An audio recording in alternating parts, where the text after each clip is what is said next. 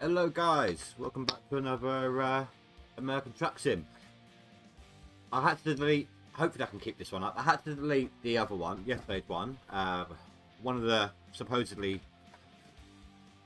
simulation radio stations, you know, for streaming and such, had something very, very heavy on the copyright, so that's kind of removed that. Hey Spy, and hello Mondre, good to see you both. I'm going to jump in. First of all, I actually have some more DLC now. I bought pretty much every, well, I say pretty much about 2 or 3 maps I don't own now. Here we go, look. Yeah, okay, you're going to move me because there's been a game change, that's fine. So now, I don't have Montana, I don't have Wyoming, basically, those 5 states there I don't have. All the rest of these I do. And I've also been working on the long distance as well for my truck. So I had a LAN party on this 3 weeks ago. Nice. I haven't actually done any multiplayer on this game at all. So I don't really know the mechanics on it.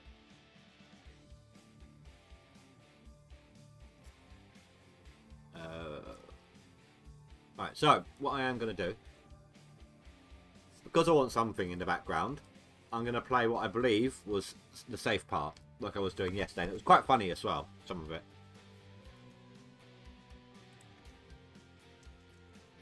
Oh, I've got to choose where to quick travel. That is near enough my base.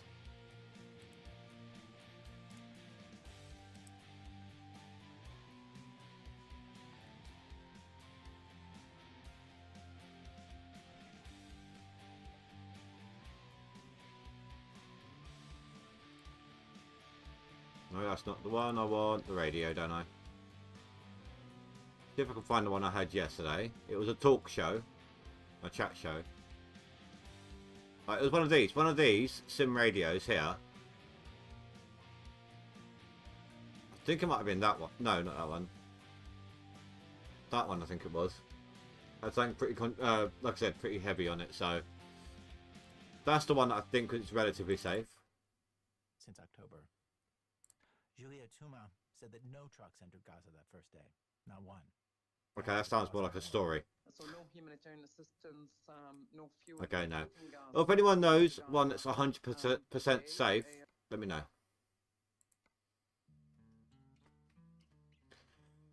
Right, I need to ascertain whether or not I need to sleep or anything.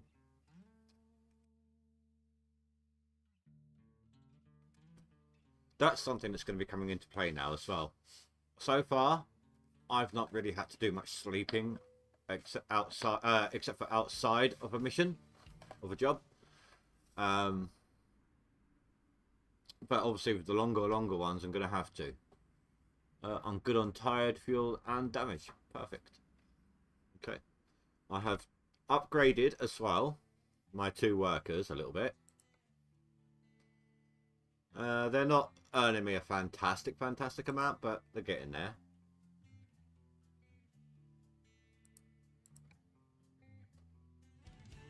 He has had some nice ones.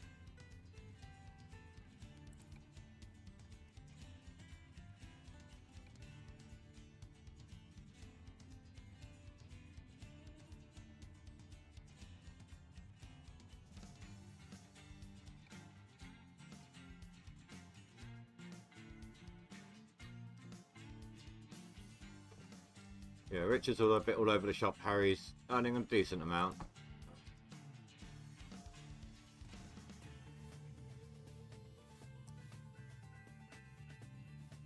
Take a look at the job market. See what we can get. 60 grand off the bat. That's pretty good. Oh, it's an oscillating. Oh, articulated, sorry. High cargo as well. How far we've got to go? Oh, wow. 8. This will be the longest distance one I've ever done so far. I think I've done like a 500 odd one at one point, but at least this is fairly straight as far as these things go. It's not no big like, hey, look, go off in this direction now and then back that way, you know. So we've got to start off at Oxnard.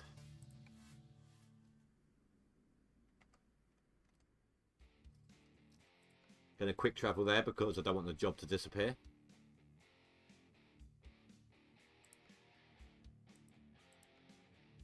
I mean, $600 isn't much when it comes to the overall amount you get in a job.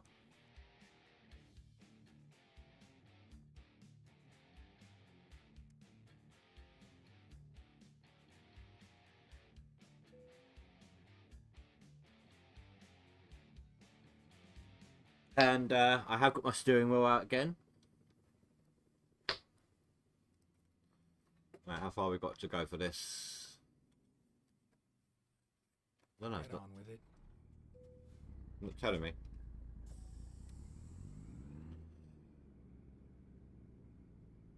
Oh, 2 miles. Turn left.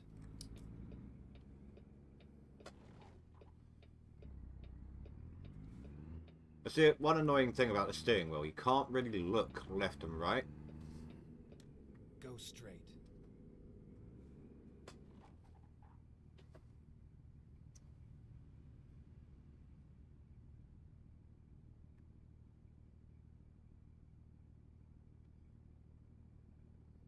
Good job those cars were turning. They were like head on then.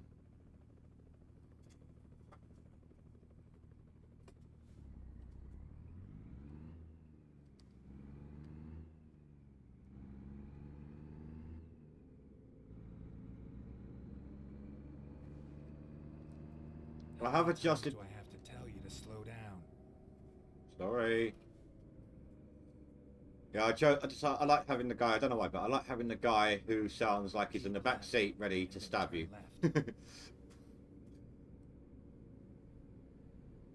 Like you're his hostage, and he's telling you which way you got to go.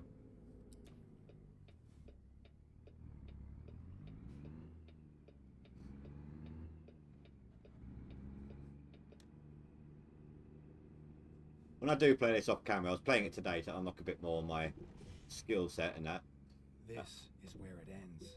But when I play on my own, I tend to speed a lot, so I just ignore him. So I forget when I'm on stream sometimes.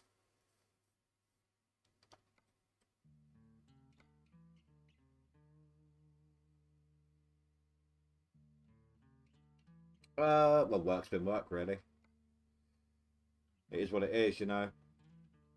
Gun to head. Okay, here we go. But it's money in pocket, so.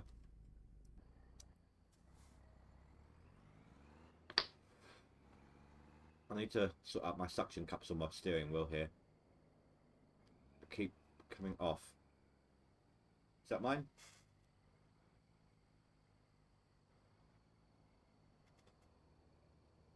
Yeah, looks like it. Come on. Thank you.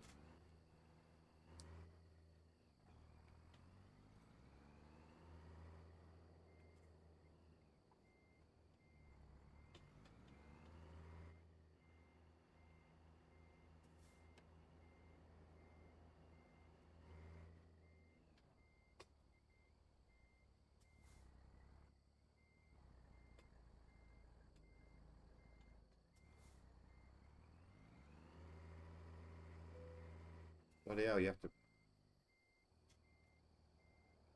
Hey, that can't be mine then. No, it's not. This is mine. Good start. Oh god, that's what I get for reading. I mean... Right, let me... Real quick.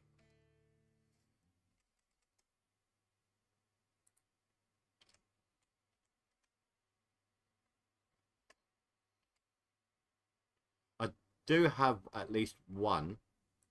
Don't know if that one's multiplayer or not. And I have another one. I don't know where the key for it is anymore, but it's not through Steam, which is annoying. I thought it was when I got it, but it was off a key site, and I didn't pay attention to the install info.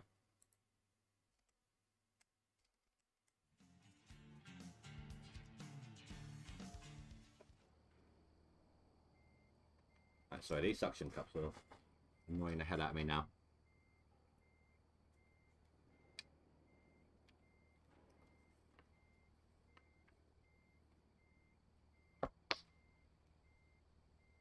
Right there, hopefully that won't keep the steering wheel won't keep coming off now. Right.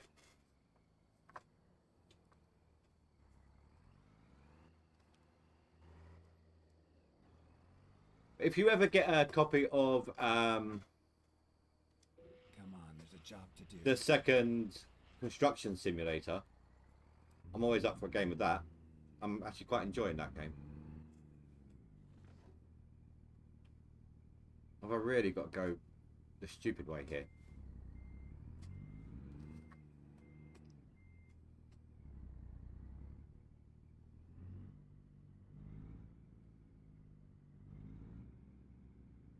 It's not often you actually see people.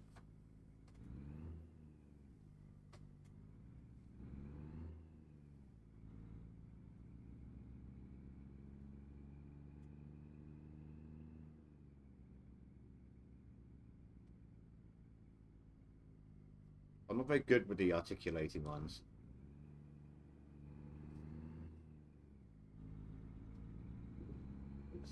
God, this is an 18, nearly 19 hour drive.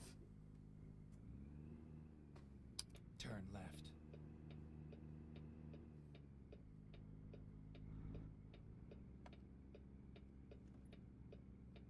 Keep left and then turn left. I'm gonna hit that tree. Turn left.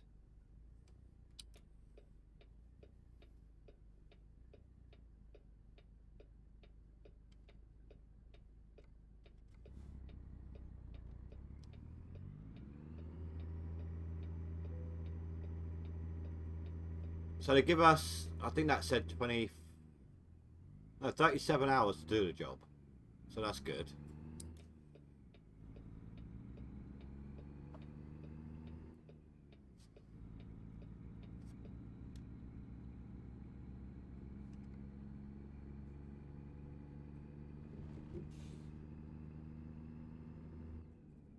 I won't need a rest for, what was that?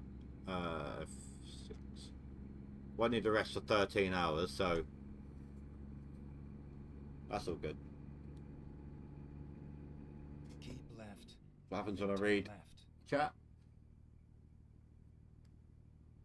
Oh no, that's fair enough, dude. That's fair enough. Especially with the holidays and everything.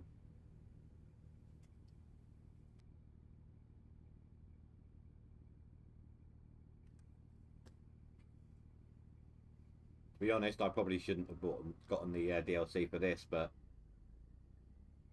that's what the occasional overdraft usage is for.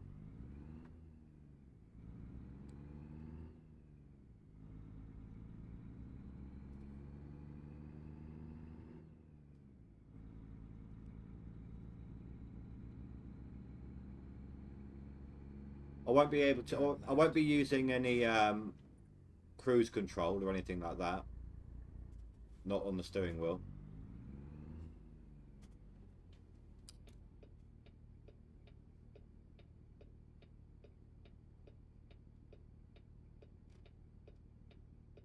Exactly, blame it on holidays. I mean, it's hard enough over here when it's just one holiday, but you got the two almost back to back.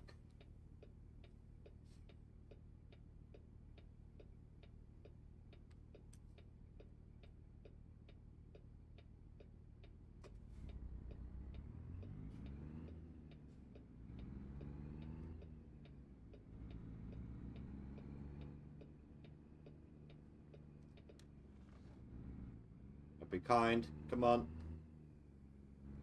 Is it in? Yes, it is. That's what she asked. What's my limit? 55. No one on my left.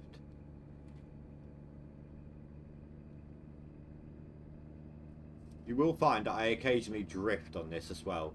My dead zone's a little whack on the steering wheel.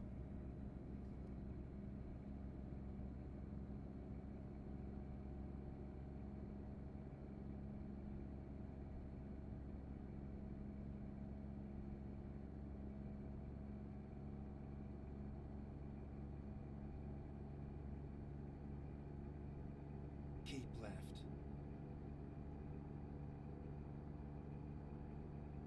So does anyone here know usable stream radio that we can use? Oh, I'm speeding.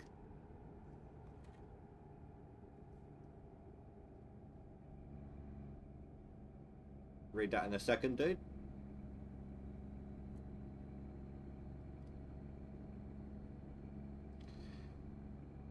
Three Thanksgiving. Oh, three of them.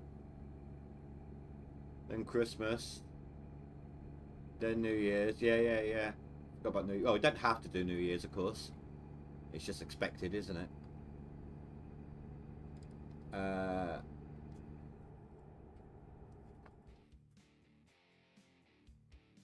The New Year's. New Year's is your bigger problem.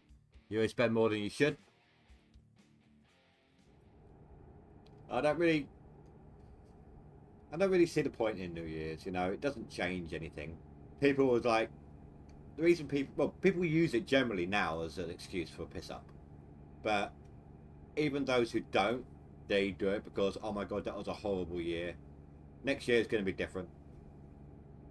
But just because it's a new year doesn't change circumstances or situations, you know. I'm not much of a self-deluder. Slow down.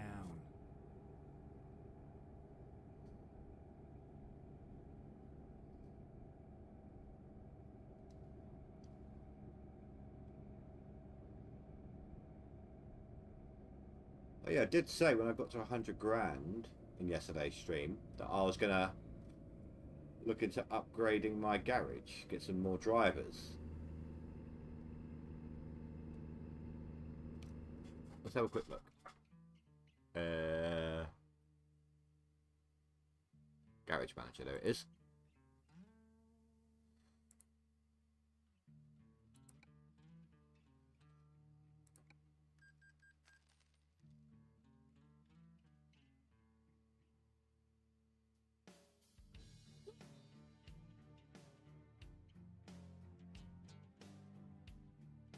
Once we get some new drivers, we can start raking in cash a bit more frequently. Oh, I hope it hasn't teleported me.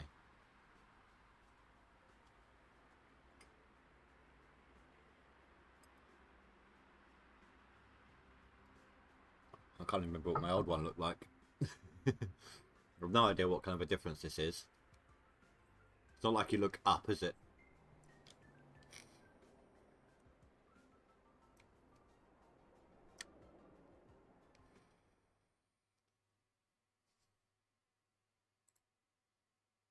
Can now have another 2 workers. Great.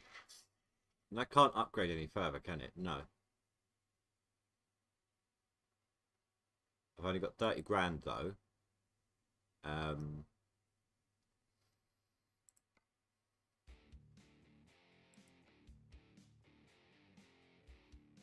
Oh, I can afford at least one cheapie.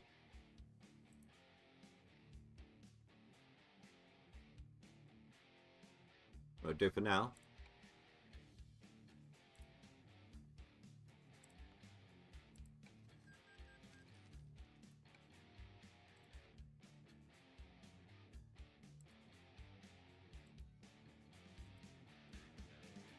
What we got here?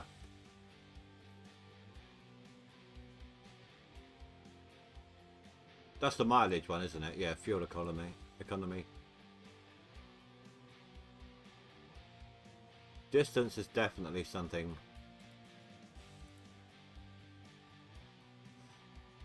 Distance and valuable. You'll do.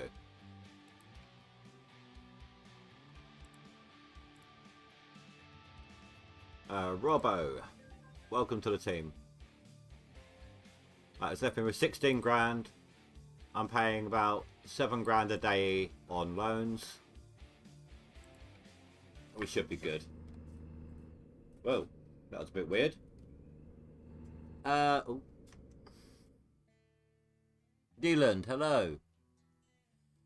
I'm going to take your word on that, dude. I don't mean this offensively, but I actually can't remember the name. I'm not the best with names. And if it's been a while, likelihood is I'm probably not going to remember. I apologise. It's not you.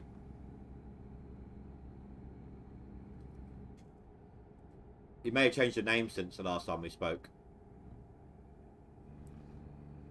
Well, in that case, it is you. Do you even listen to me? Oh, Grinder, hello. Sorry, yes. I didn't know you changed your name. That is on you. How you been getting on with Gold Rush, dude? Or have you not played it for a while? I've been testing out the new improvements they've actually been making. Caution. You're exceeding the speed limit. I have noticed some improvement. Like, you know, when you look in a certain direction, the FPS drops. Like, that sort of stuff has disappeared now for me.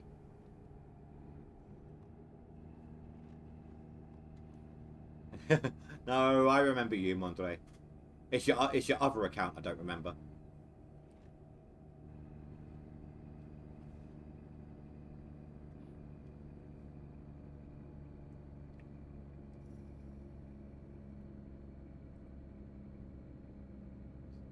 You know, I've got a fairly decent motor in this thing. And I'm going flat out on my pedal right now.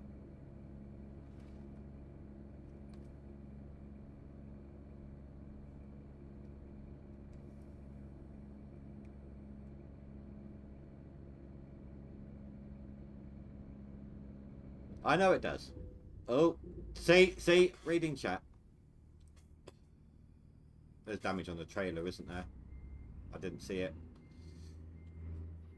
Oh, the back bit's pulled out to the side as well. See, I can blame that on Mondre's second account.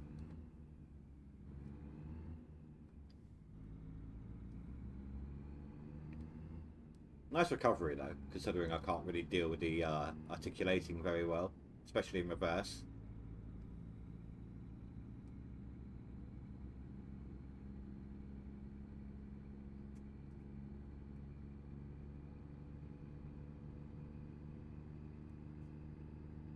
Too close.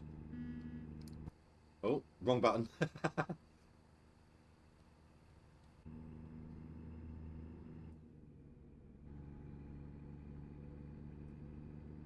To be honest, I'm kind of the same. Basically, I go to work. On the way home from work, I go to the supermarket, get whatever I need for the next couple of days. And I get home and I stay home again. Next day I go to work, rinse and repeat. Then on my days off I don't bother going out.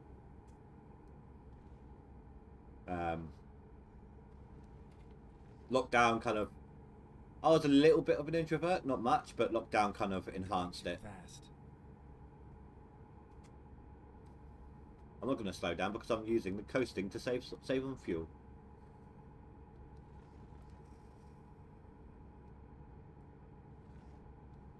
How many times do I have to tell you to slow down? Alright, Mr. Well, I want to say Mr. Pedo. It's kind of what he sounds like.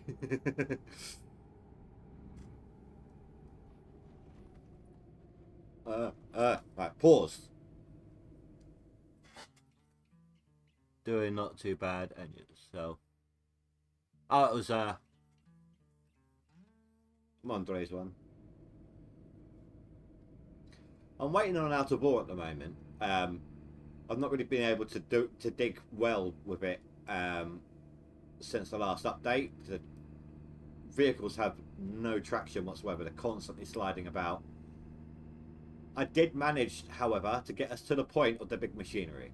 We're just like a couple of clean outs away from the big machinery. Keep left. In Out of War. So once we are back on it, once the problems get fixed, we will be back.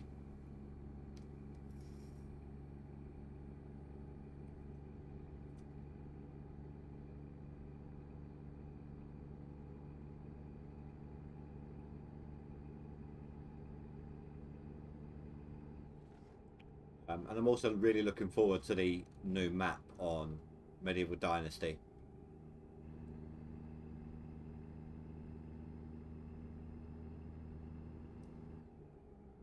That one's been a bit of a long time coming.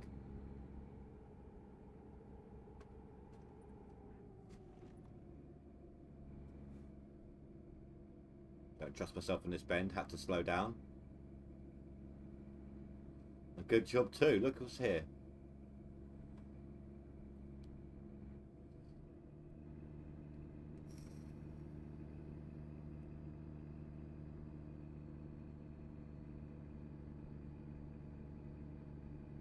I think a job I did earlier was actually a lot longer than it should have been. There was a really big diversion because of a road incident. In the end, I was halfway down a motorway before it could actually send me around, and there was a break in the divider, so I was like, sod it, and just caused a couple of crashes, but did a U-turn. It still cost me an extra 80 miles just on that.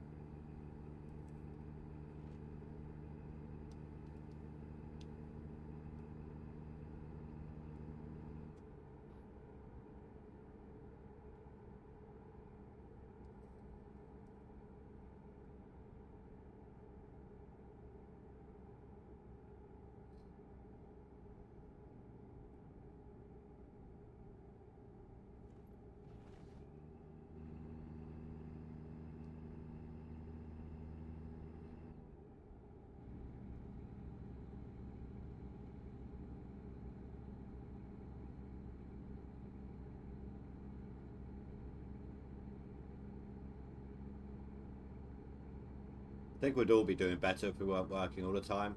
Either that or doing the job that we love.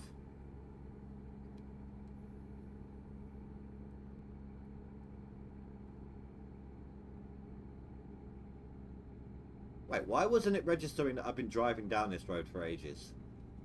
It's only just started kicking in.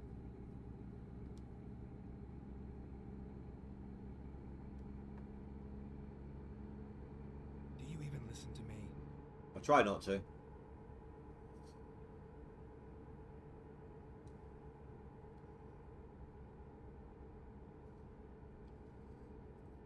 Tell you what, let's put on a bit more of a humorous.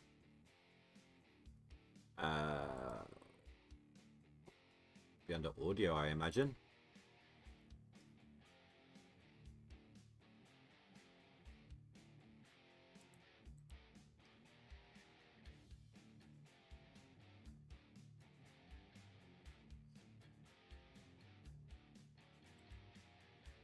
Time to hit the road.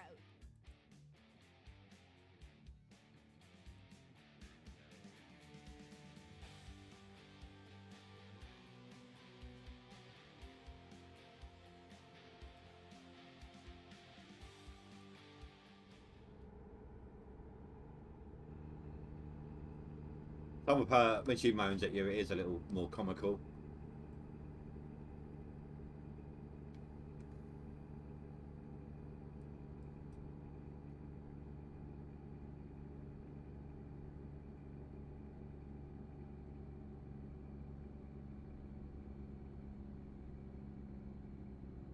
I am literally going flat out right now. I'm losing ground.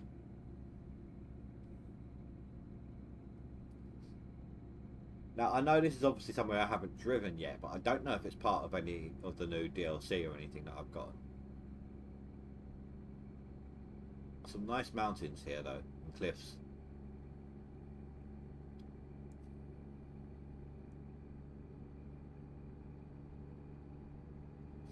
I would imagine it would be very costly when it comes to storms and such, like weathering out the cliffside and it dropping down. Oh, Jesus, take the wheel. Where in the goddamn hell you driving? You're speeding. Watch your speed. Ah! Okay, I saw how much we got there. We've got 8% on the trailer already. And we've still got another 700 miles to go. Watch your speed. Alright, calm down. Calm your tits. I feel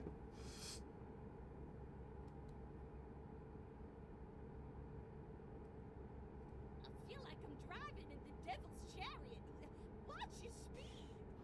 Oh, here we go. Hey. Wrong button. No. Trying to find the pause button. A couple more weeks to go. Like to get some gaming in. It's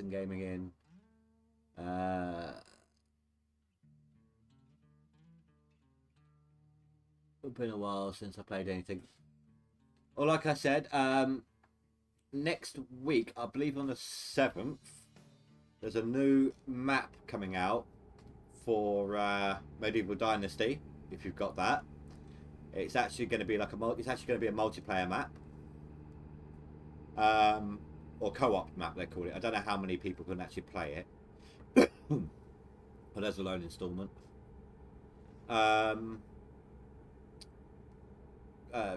Mondre there told me there's an out of ore Q&A tonight, which means that there's an upcoming. Well, we know there's an upcoming Oh Lord, watch your speed. update for the game. It's going to be like a lot. You can colour the steel panels and things like that, but it must mean that it's Straight on. coming in soon. What else? I've just gotten into the construction simulator game that was, what was it, last year? I think the 2022 version.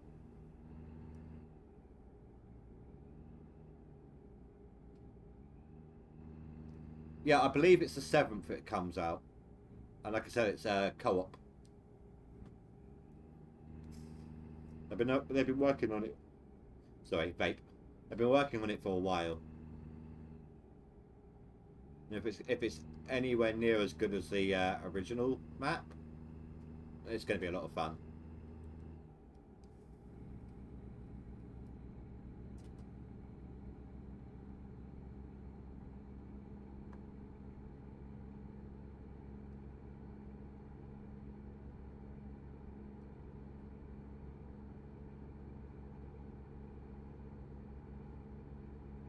Oh Jesus, take the wheel. Where in the goddamn hell? I'm holding the wheel. How do you think I'm steering? Watch your speed.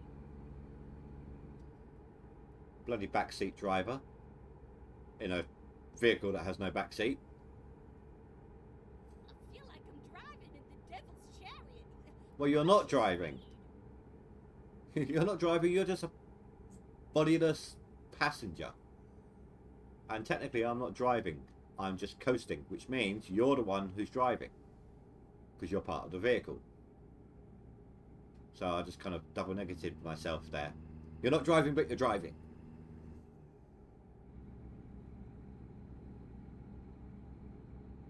They are upgrading Gold Rush. There is a testing beta branch on some not too bad improvements to quality of life for it. You know, like Watch your speed. like when you look in a certain direction in Gold Rush and your FPS drops dramatically. That's gone now, or at least for me it is during the testing. Things like that. You're still getting that disappearing dirt when you dug a certain amount of it up.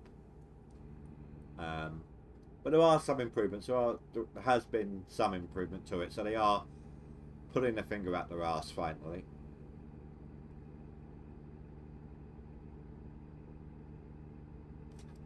But it's the out of ore. When it comes to mining games, it's the out of ore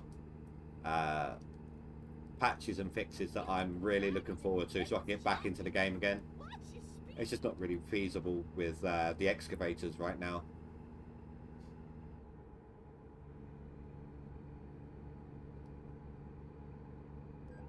Oh Lord, watch your speed. I was only 7 miles an hour over.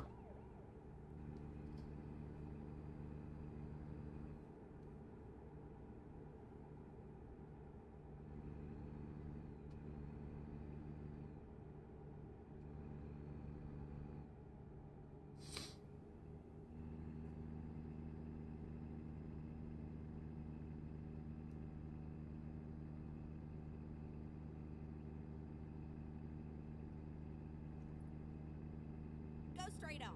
That's right.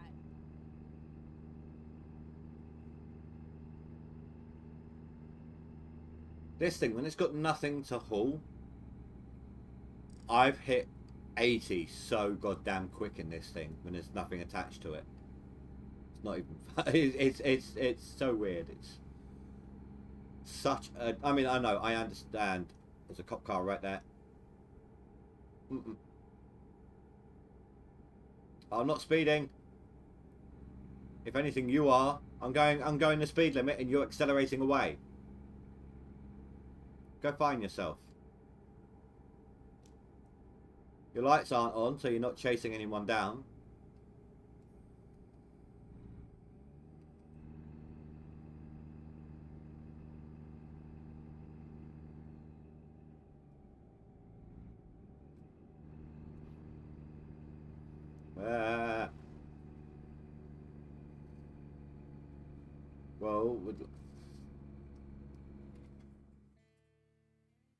Would like to stick around, but that worked then. Great chat. Yeah, no, it was really nice to see you, dude.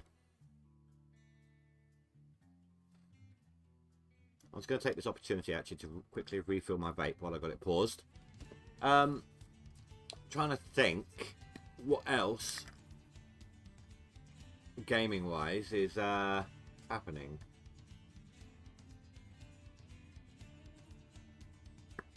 I had a bit of fun with Thief Simulator 2.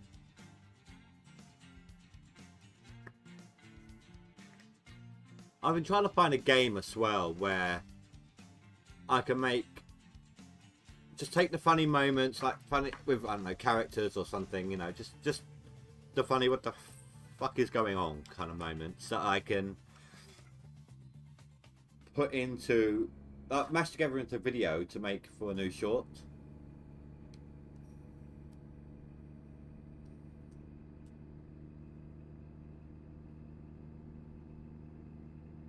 I just can't think.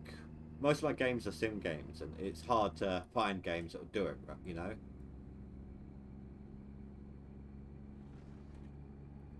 Okay, this is not DLC territory. As you can see, I've been up ahead.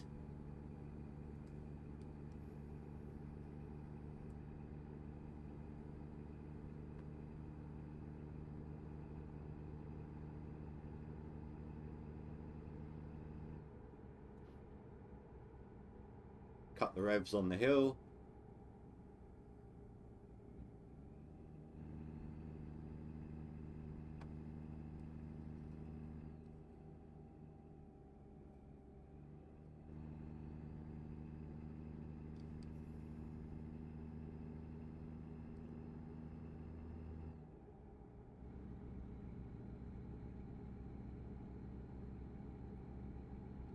Actually, moderator, did you see my short that I did for Out of Ore?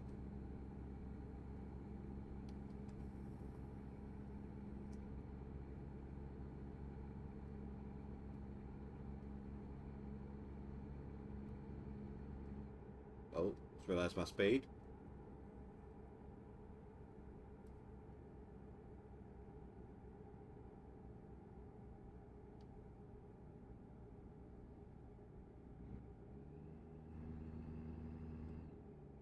We've actually got to be careful with the fines and everything now.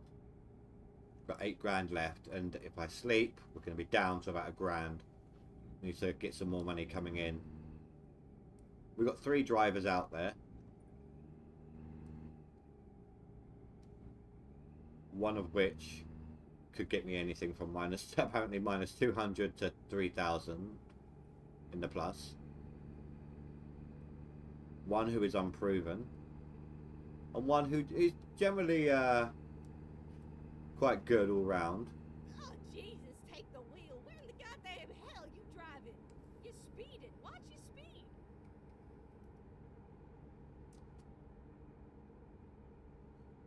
I don't remember any of this scenery, but I've been here. Caution. Watch your speed. And my drifting too. Oh. Okay, the speed limit dropped. That's why I caught up. Oh my god, it's dropped again. I hate when it does that. In the space of like 3 seconds, it drops like 2 or 3 times.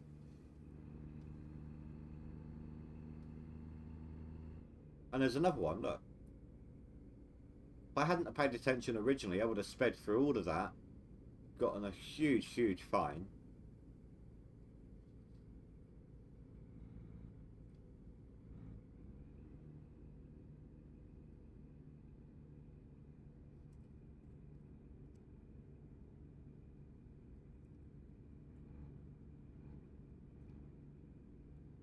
I hate these areas where you got to crawl.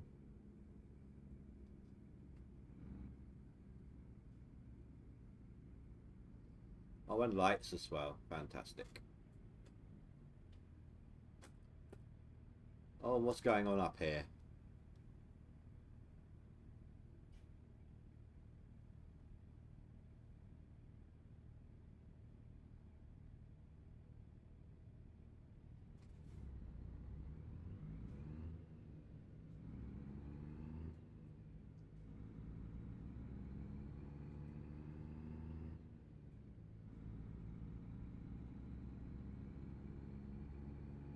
Oh, come on.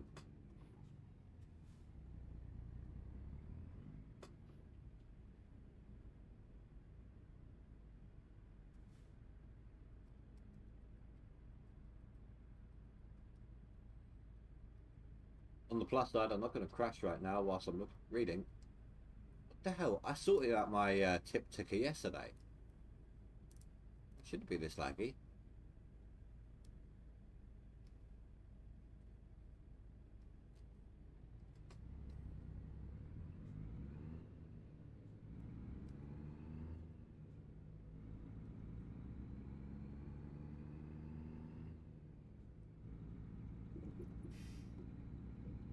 My bad.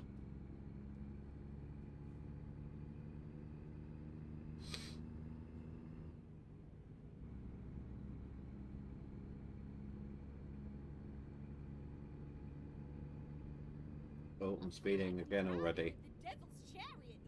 Watch your speed. So she's absolutely fine with me going at 50 miles an hour, as long as the speed limit's 50 miles an hour. But she complains about 5 miles over the 30, going over 5 miles, going at 35 miles an hour. Yeah. She's very inconsistent. Consistently so.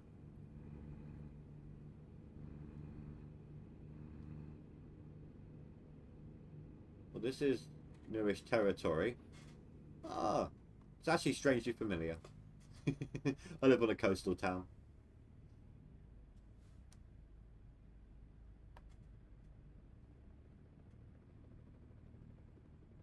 Oh, that's cool. Just heard the helicopter.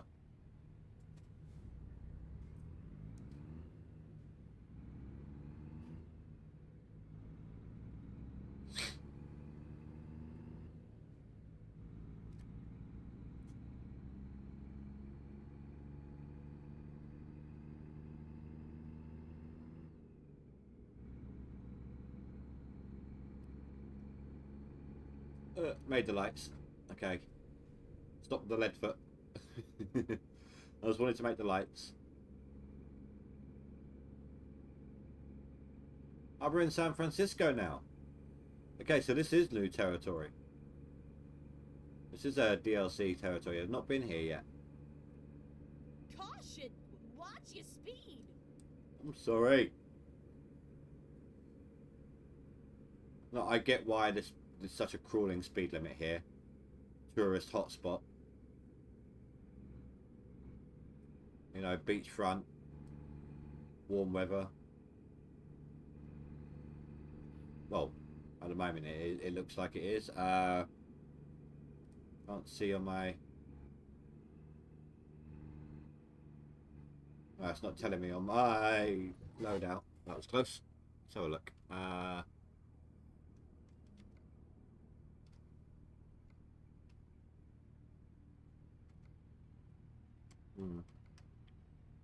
Usually it tells you.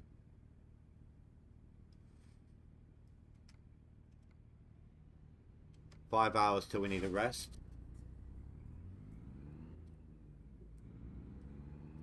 That'll be between 4 and 5 o'clock. So by the time we wake up, the light will be coming back in as well. So that'd be great.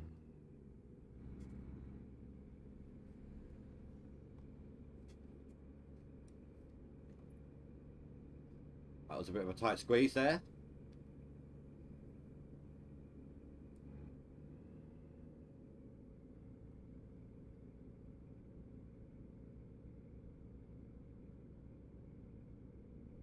Oh, I'm drifting again. Let's see if the radio station's got anything better to go on now.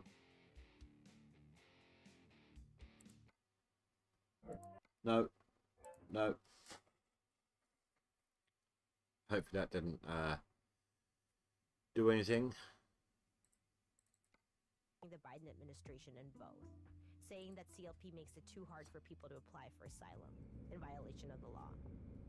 The Asylum Officers Union has filed. So yesterday's one I was listening to. One for each of the lawsuits. Oh, saying Jesus, take the wheel. They had someone on there talking about Assistant Secretary Nunez Neto is AI like how they don't like defending like the concept of AI going to growing too quickly. The There's one phrase cybernetic about the brains officers and Joanna used. things like that. It was quite interesting. She said, "The Overton window has Go straight shifted," on. That's right. which means the window of political acceptability has changed. The goalposts have moved because of Trump's strategy on asylum, where the goal, according to Joanna, was to kill the asylum program, allow no one in, give no protection. And when the Biden administration created CLP, Joanna thinks they co-signed on I the idea think we're about to hit a faster it's just speed not limit. anymore, just with a different tone. Like if you look at it, like now that you have seen the Biden Or not. administration in action in asylum, what things are you like? Yes, this is they actually have made some changes. Here's where it's different, and here is where it's the same as how it was under Trump. Okay, well, they don't pull babies away from mothers' arms. So, I guess you get a sticker. Go straight on. That's right. Very good. What the? So Yay for you. They talk about it differently. Yeah, that's really important. that weren't even me. Democrats don't call Just saying. whole countries. I was ahead, Treat them like and I was sticking within the lane on that one. That was him. But I think with the Biden administration, you have a pretense at protection that the Trump people didn't do. There's something just like, What the hell am I hitting? right? Do you think it's worse than it was under Trump? I mean, it's very bad and very similar, but it's a different kind. What do you mean a different kind? I'm gonna have to not be on the side because that back end flips out too easily. What is worse? They have to be mid-road. Someone who's direct in doing something bad, or someone who dresses up a little nicer and puts a better face on it. Yesterday, this station was a lot more Pretty much the same thing. fun to listen to, lot more enjoyable. We'll look back on the Hey, is first this a toll 10 years road? of the A Biden toll station? administration in Oh, the God. future, and I can't fit through that gap, can I? identify this as an inflection point when we just kind of like stop the pretense of having an asylum system that comports with our legal obligations under international and federal law. I'm probably gonna get fined for this. Maybe that's the real bipartisan agreement at this point. This system that we built Okay, around those no. own idealistic That's the goals, first toll that station I've people seen. were fleeing for their lives. Ah! We seem to have decided that we don't need Ease to do that up, okay? You almost hit me. Instead of I would have looking been fine for why that. you came to the US and judging that on its merits. Now we'll block you because of how you came to the US. Whether you use the CBP-1 app, whether you ask for asylum from countries along the way. Oh, is this the Golden Gate? If you're the most vulnerable, the most in need of rescuing, our asylum system, as it stands, may no longer save you. See the plane? That's cool.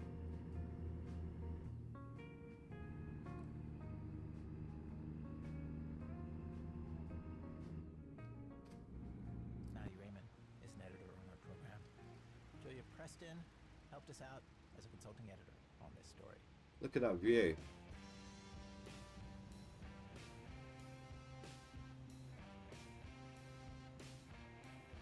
And the fog, for what it's well known for in this city. Oh Lord, watch your speed! I really hope this song is fine.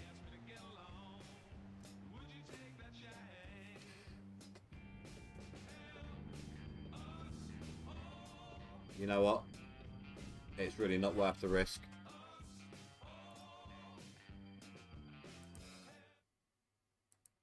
I mean, it's a bit too late, but I was hoping for some entertainment whilst we're driving, you know?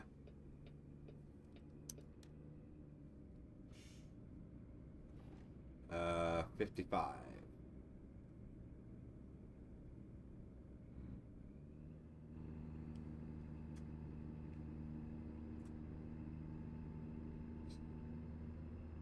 Only another 10 hours to go. Not even halfway.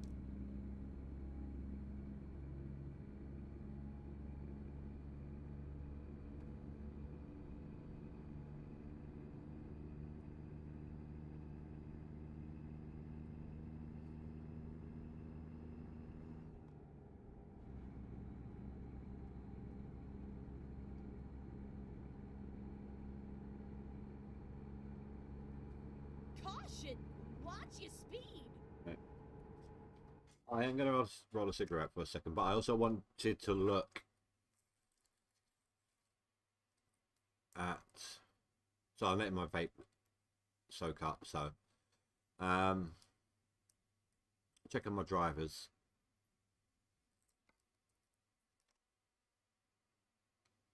So Robbo still hasn't done anything yet.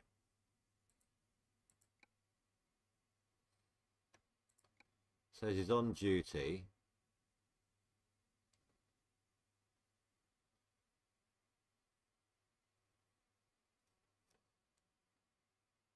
Oh, he's got a trailer. He's going from Las Vegas to Huron. Finishes in 2 hours. He finishes that job in 3 hours. Don't know how much of a distance it is.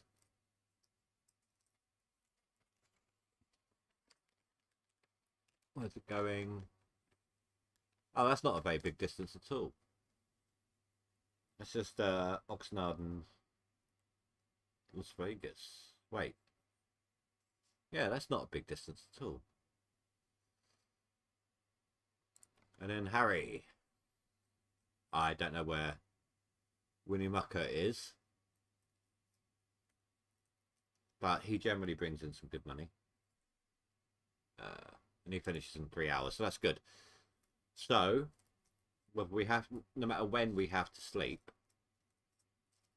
I'll be getting some money, which will stop me going in the red with my bank loan.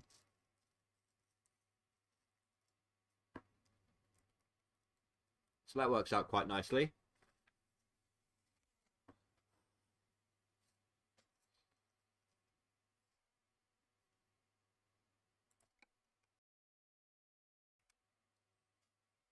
Right.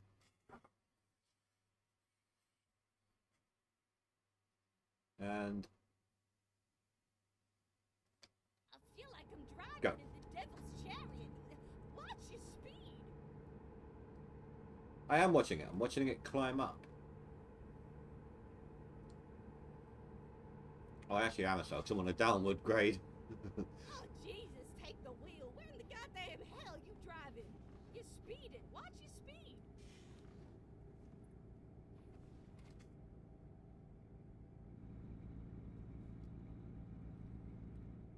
I do remember streaming this once when I first got the game. And I'd done a significant amount of damage to my truck. Because I wasn't used to the A, left-hand driving. And B, most games when you play, most driving games, your view is centered. Oh, is there a traffic accident? Damn it. Oh, turned off my engine. Meant to do the horn. There we go.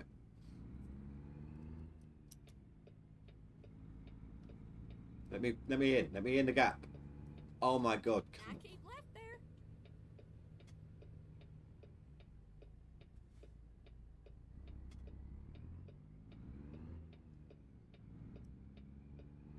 I don't care. I'm going next.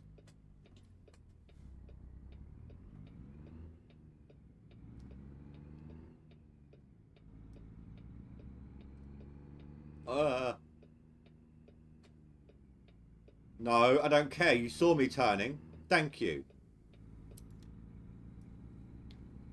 God, how much of a difference is it going to make? 455 goes to... Finding a new route. Oh, not too bad. About 13 miles extra.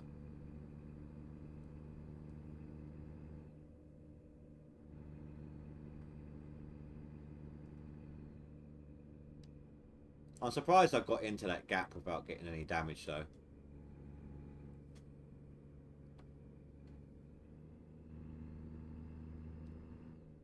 I know there's cars behind me and I'm kind of weaving all over the road here, but I'm just trying to make sure I don't get any more damage.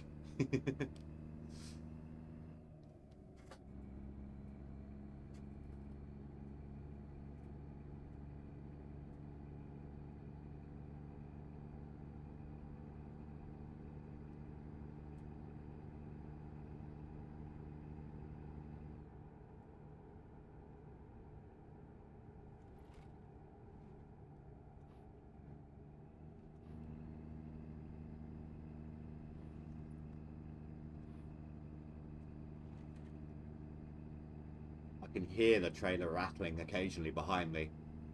Either that or it's my truck, and I'm kind of worried that it's due to damage.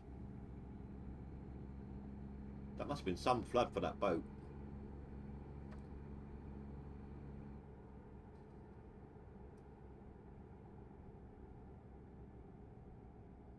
So I've no idea where I am.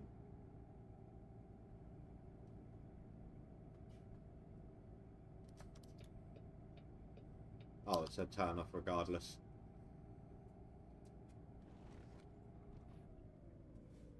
Or straight ahead, it just looked like a turn off.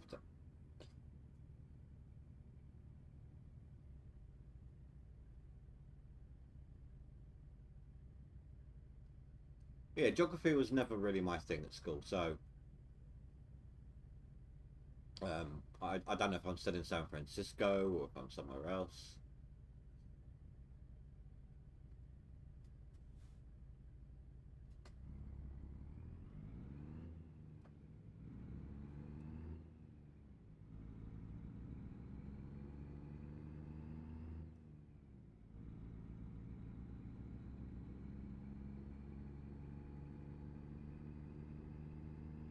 Looks like I picked the right lane.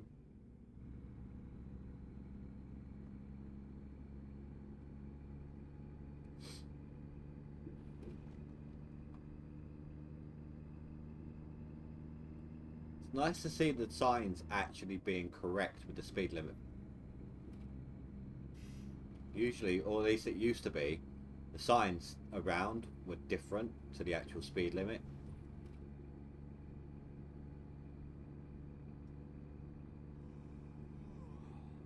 Oh, I'm getting tired. Okay. Let's take a look at the map.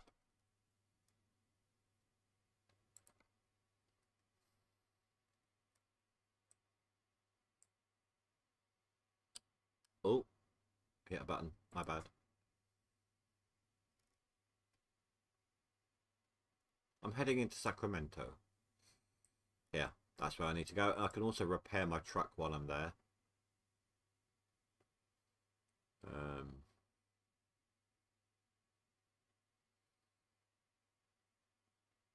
Trying to think. I'm hoping that there's...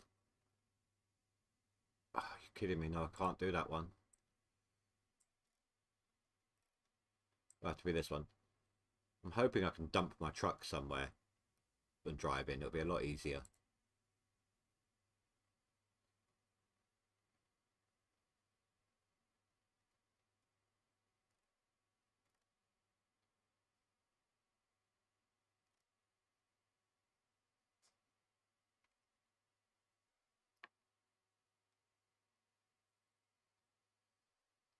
It's just because of the DLC. So I didn't have all of these. Pretty sure.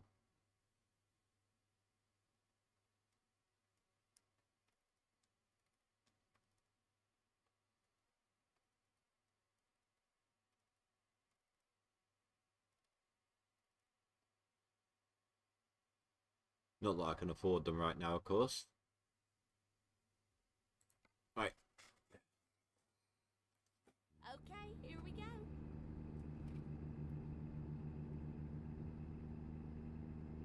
Don't actually know how far away that stop is in terms of distance.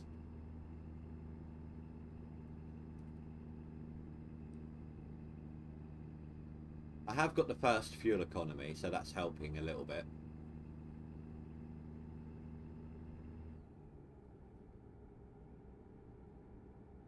That and the fact that I coast whenever I can. Now keep left there. Headlights aren't even on. Or is that the issue? They're supposed to come on their own.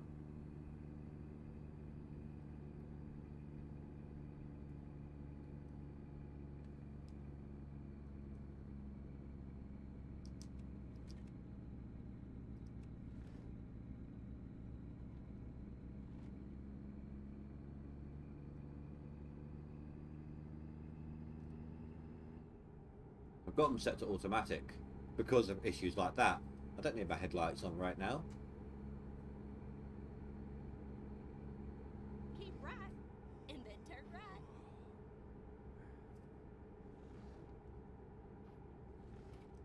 Turn right.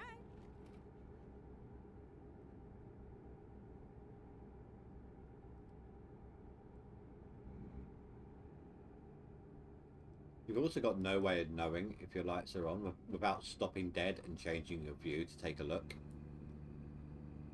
Not when it's like this.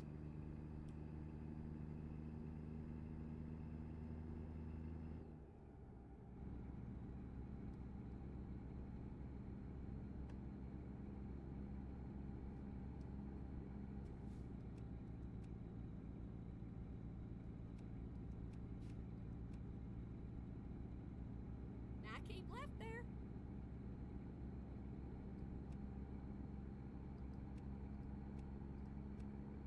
I'm not seeing any change in my lights when I'm turning them on and off. Oh Lord, Wait, watch your speed. what the hell?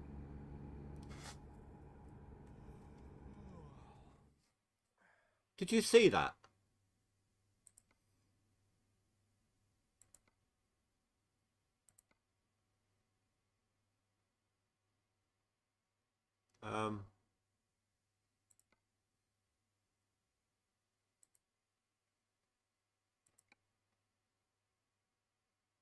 What the hell happened there? That's absolutely fine, dude. No problem. I just got... A driver just earned me minus 86,000.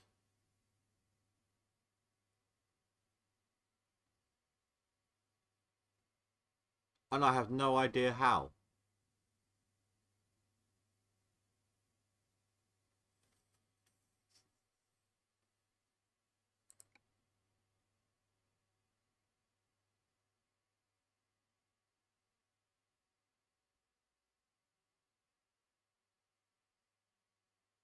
He's like a new driver as well.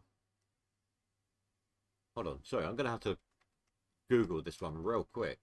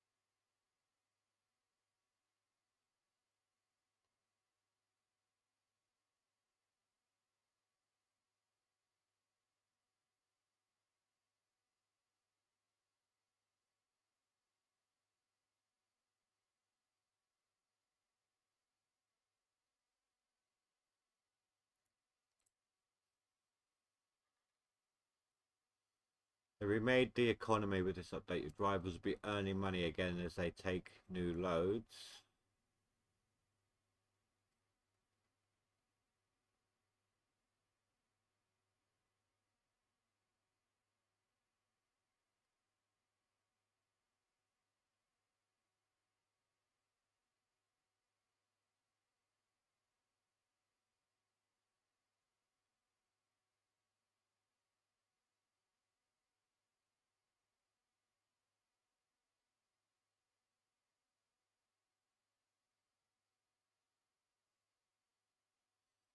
Most drivers will lose money on their first delivery after updating, but we'll go back to making money after that.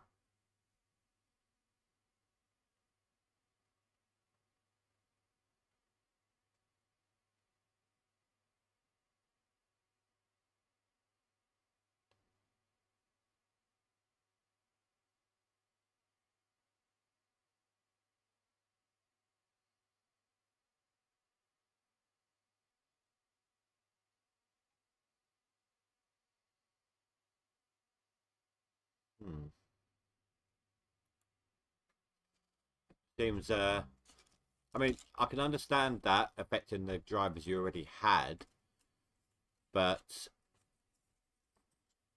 new drivers it shouldn't affect. But apparently it is.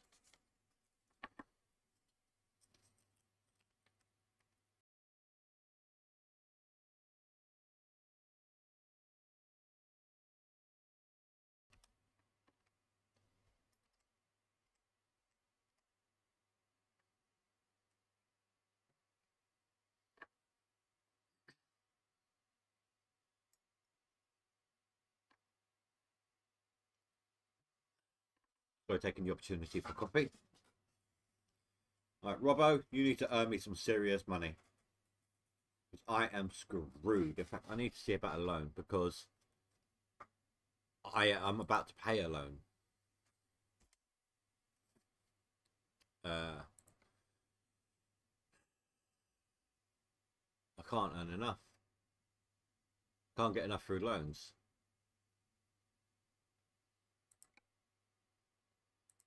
No choice but to try though. 9 grand a day now. Because screw you, Rob. And I have minus 20 grand. Good job. I feel like I'm driving in the devil's chariot. Watch your speed. I don't even think I can repair anything now.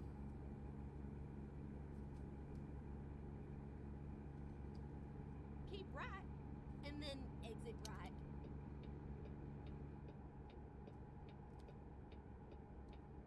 Exit right.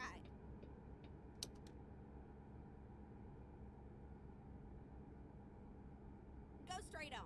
That's right. Just gonna coast it from the most part here. I don't like the tight curves like this. I hope not, Spy.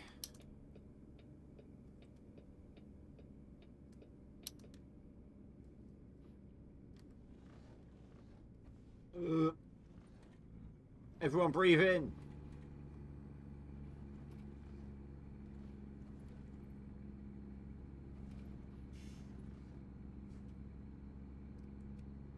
Now keep left there. Right, lights are on there. Okay.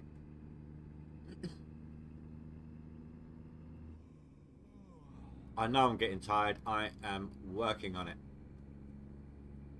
Shouldn't be too far out.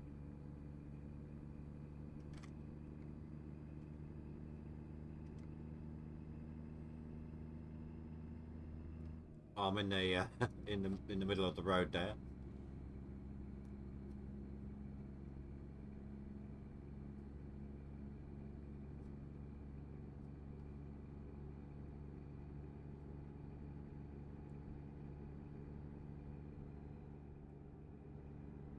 Keep right, and then exit right. Well, I'm getting some major lag right now.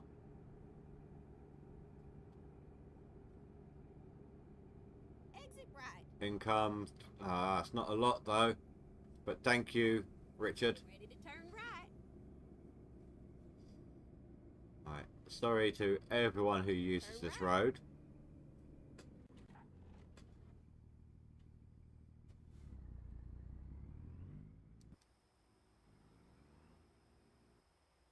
Actually, I can probably get away with putting it on here.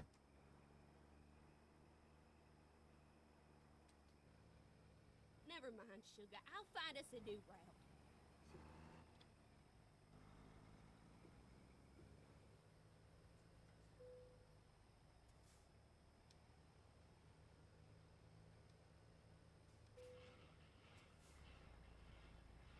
Ready to roll? Stay put. No one nick that. Recomputing. It's just a lot easier part getting into here without that trailer.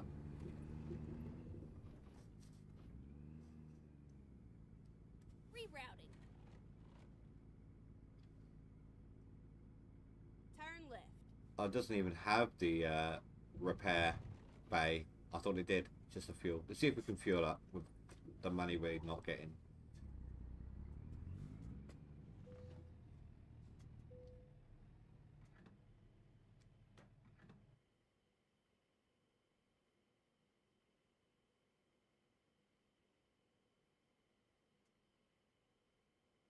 That's a lot of money.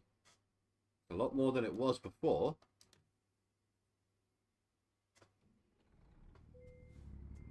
I feel like that's part of the whole economy thing. Thank you, Harry. It's not much, but thank you.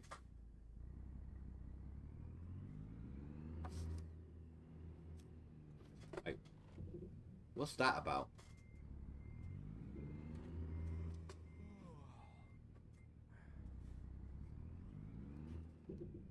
Finding a new route. Oh, no. Let's get going. No, thank you.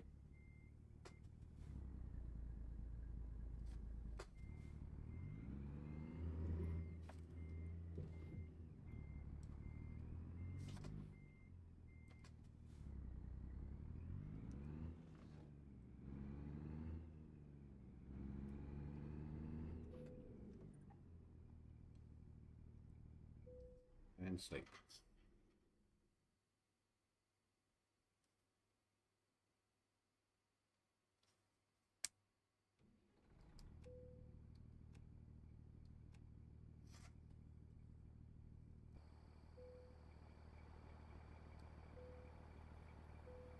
Off. There we go.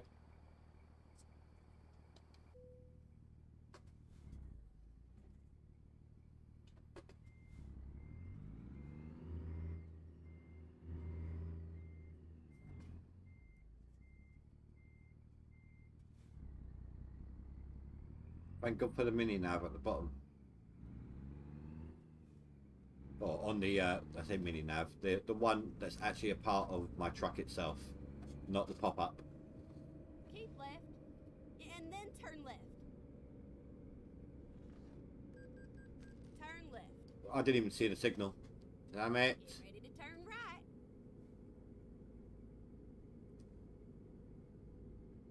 Turn right. I don't think she meant there, but it's kind of what I needed to do.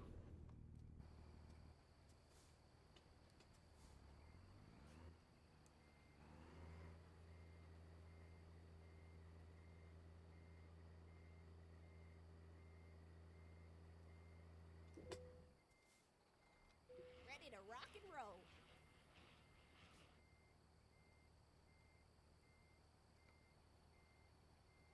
13 hours left for the job.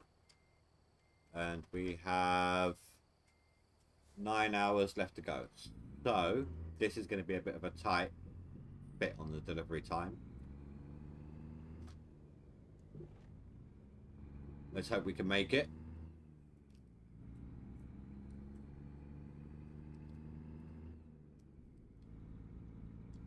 We're in the minors anyway now. We might have to do some speeding.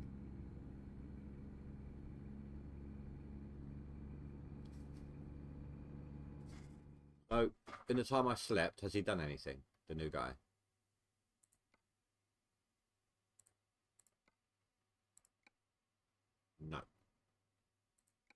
Right now he's on duty. He's stopped to rest. Great.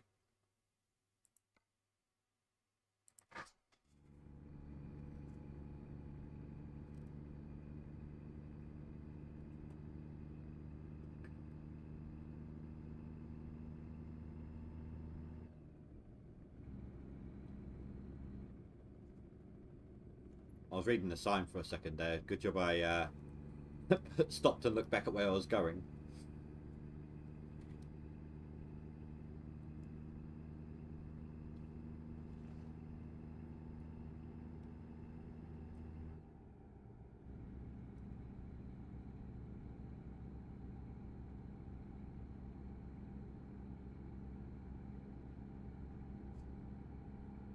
I would be speeding if the thing would let me.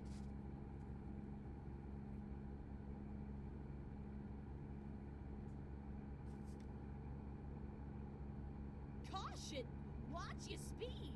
I can't help it. I need to get there. I need to diminish my loans.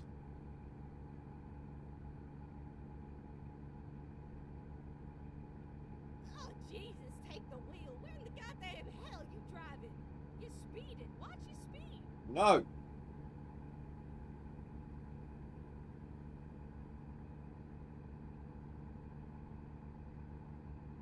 feel like I'm driving in the devil's chariot. Watch your speed.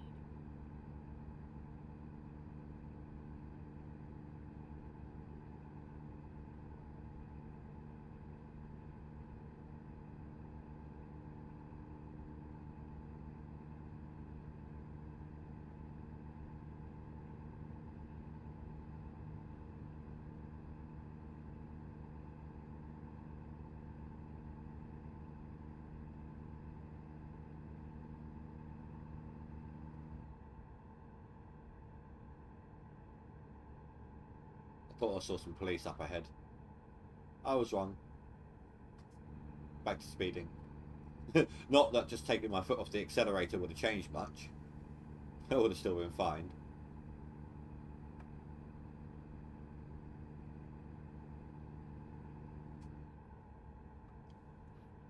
Now, however, I need to at least stop accelerating.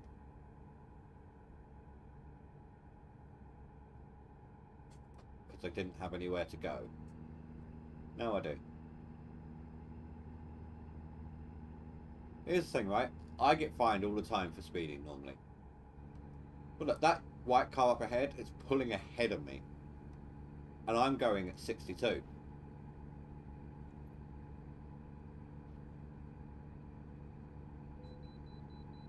Oh,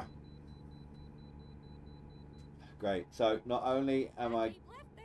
being held up, but I'm going to get fined for damages too.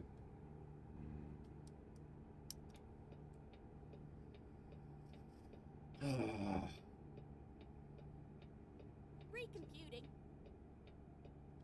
This one does not like me today.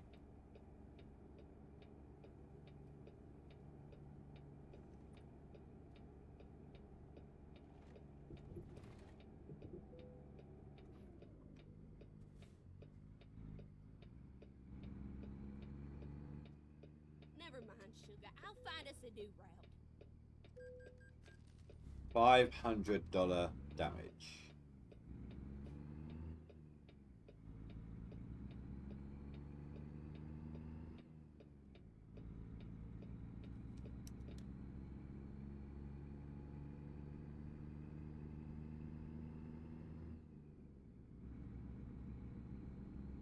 It's always me.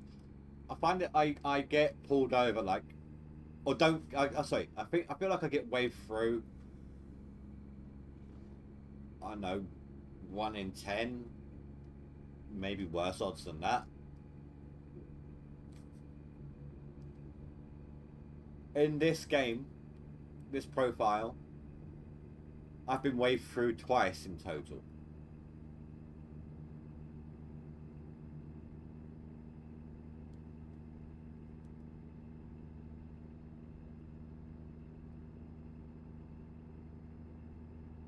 Reading. I didn't know America had a Reading. I know we have one. Didn't know America had one. Now keep left there.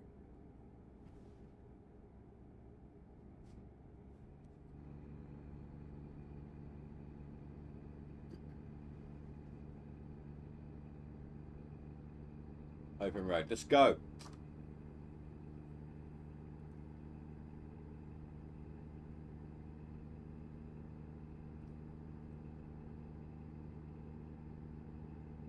I don't care if I'm not on the in the lane properly. It's safer here when there's no, well, when there's no one ahead, Keep and right, and on then the look of it, exit no one's right. trying to catch up. So I do have to Exit come right. off to the exit now. There's traffic lights at the bottom. Keep left, and then turn left. Turn left. I made it across before they changed. Couldn't get fined.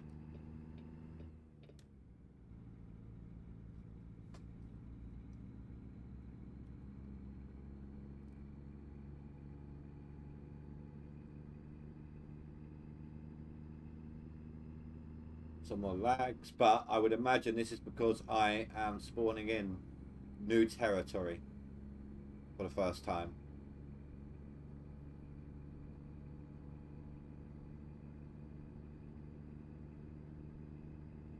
Get ready to turn right. Oh, Jesus, take the wheel. Where in the goddamn hell you driving? You're speeding. Watch your speed. Turn right. I was about to turn into that parking lot then.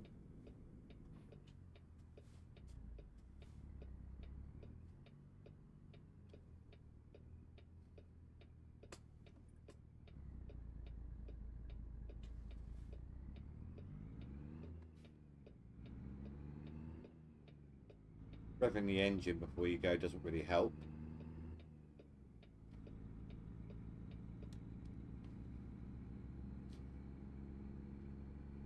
Nor does that lag spikes.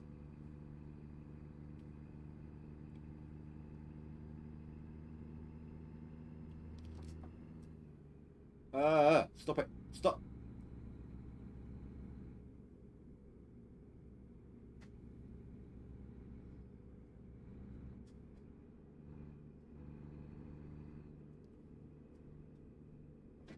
Having to crawl the limit again.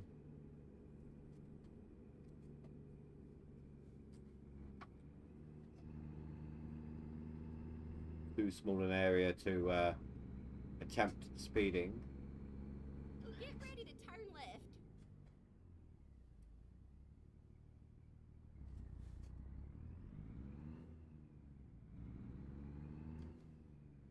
You don't get to cut in.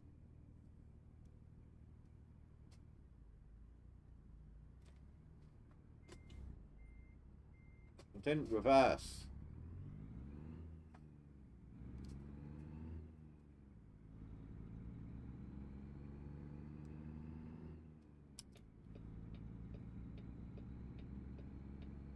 Turn left. Oh, that's a tight turn.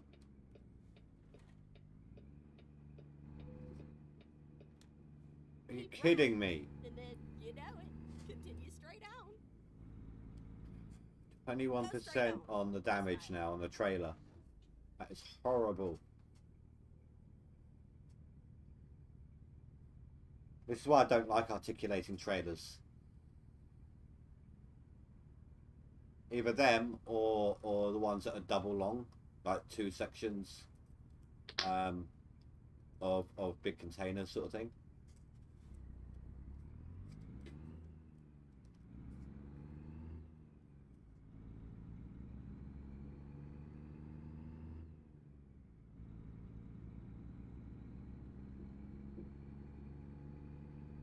Go straight on. That's right. You heard it. She told me to drive to jump the red light. Ah. Didn't realise my foot was on the pedal.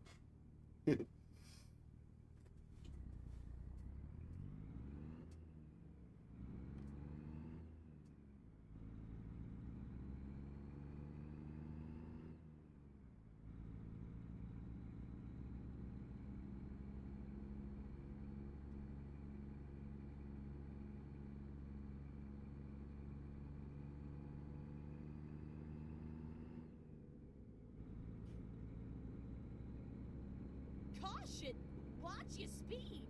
I am watching it. I'm watching it go up.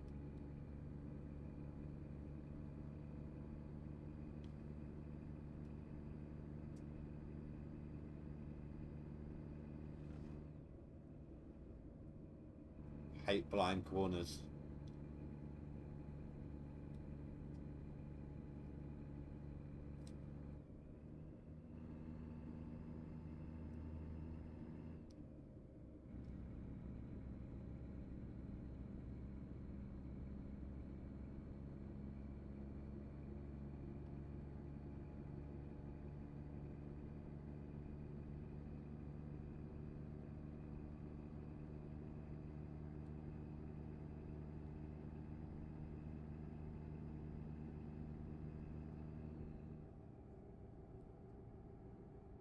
Come on. The time it takes to do it now is about the time it would have taken me to do not the long jobs actually. Like after the first couple of jobs, this is kind of the from this point to the finish now is how long it would have taken me to do the better jobs at that point. After I put maybe a couple of skills in the what's it called, the high price loads. I will read that in a second, Mondre. Bit of a corner here first.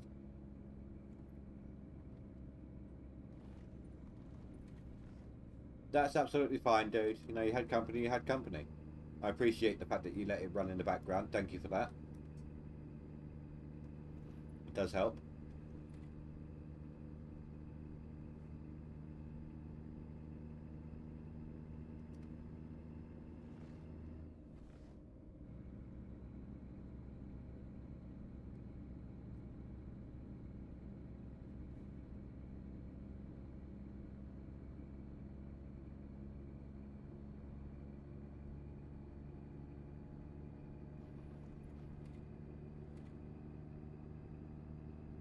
So that new driver, on his first job, earned me minus 86 grand somehow. Like I'm driving in the devil's chariot. Watch your speed. And this stupid articulating trailer is now 21% damaged. Oh Lord, watch your speed. I got fined for having a damaged trailer at the weigh-in station. It's not been my mission. This job has not been my job. It's not been going well for me. Caution, watch your speed. Oh Jesus, take the wheel. Where in the goddamn hell you driving? Look, just because the speed limit dropped in two instances in the space of 3 seconds, Caution, I'm not going to just slam the brake on and do myself a damage. No, I take my foot off the accelerator and slowly drop the speed limit.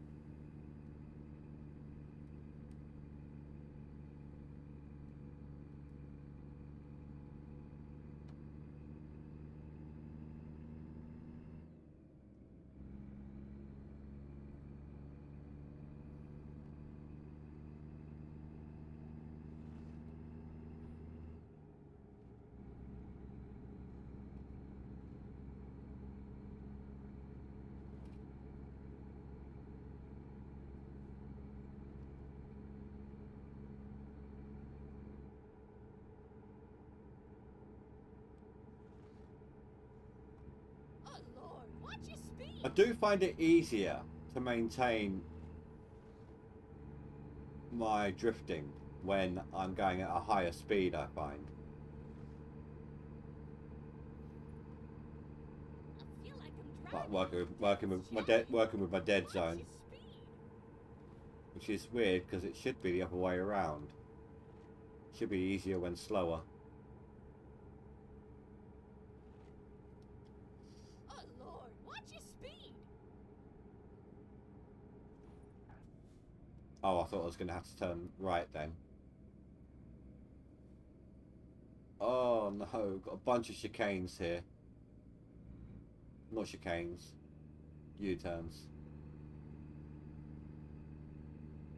Actually, towards the end of it, it almost is chicanes.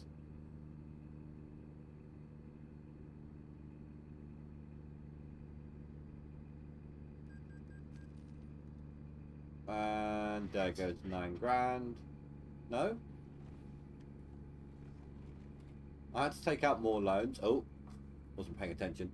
Had to take out more loans to drop my overall debt. And I was expecting a bigger loan installment.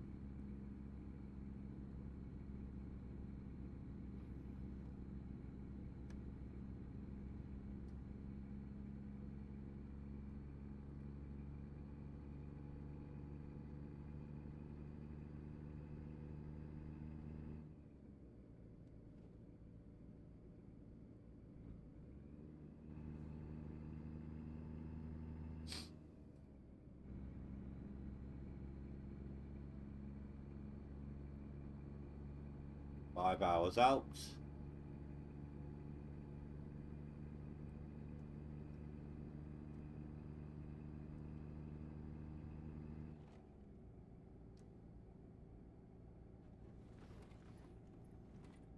I know I'm on the wrong side of the road right now. Pretty tight corner though, so just making sure I can make it.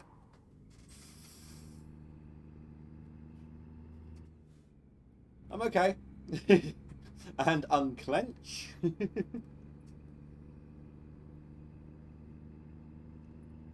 Oh. Oh god, this is even... What the hell? How am I even supposed to have gotten through that gap?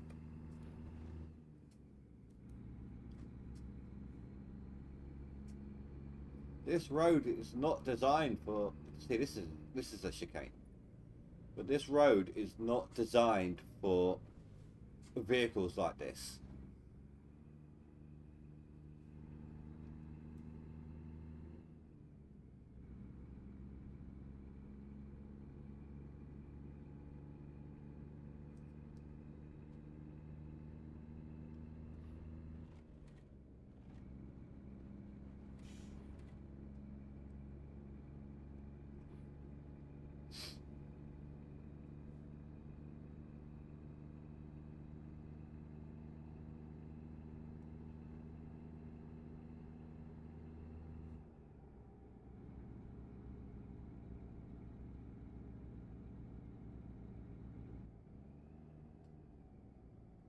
Go straight on. That's right. Oh, it's the next intersection. My bad. Keep right.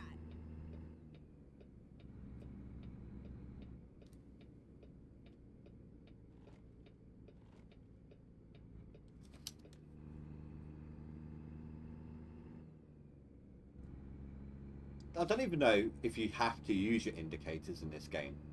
Like, do the other cars take note of it? Do you get fined if you don't use them when you're supposed to?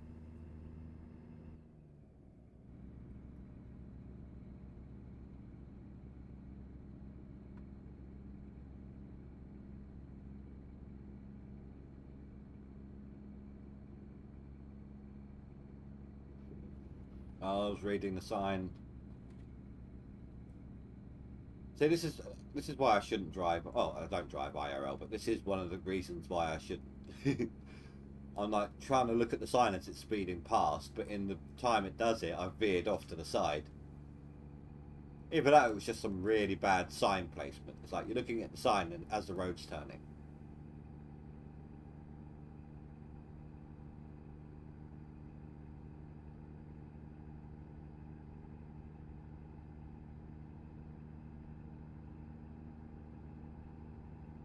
Caution!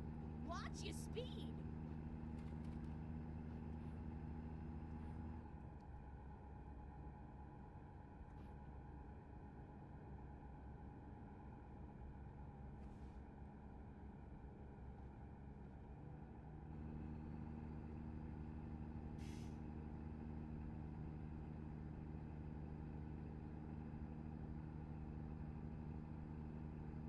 How long we got? 4 hours. And the job needs to be completed within 8 hours, so we should be alright, but it is still going to be a tight deadline. Like, if there's another big diversion or something, we're screwed. Caution! Watch your speed!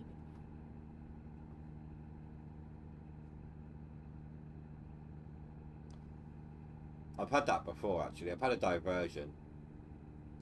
Profile or two ago. But I've had a diversion that took me so long that I was actually delayed on my job, despite the fact that I was speeding the whole time, pretty much. Like, after the diversion, I just slammed my foot down, sped the whole time, didn't care about the fines, just wanted to get the job done. It was a decent amount of money, I think. Otherwise I wouldn't have been like, I don't care about the fines.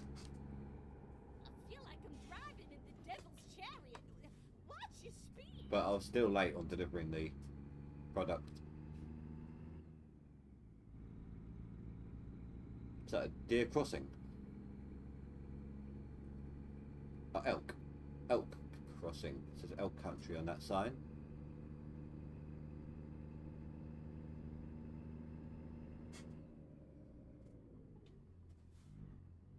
I thought he was going to pull out in front of me then. Thank you.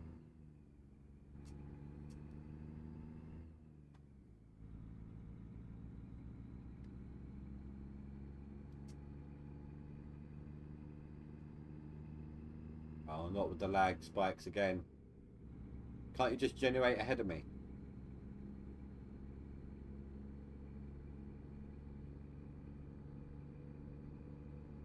I just realised on the sat nav, sat line next to me.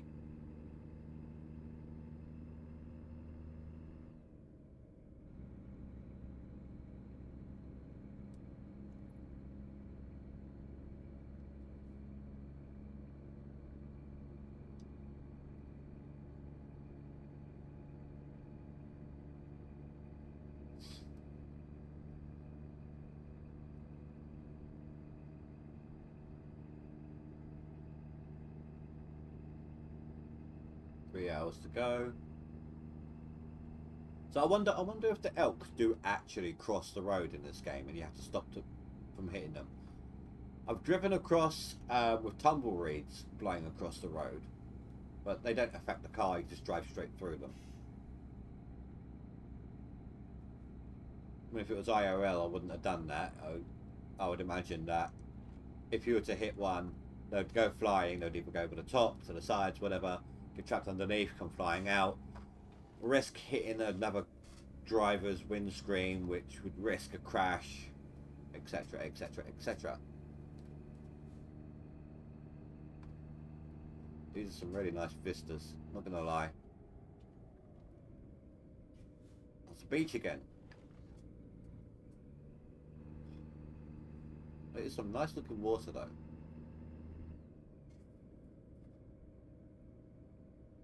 That's a lake. That one's a sea.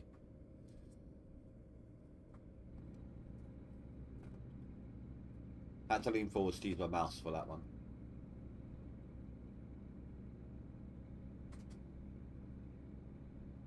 So it's not just from the look of it, it's not just cities you get when you buy them. I got given a bunch of mods. That economy thing kind of kicked in.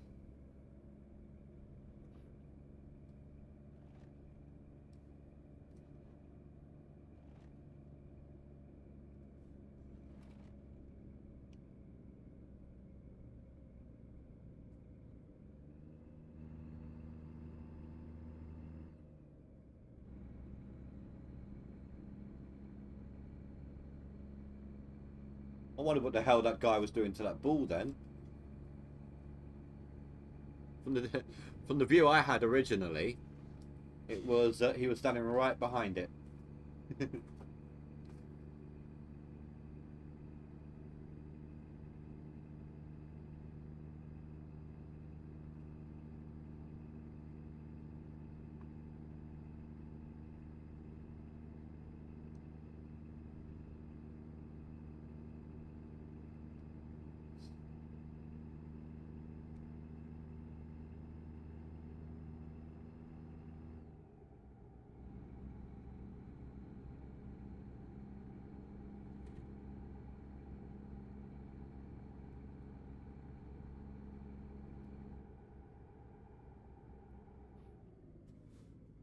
Really tight corner here.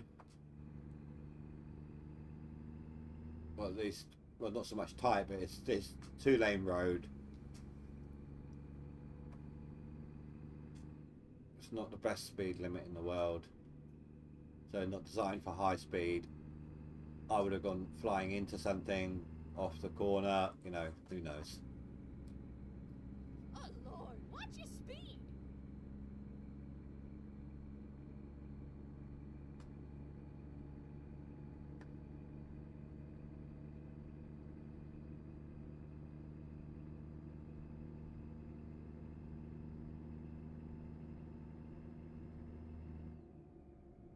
It's not too bad, you know, despite times when we've paused and things like that.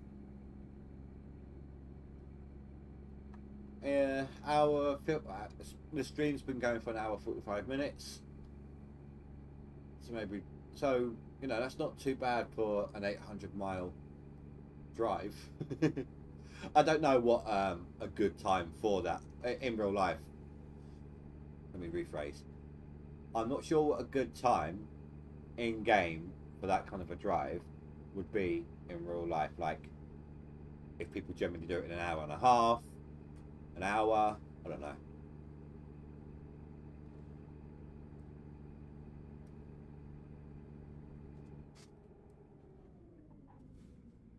We're gonna slam on the brakes. I didn't know what was around the corner here.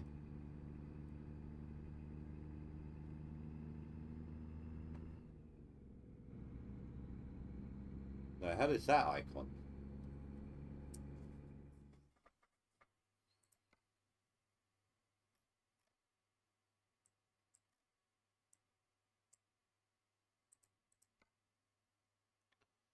Agricultural inspection. Huh. So that's different. So any other things? So there's the way station. We know about that. Toll gate. Thankfully, I didn't get fined when I kind of ducked around the side of that because I wasn't expecting it.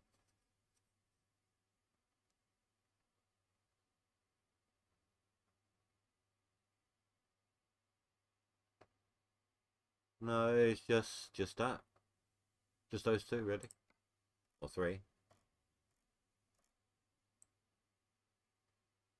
You can see I've done quite a lot in this area. I've been to most places. But now we've really got to explore. Oh.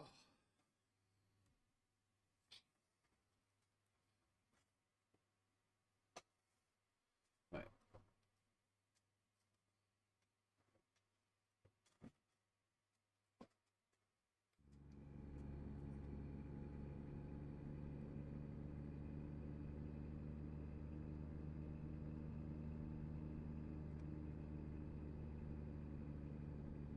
Oregon.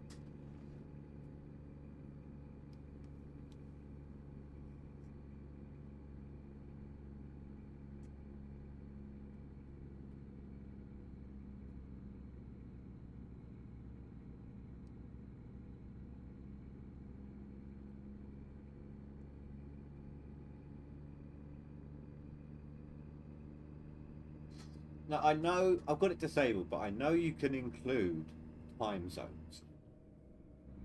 And I'm wondering if that affects your delivery time. Like, say, like right now, it says 1 hour 48, right? Now, let's say across a time zone, and it drops back an hour. Oh, no, it goes forwards an hour. Sorry. So my, what is it now? 5:45. My 5:45 becomes 6:45. Does that knock an hour off my delivery? Damn it. My time that the delivery is supposed to be done by. And in reverse, if I cross a time zone which knocks an hour down, so my what is about to be 6 o'clock becomes 5 o'clock, do I gain an hour on my expected delivery time? Caution! Watch your speed!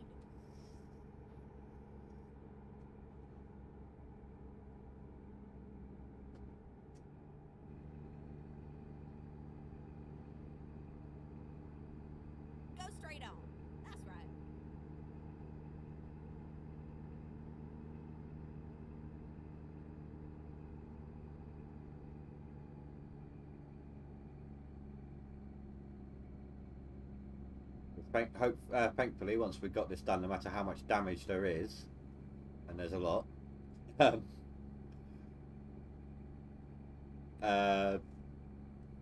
there'll be enough money to pay off a little bit of loans and be back in the black again. Not sure, to be honest. You never paid attention to it. Fair enough. Like I said, I have it disabled.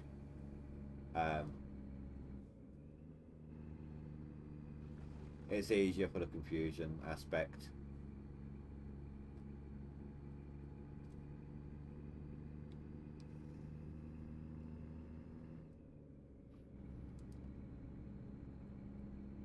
I mean, if I'm paying attention to too many different things, I might go into British mode and actually attempt to drive on the wrong side of the road. It's happened before. If you're really not paying attention, if you're in that zone where you're able to focus on the road without paying attention to it, then I sometimes default to British version of it, or European, or whatever.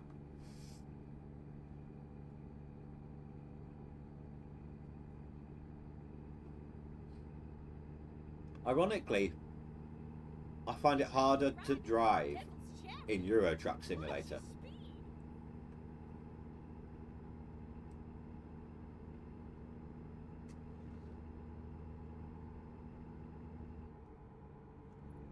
Oh, Jesus, take the wheel. Where in the goddamn hell you driving? You're speeding. Watch your speed. Hold on.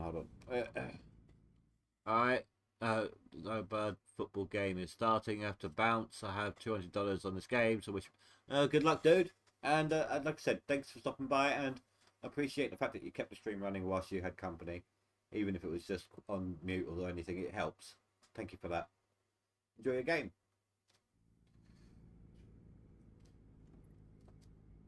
No, this way. That direction must take me off to another DLC map. Where am I? Oh, so maybe not. I don't know why that road was locked off.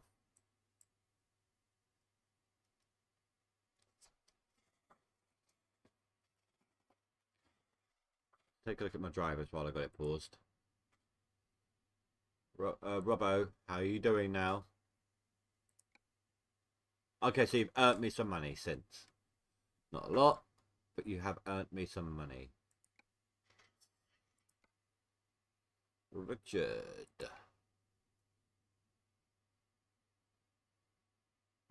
You could do better, Richard. I'm expecting you to do better. Why are you not doing better? And Harry? Harry, come on, you normally do better than this.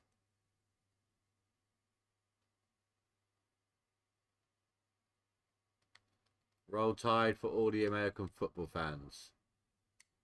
I'm not even a British football fan, and by football I mean soccer.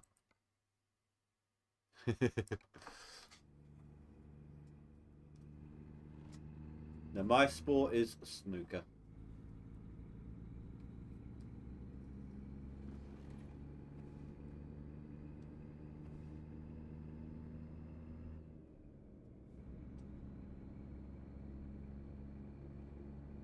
There's clay in them there hills. Red clay.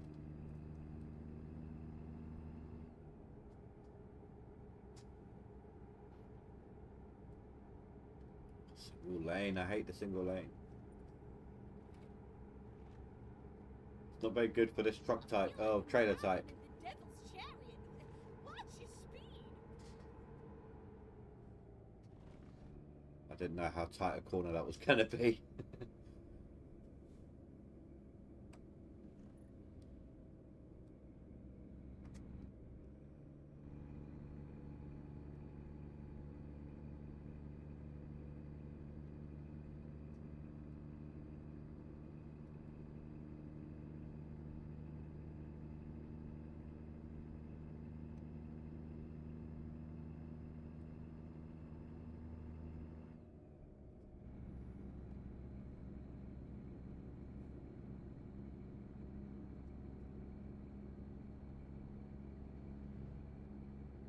425. Watch your speed. I saw it. I saw it before it changed. Just before it changed, it literally the speed limit on the sat nav changes at the exact time you pass a sign.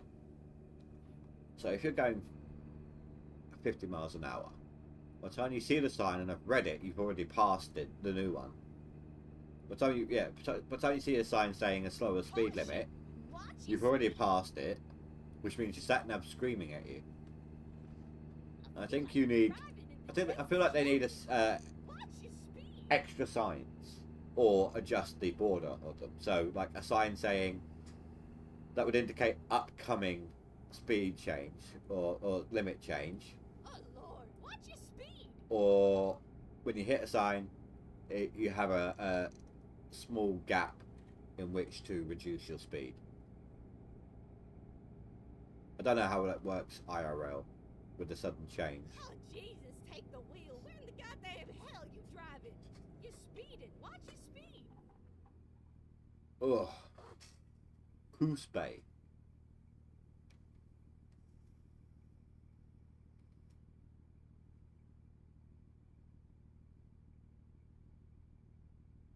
Oh, we're almost there. 4 miles out. That 2 hours went quick.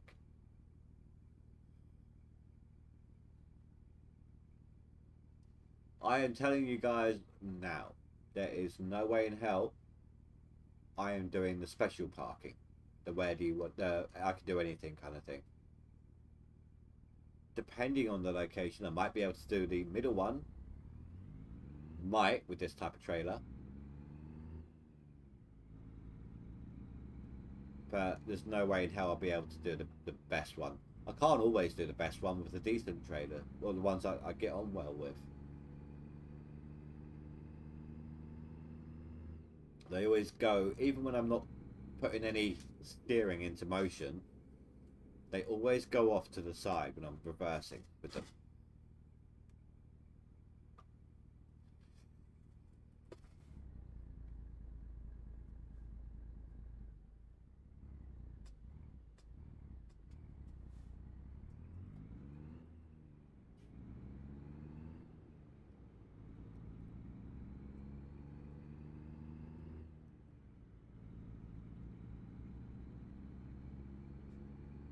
Thing's got a great top speed, but it's got a trailer attached. It's got no pull whatsoever.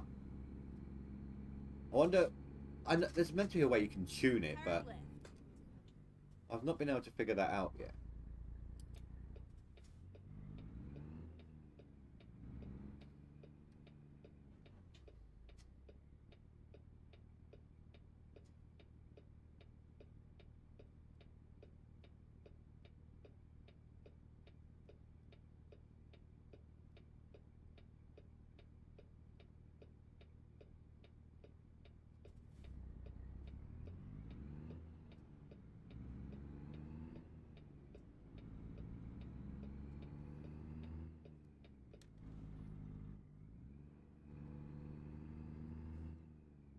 This one seems to be straight ahead, thankfully. Ready to turn right. Or not. Here. Right.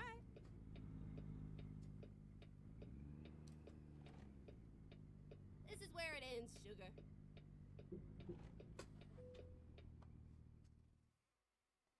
Oh, it won't even let you do it with an articulating one. Might be able to do that one.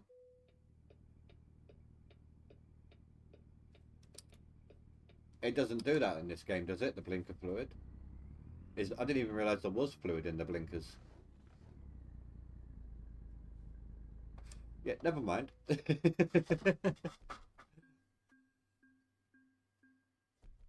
Damage penalty. Ouch. But I still get 53 grand out of this. So that's good. Alright. Spy, pick one. Hazardous cargo, long distance, which we've already got 3 in. Fragile cargo, just-in-time delivery. And the fuel economy is obviously just about how much fuel you use up as you go. I'll let you choose, Spy.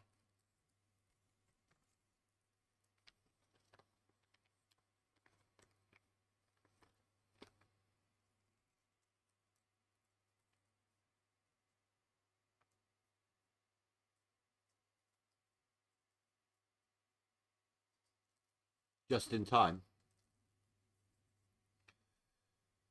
What does that entail? Sometimes companies need to deliver something important quickly, so they call for a just-in-time job. Such work puts more stress on the driver. The delivery window is tighter, but the compensation eases your level of discomfort. A new rank in this skill will result in a 3% higher reward for finishing an important delivery. Yeah, no, I got what you said, dude. I got it.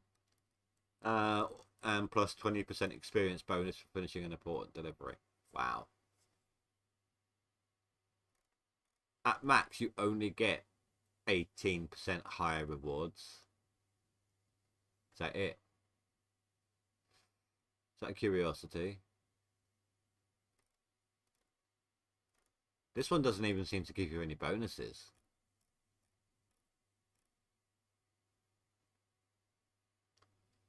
Fragile cargo, 5% higher reward for delivering fragile cargo. At a maximum of 30%. Oh, you don't know now. If it's money we're going for, I think fragile cargo would be better.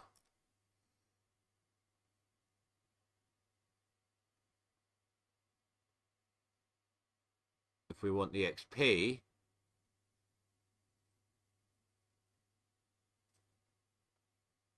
then I reckon a just in time.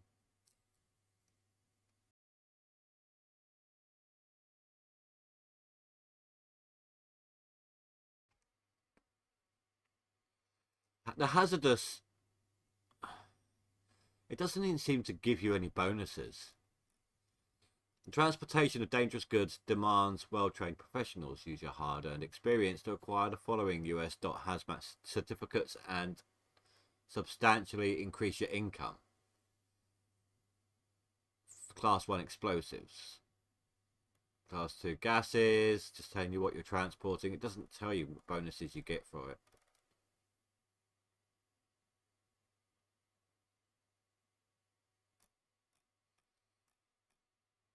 Oh, we can't even get it. Oh, we can. Oh, we have to choose which one. Okay.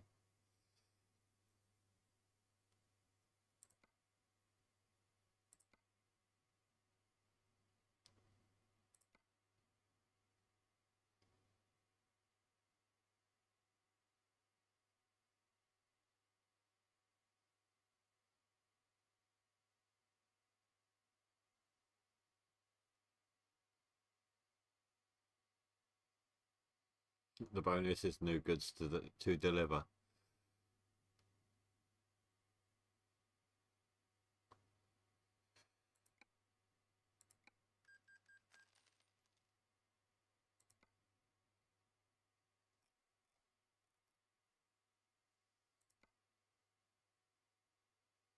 You reckon one of the hazardous? Explosives, gases, flammable liquids, flammable solids, toxic and infectious substances, or corrosive substances.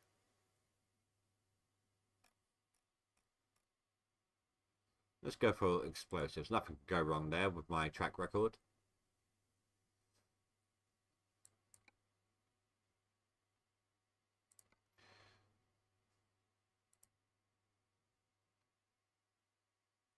He's got 18 hours on this one. That should earn him some decent money.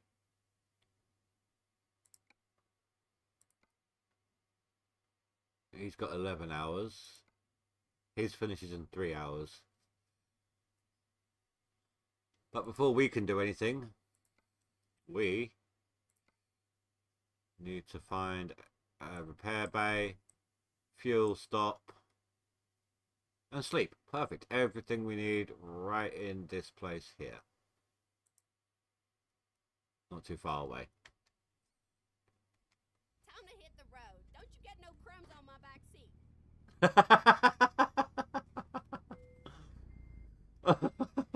Oh, I like that one.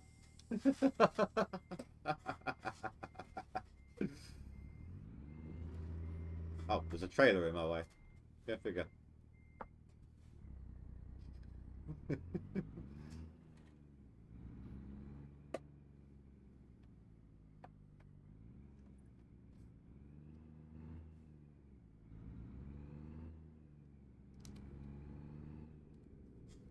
Turn left.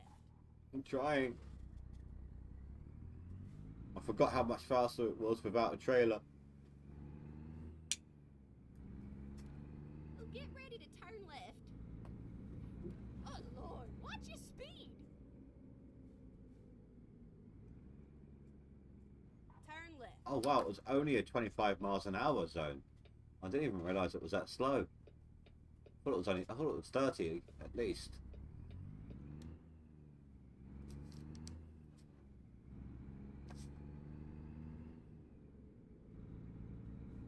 I feel like I'm driving in the devil's chariot. Watch your speed. Nah. Go straight on. That's right. See, instant change on the speed limit as I passed that sign. Oh, I hope that wasn't lights then, because I really wasn't paying attention. I didn't get fined at least.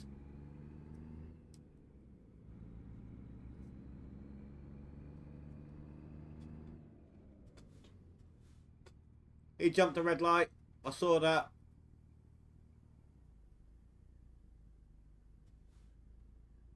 Can you actually see? No, you can't make out details on the number plates. Can't report him. Speed. Keep left, and then turn left.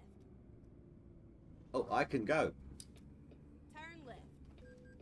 Hey, I had the green arrow. I had the right of Turn way. right. Find me. Turn right.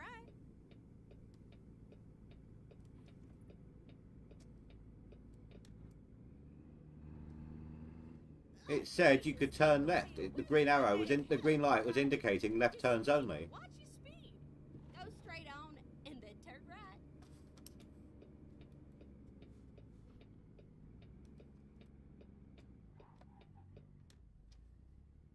Guess I'll go into another bay then.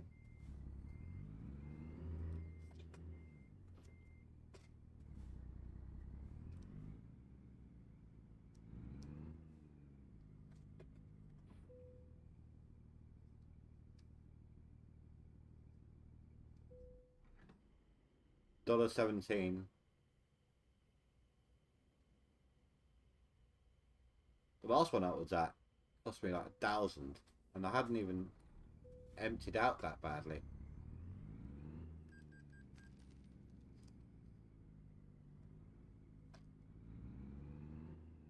Right, so left turn, right turn.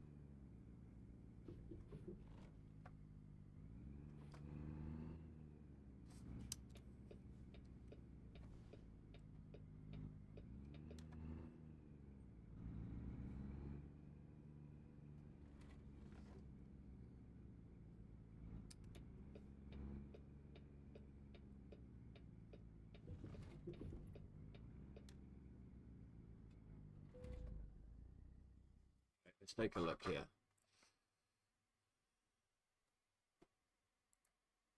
That still leaves me with 1%, which is these two. Yeah, they're not happening right now. Actually, it's not even them. It's that one. That's only 4 grand. Total to pay 1,000. Not going to complain.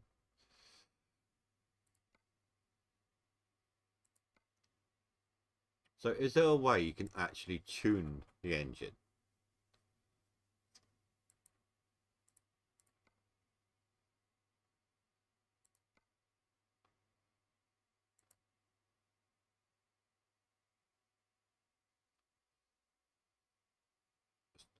Take a look. Oh no, that's worse.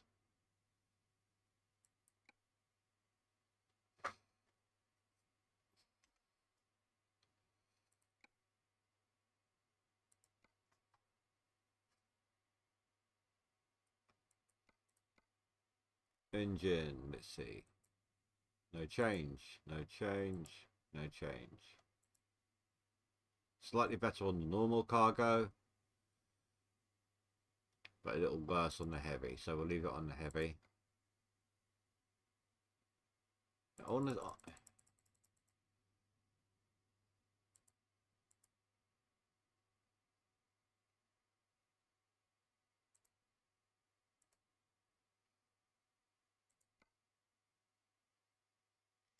we've got some news now, new ones now.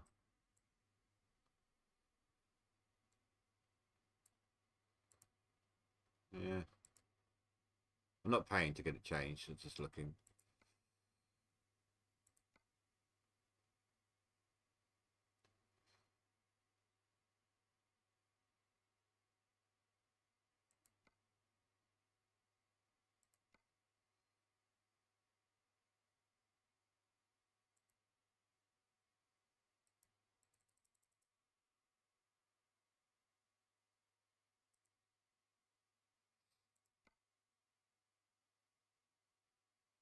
I guess I can't tune it, at least not here.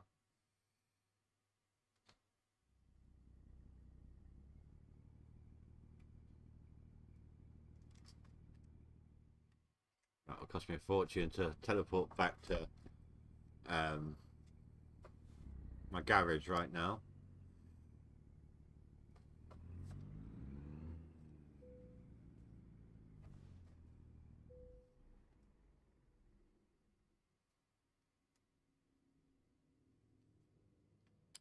Harry got me a grand.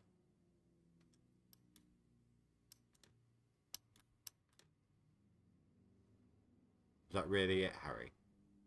Is that all you earned me? 5 grand from Richard. Thank you, Richard. 4 grand from Robbo. Good job, Robbo. Finally earning your stripes. And then loan installment. But I am still 3 grand better off than I was when I went to sleep. Jobs. No.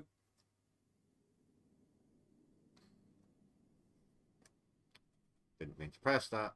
Now it's night time. Great. Job market.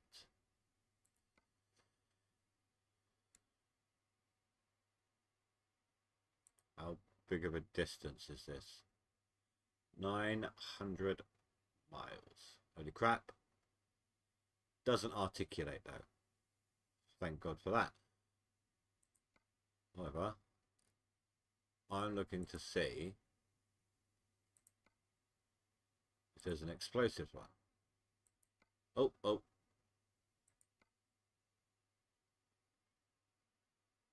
Hazard class 1. That's what we picked up. How big of a distance is that? So 500 miles gets me 30 grand. That's pretty crap.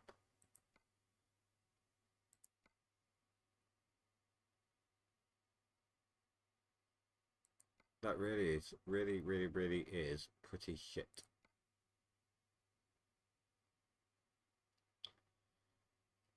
Oh, heavy cargo. So technically I haven't even been doing heavy. And my engine's not been pulling me up the hills properly.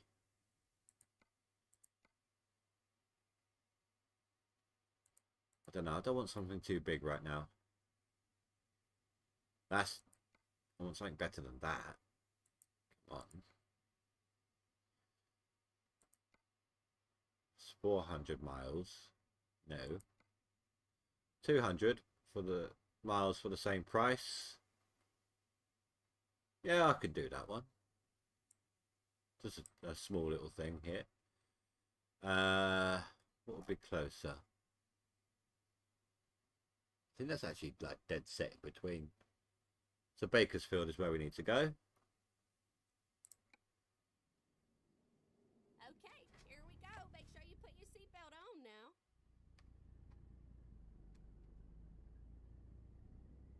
Why was I moving forwards?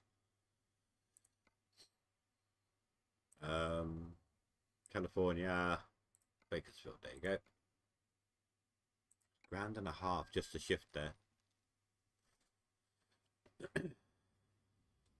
But for such a small job, the pay's pretty good. So it's not always the long distance ones that are going to get you, or going to be best for you. Sometimes the smaller ones. Okay, let's find a new route.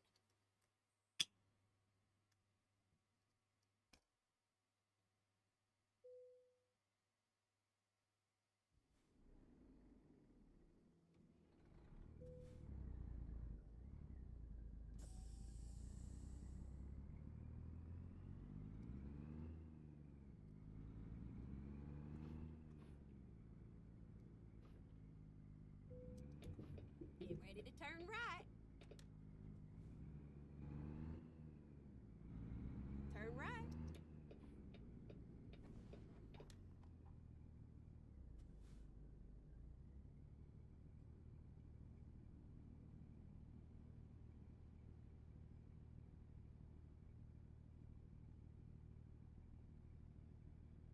I've been noticing there's there's an ambulance there. There's a bigger variety of vehicles on the road now as well.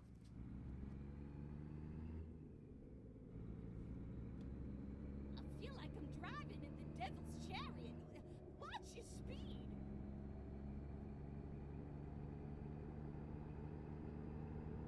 See how this is like a rocket? Straight on. That's right. That was 0 to 60 in... I saw the green light and didn't think. That was 0 to 60 in about 12, 13 seconds. Oh Lord, watch your speed. Maybe 15 at the top.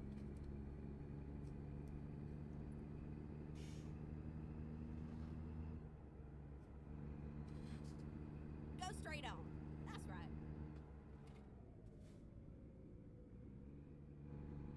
Caution! Watch your speed.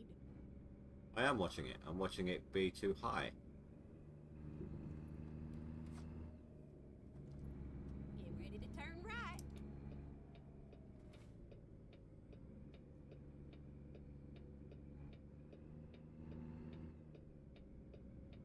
Turn right.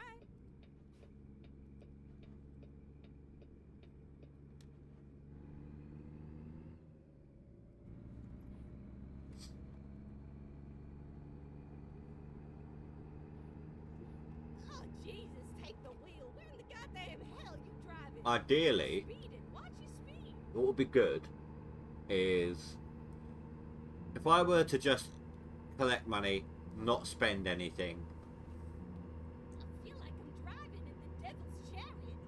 Watch and your either collect until I've got no more debt, then it doesn't really matter. I can just sleep as much as possible, do a little job, sleep as much as possible, do a tiny job, Oh, Jesus, stuff take like the that. wheel. Where in the goddamn Or hell get you enough driving? money so that I can sleep, do a tiny job, and not worry too much about the losses through the bank loans. That way, my drivers will level up a lot. Excuse me, a lot faster, from my perspective at least. Keep right, and then exit right.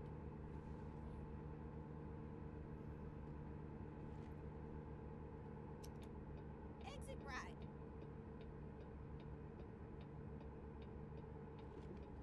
Turn right.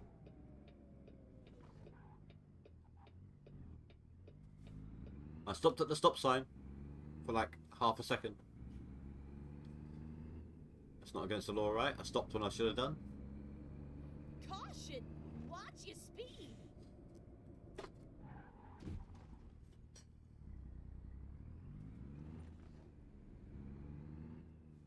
Those donuts are in. Did you see that? Oh Lord, watch your speed. I saw 55. Why am I at 35? Get ready to turn left.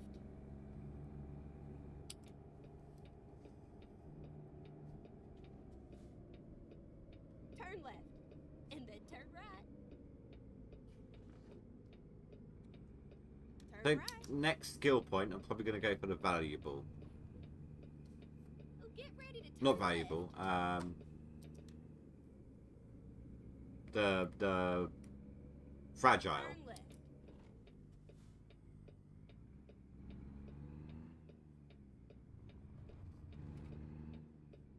You have arrived to your destination. Your route guidance is now finished. You still have the job? Was it that one? No.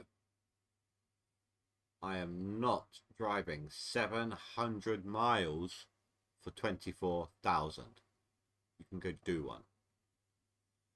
900 miles. There it is. A reasonable job. Now Screw you those drive other safe, ones. okay?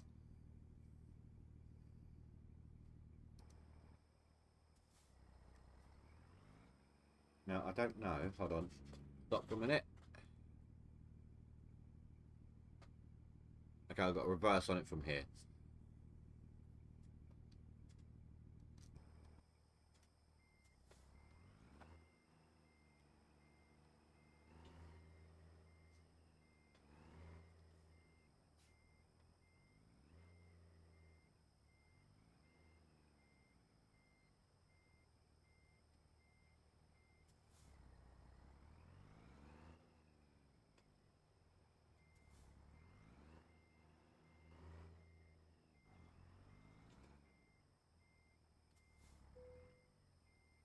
Let's do this. I gotta get home in time for Maury. I'm guessing that's like a soap opera or something.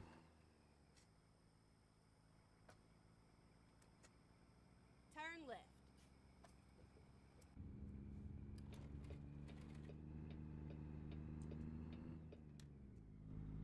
This should be Ready to turn right. fairly easy in terms of damages. Easier to Turn drive.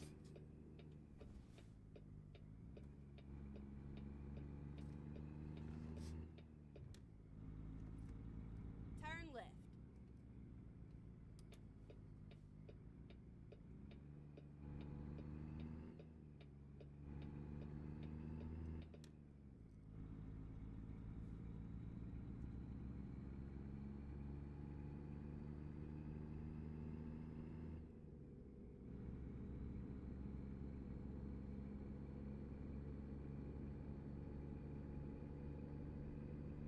And back to the slow acceleration again. Yay!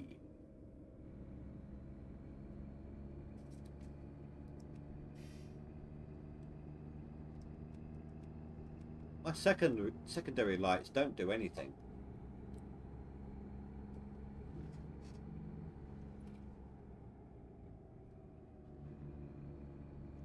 And that's another thing, actually.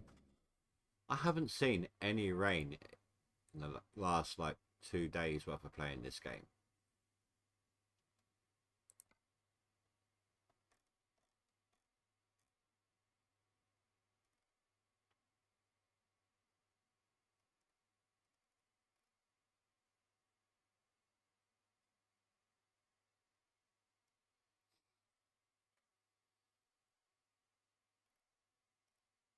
That's audio. Why am I said gameplay.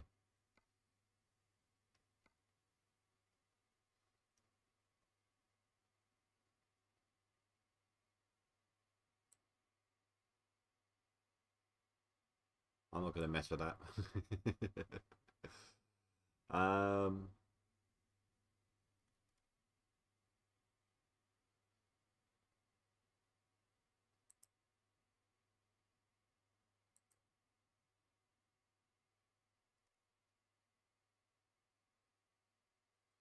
random road effects, detours, rain probability. Why is that? I'm going to put it up to 15. Just so I can experience. I don't know if I've actually driven in the rain or not. I don't know what the default is.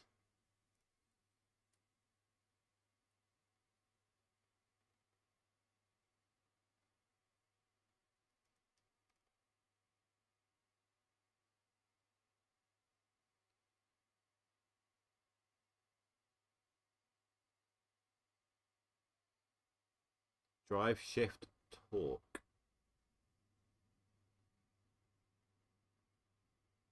Shouldn't suspension be softer?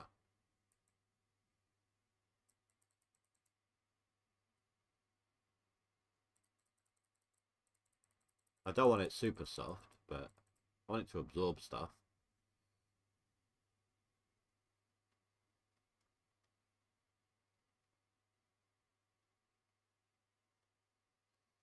Automatic brake is off, thankfully. I didn't want that on.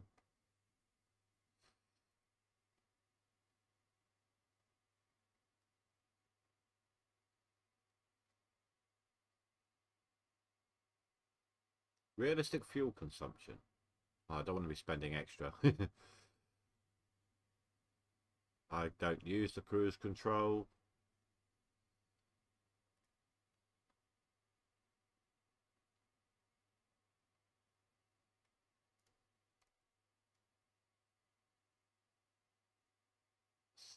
Steering rotation camera. Or steering camera rotation. We'll give that a go. Maybe I'll be looking in the right direction then.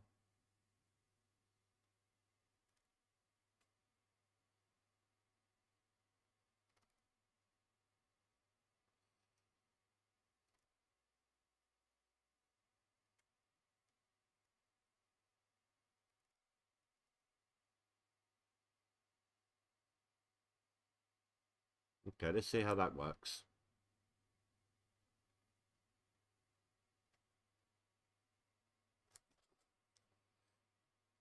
Coffee real quick.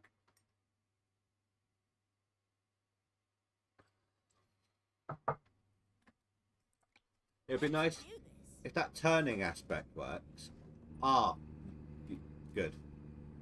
I'm going to be, at the very least, looking in the direction that I'm going.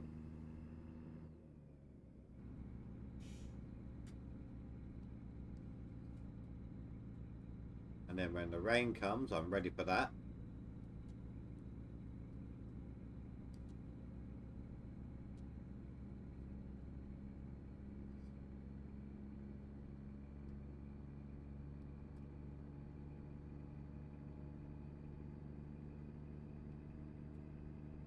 This does seem a bit easier.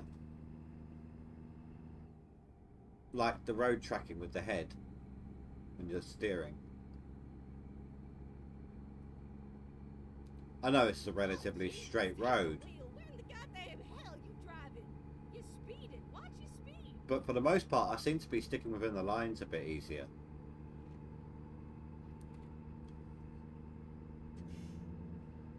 I feel like I'm driving in the devil's chariot. Watch your speed. Get ready to turn right.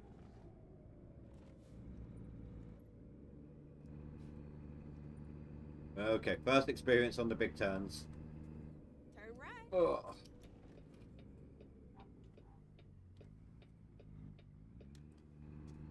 I was going a bit too fast to appreciate everything then, but that did feel easier. More immersive, more what you would actually do. Even as a passenger, you tend to look when you're turning.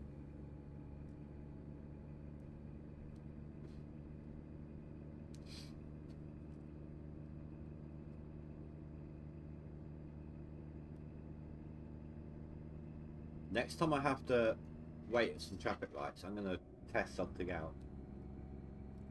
Like if I can actually look both ways. Go straight on.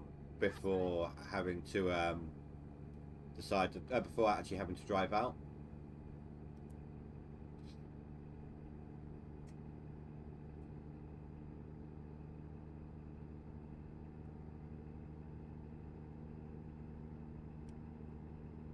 Caution! Watch your speed.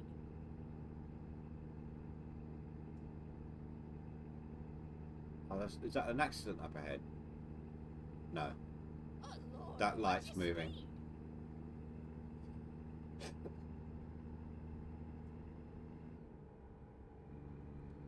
I'm sure you can see how much easier this is for me now. Oh, Jesus, take the wheel. Where in the goddamn hell you driving? You're speeding. Watch your speed.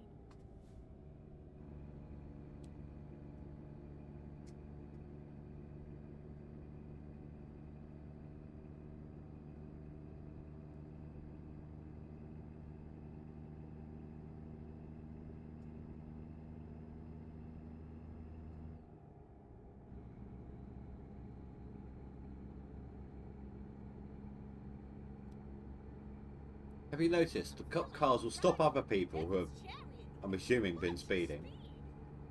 But for us, all they ever do is fine us. And as long as you've got a suitably high enough pay for your delivery, it doesn't really matter.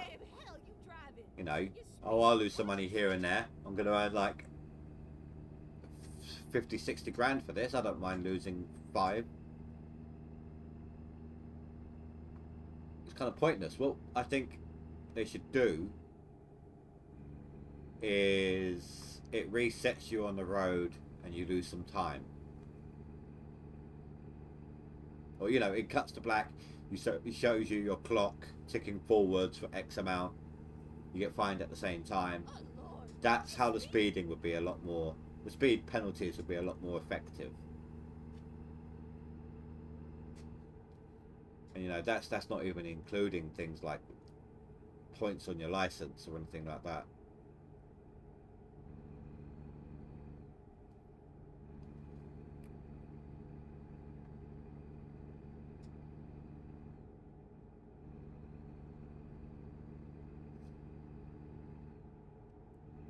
Can't tell how much leeway I've got if I want to move over, but that other car's not moving very fast either. Keep right. To be honest, it's quite a full road. Oh, I actually need to.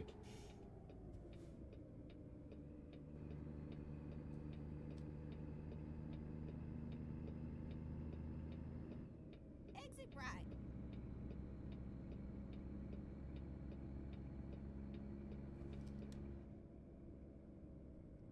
I can do that test here.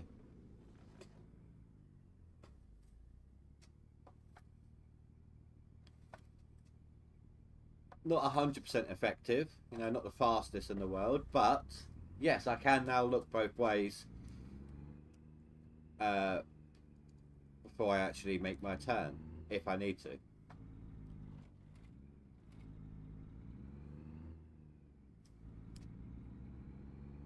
be honest, it was a little dizzying the way it turned that way, but what I wouldn't mind doing at some point is digging out my old camera, my old webcam, and testing the eye tracking.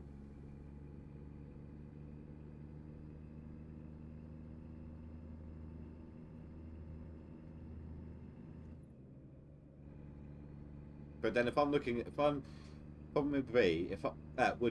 I'm shifting around looking at scenery, like my eyes, they're darting around looking at the scenery, and then back into the middle, dart, you know, just checking it all out, taking it all in.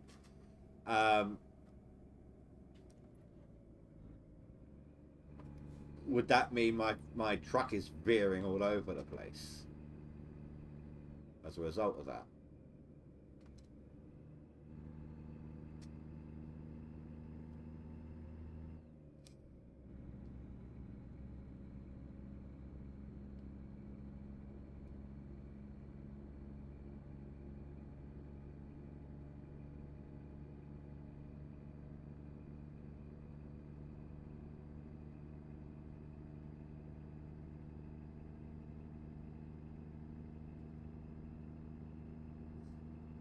But it's not just the only game that I've got now that has eye tracking on it. Out of all has eye tracking as well. And I want to give it a go. If it works, if my camera works, I want to test it out, you know, see what the deal is with it, see how it works. Caution! Watch your speed.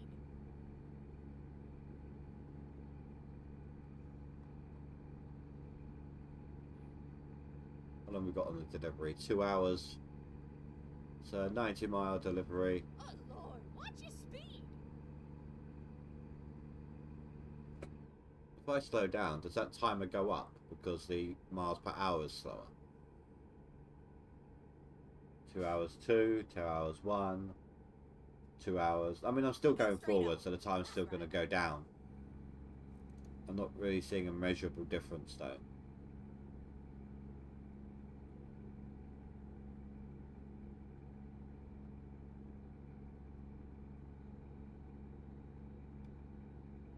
Oh Jesus, take the wheel. Where in the goddamn hell you driving? You're speeding. Watch your speed.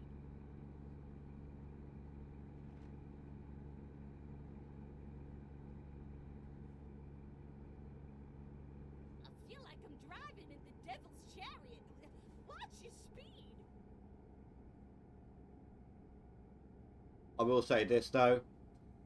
This is seeming a much easier, much user-friendly style drive now with the head movements.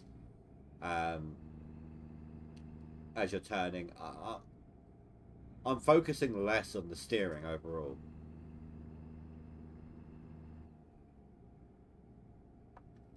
I was looking at chat on that one. That was my bad. Even though I haven't been in a car or a bus or anything like that, in fact, since lockdown, I think the last time I went in anything like that was a number of months before lockdown. I couldn't tell you how many. Ready to turn right. I get motion sick pretty easily. I live in a small town, so I'm walkable distance from everything I need. Turn right. It's very rare when I have to use a vehicle of any kind.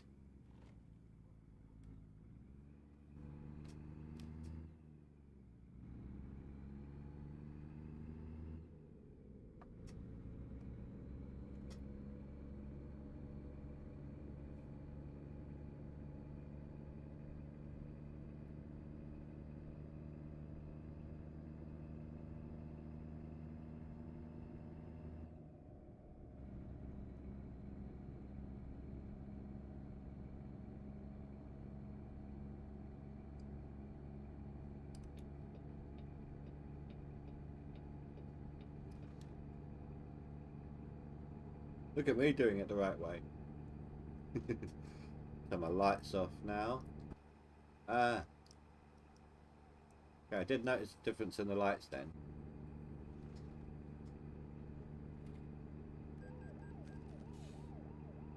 I've just turned them off. They're not even on.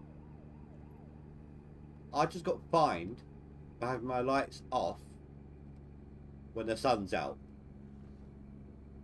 So that is based off a time of day.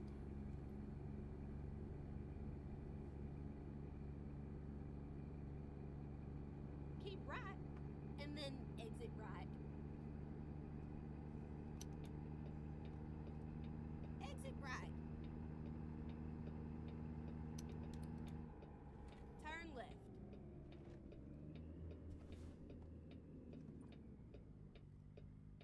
Okay, I'm sorry I didn't see you even with my head turned. Thank you for not doing damage when you hit it.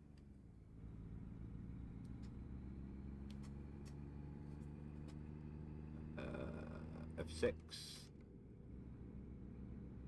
We've got 6 hours to deliver this in. And it's going to take us 50 minutes. Oh, jeez. I don't think there's enough time. Where in the goddamn hell you driving? You're speeding. Watch your speed. Keep right, and then turn right. That would be actually a good way of determining Turn right. your speed versus time gauge. Like, that is not my fault if I crash.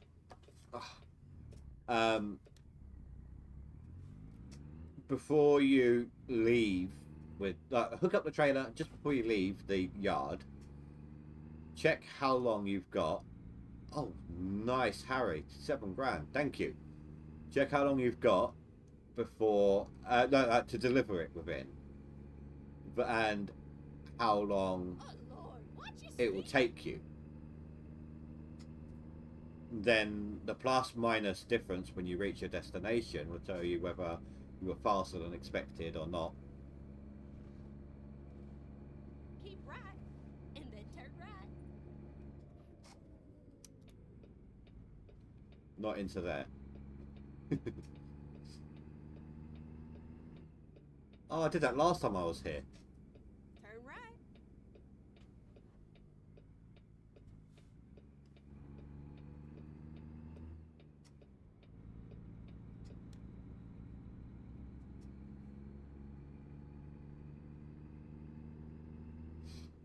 I am definitely noticing an increase, a definite bonus to my Oh, shit. Watch your speed. drivability here.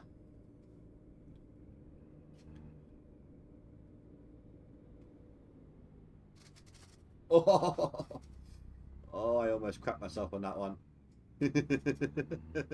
Not gonna lie.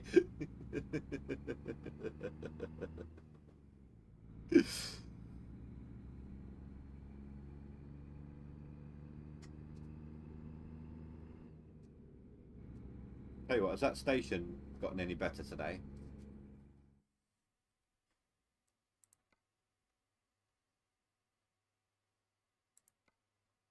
Of American construction, which is dominated by really small companies. Still, Glazer has a vision for what could happen next. You can imagine a world that doesn't feel that different than, for example, what happens with solar panels, which is the solar panels can be produced by a large factory, but then it's going to be installed by a small mom-and-pop operation. What you're describing here would be a success for housing supply, but it would essentially eliminate much of the value of these small firms, correct? I mean, what they are doing is they are hand assembling a small group of people who will build by hand a house in a particular place, and you are shifting that production to a different place, a factory, right? You're right, and it is certainly true that in the 18th century, a lot of old-style weavers were pretty darn upset by, Arkwright. That is certainly true. Technological change always has winners and losers. I guess I would rather protect the construction industry with a robust safety net and with robust education for people of all income levels rather than trying to shut out technological change. But I'm with you in that it's important to acknowledge that even if the dream that I just suggested comes true, there will be losers from it. But there are also losers in the current system, especially if we're not able to build the housing and infrastructure. On. Vaughn Buckley. On. Construction Off. is not just a construction industry problem. So why? Every industry. Don't beep at me. Construction builds the I'm buildings testing my that the headlights. industry operates out of. The people that operate those other To you too. businesses live in housing that somebody had to build. Our housing stock is aging. So I just got Our fined costs are again. up, our productivity is going down, Sun is out. Sun is up. populations It's are bright and increasing. sunny. The result here is not good. I just got fined for having no We are not at the lights beginning on. here. We're going to lose more labor. We're going to lose more people in the industry. We're going to lose the skill that they had. We are in a spiral, and that spiral requires us not to just encourage more people to enter the industry, create more education, or generally invest in new building materials. It requires a complete shift in the way that we are building today in order for us to maintain our output tomorrow. And that's where offsite construction is just one tool in the belt. It's not the only solution to this problem, but we need to rethink what we are doing everywhere because it is not working. So, what combination of old and new can work? That's coming up after the break. I'm Stephen Dubner, and this is Freakonomics Radio.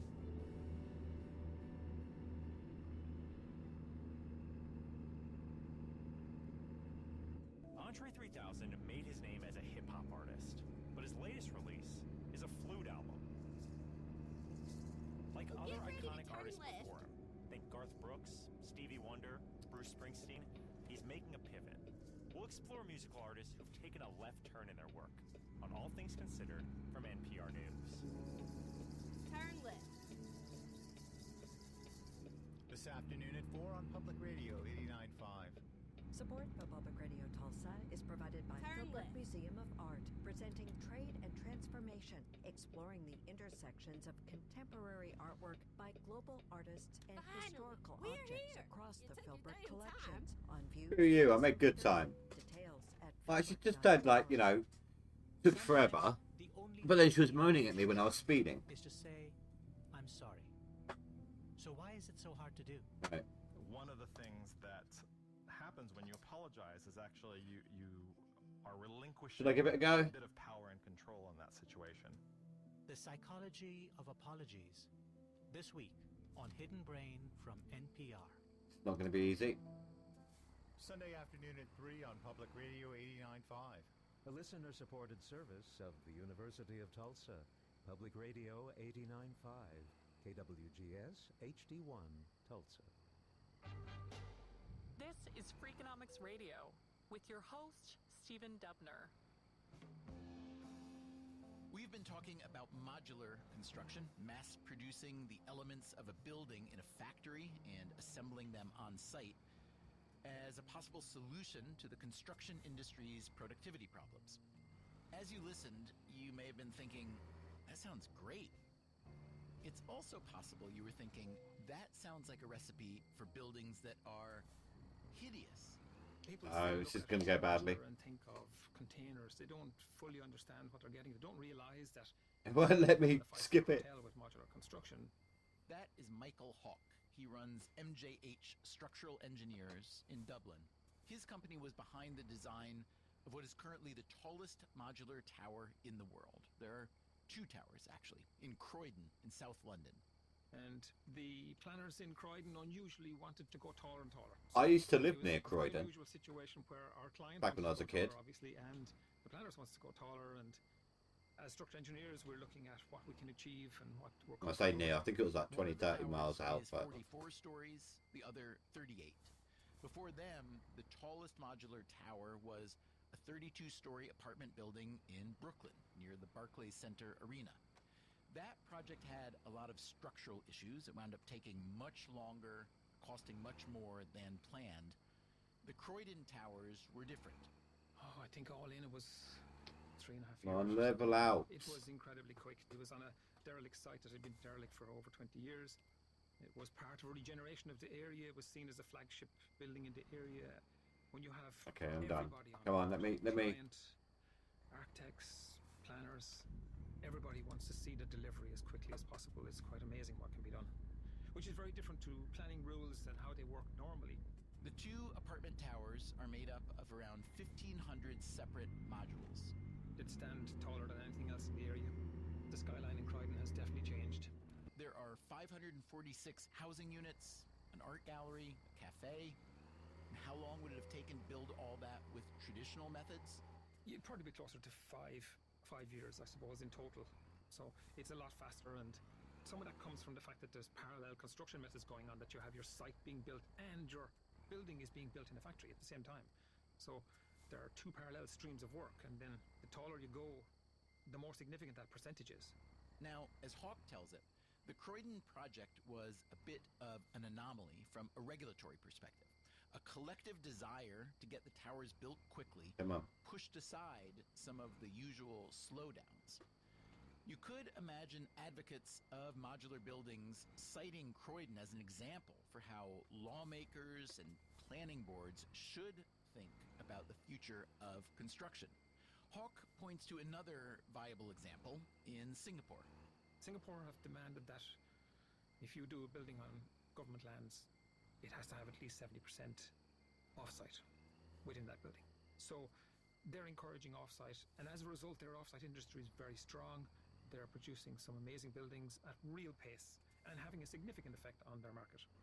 I think governments probably need to do that, but it's a little bit of a chicken and egg situation.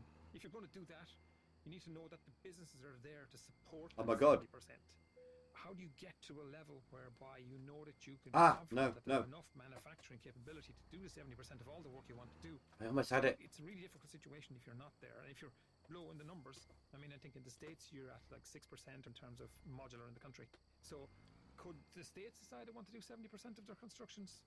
Would the 6% be enough to pick up that? Come on.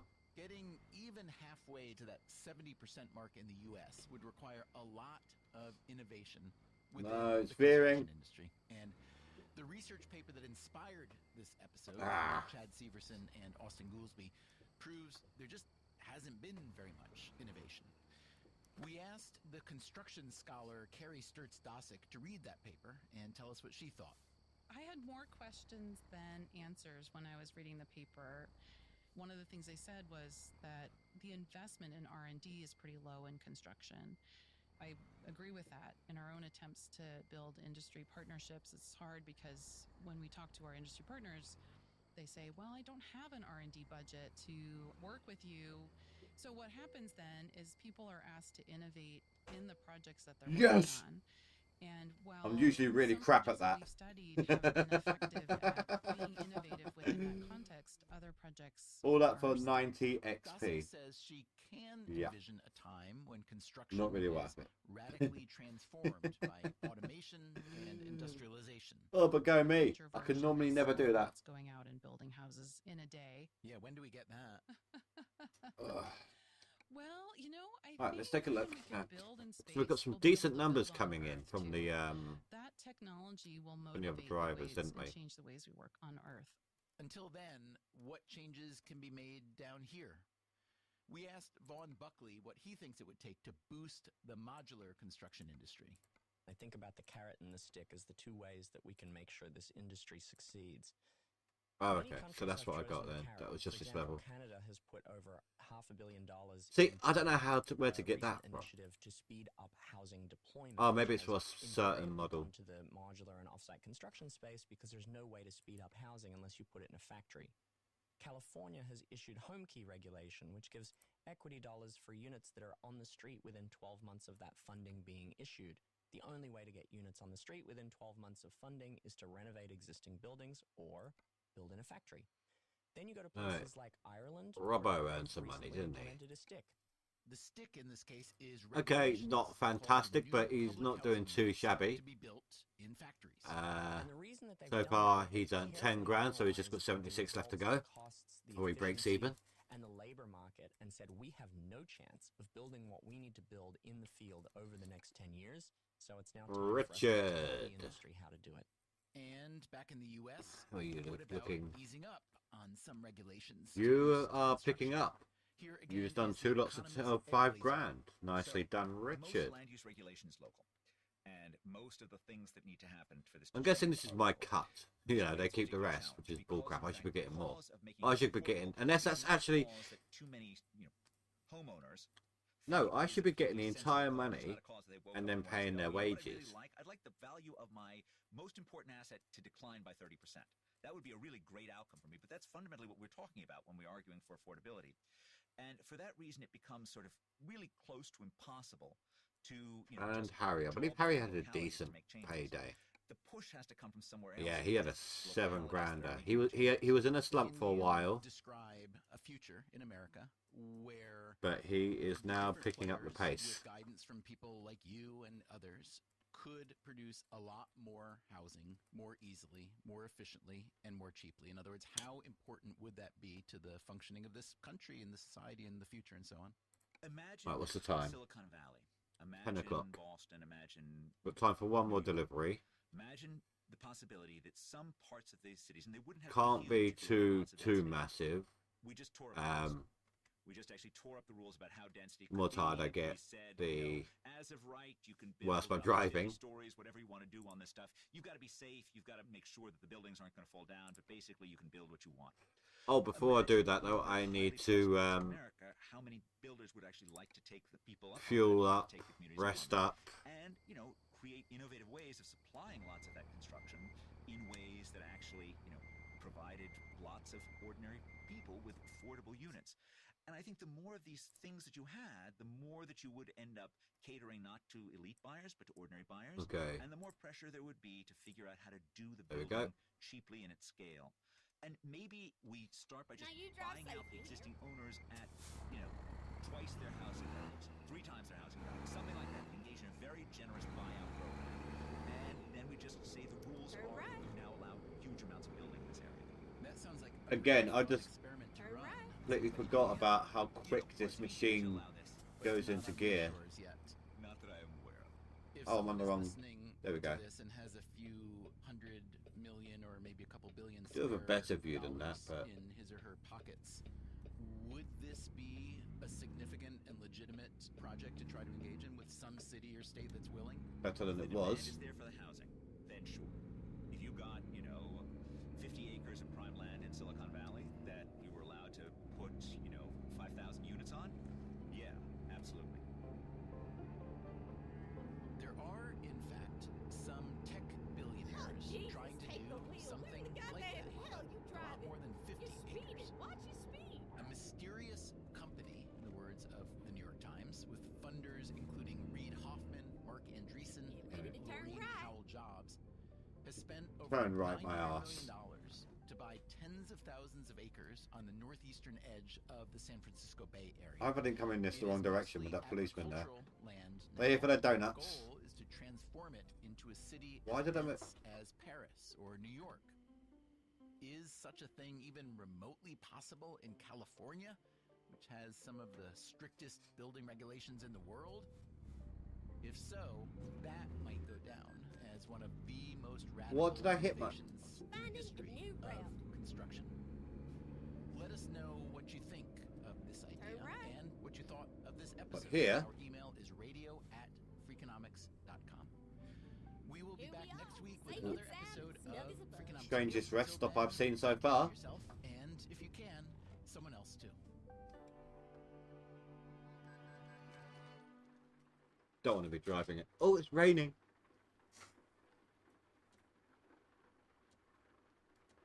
The Cherokee Oh, Nation is hosting yeah. a retrospective Things are off, exhibit aren't they? honoring the late Cherokee artist Power's off. I was going to use my windscreen wipers. I'm sitting there clicking. Why isn't it working? On a rainbow, feature 40 Time original is works by no. the late artist, including his paintings, jewelry, sculpture, and Oh, the rain's gone. will be on display through May of 2024 at the Cherokee Nation Anna Mitchell Cultural and Welcome Center, located on 953 East Illinois Catch you later, Spice. Thanks for watching, dude. in Veneta, Oklahoma.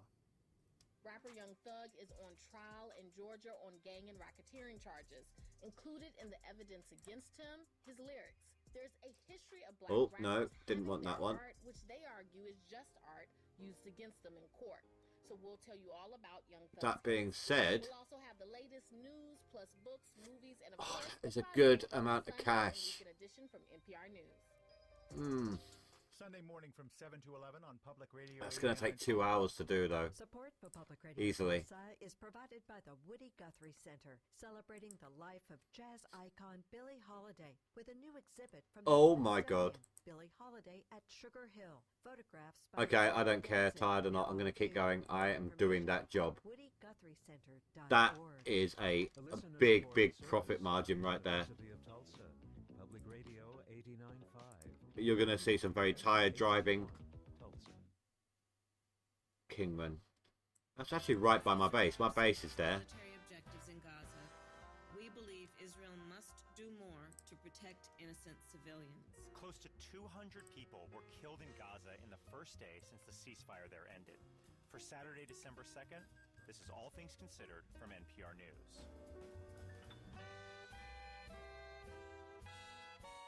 I'm Miles Parks. Coming up, how the actions of one Florida judge affect the many trials of former President Trump. If she keeps delaying and delaying, we go past Right. the May 2024 How far do I have to go? deadline, and now we're into 2025, then we've blown out Georgia entirely. And the world's biggest climate summit, COP28. 2 minutes down the corner. We've got to stop making the problem worse. And that means phasing out fossil fuels as the primary driver of climate change. Also, what do Garth Brooks, Bruce Springsteen, and Beyonce Right have in ahead. common? Find out after the news. Go straight on. Okay, I'll go straight on. You don't need to tell me. I knew. Israeli officials say they've recalled their diplomatic team that had been negotiating a possible second temporary truce in the fight against Hamas in Gaza. Prime Minister Benjamin Netanyahu's office says the talks have reached an impasse. NPR's Brian Mann has more from Tel Aviv. It's not articulating, thankfully. PR stations. I've proven that I'm no good with articulating, even at the best of times. Wait, where is it? And we'll have more on that in just a minute. Vice President Harris is Round the corner over there. and engagement with younger voters when it comes to the White House's. When it comes to the White House's climate policies. NPR's Deepa Shivaram has more. Worldwide. Alejandra Burunda, NPR News. Vice President Kamala Harris attended the conference. She later spoke to reporters about the war in Gaza, saying Israel must do more to protect civilians. She said Israel has Where the is right it? to eliminate the threat of Hamas, but it matters how. Oh, is it that? Oh, spokesperson for the United Nations damn it! says Don't tell me I'm on the wrong. No, I'm not on the wrong side. For the top UN humanitarian But this aid is not going to be official easy. for Gaza and the West Bank. NPR's Kat Lonsdorf reports. Lynn Hastings has been in her role as the humanitarian coordinator for the occupied Palestinian territories for nearly 3 years. But this week, Israeli officials informed the UN that her visa will not be updated past its due date sometime later this month, a UN spokesperson told reporters. When asked for comment, Israel's Ministry of Foreign Affairs told NPR that the UN has a, quote, one-sided and biased attitude, and that its conduct during this war between Israel and Hamas has been a, quote, shame for the organization. It said that they will no Can I longer go that be way? automatically granting visas to UN representatives. According to the UN, staff do not overstay their visas in a country, but it's Yeah. unclear whether Hastings will be replaced. Kat Lonsdorf, NPR News, Tel Aviv. Republican state officials in Louisiana are appealing a recent federal court ruling about the state's congressional election map in a long-running fight over the collective voting strength of the state's black voters. NPR's Hansi Luong has more. For decades, the majority of lawsuits under Section 2 of the Voting Rights Act have been filed by private individuals and groups, like the black voters challenging Louisiana's congressional map. Now, Republican state officials are asking the full Fifth Circuit Court of Appeals to review a panel ruling after a separate federal appeals court found that private individuals do not have the right to sue under Section 2. If the full Fifth Circuit takes on this case, the process for getting a new congressional map in Louisiana could get delayed. I looked. There was nothing there. I pulled out. It's his fault. To dilute the collective power of the state's black voters. Hansi Luong, NPR News. This is NPR News from Washington. More than 20 New Yorkers are considering running for the House seat vacated by Republican George Santos. The House voted yesterday to eject him immediately. The House Ethics Committee had recommended he be removed, accusing him of a variety of misdeeds. Santos also faces 23 federal criminal counts. Major League Soccer's conference finals are today, with the winners advancing to the MLS Cup final. Tana Weingartner of member station WVXU reports the Eastern Conference Showdown features a match between in-state rivals FC Cincinnati and the Columbus Crew. It's a match affectionately dubbed Hell is I Real. don't know if that's going to be of any use to me like that, but we'll give it a go. Interstate 71 connecting the two major Ohio cities. But be certain there will be no affection on the pitch or in the stands as Cincinnati and Columbus vie for a spot in the 2023 MLS Cup.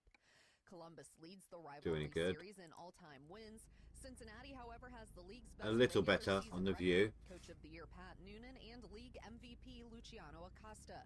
But Cincinnati will be without MLS Defender of the Year Matt Miazga, who's been suspended. Oh yeah, I wanted to see, didn't I? For an incident in a November 4th playoff against 37 hours on a 14-hour trip. Houston Dynamo in the MLS Cup next weekend. For NPR News, I'm ignoring the minute side. Goalkeeper Tim Howard has been elected to the U.S. National Soccer Hall of Fame. That's what, 23 hours left over? The men's national team. He's described himself as just a kid from New Jersey who enjoyed playing soccer. I'm Nora Rahm, NPR News. Support for Broke the law comes from NPR stations. Other contributors include the Alfred P. Sloan Foundation, supporting books, radio, podcasts, film, television, theater, and more to bridge science and the humanities. And the listeners who support this NPR station. Sorry, I nudged the pedal then. Support for Public Radio Tulsa is provided by Philbrook Museum of Art, presenting Festival 2023, a family holiday experience with many lights and many nights to visit, November 24th to December 30th. More about visiting Oklahoma's Villa Philbrook at philbrook.org/calendar. Public Radio in HD from the University of Tulsa. Public Radio 89.5, KWGS HD1, Tulsa. Things Considered from NPR News. I'm Miles Parks, in for Scott Detro. Israel claims to have hit more than 400 targets in Gaza since a week-long truce with Hamas ended early Friday morning.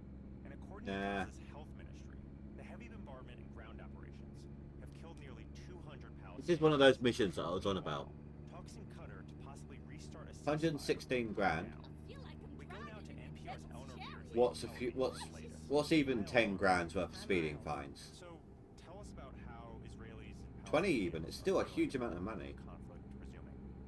Well, I was at a very large rally in Tel Aviv tonight. I mean, that's enough for me to get one more worker and then take a hit on the More than 100 Israeli hostages been held in Gaza. on the I spoke with 30-year-old Omri Shtivi, who's big minus that you get that first time.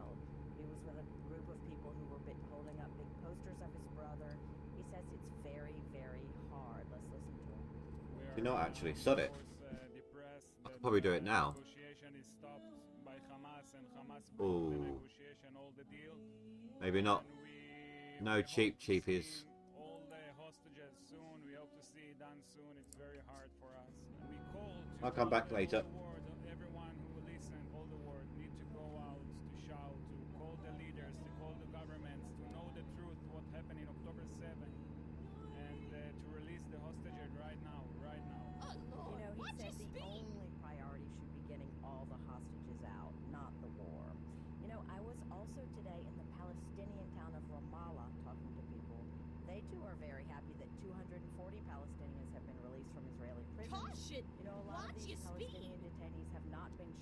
I didn't even realise I was going like 70. That's the case for 17-year-old Asil Shahada, who was arrested in November for Didn't even realise it was a 60 miles per hour. This view change is different. It's affecting it. It's less noticeable when you're going at high speed. Here she is. She says, I was hoping they would release her. Sadly, my hope is all gone now. I know Vice President Kamala Harris spoke about the war while she was in Dubai at the COP28 climate summit. What did the Vice President say?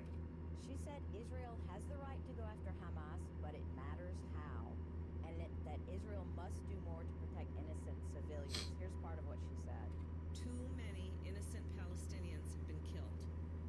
Frankly, the scale of civilian suffering and the images and videos coming from Gaza are devastating.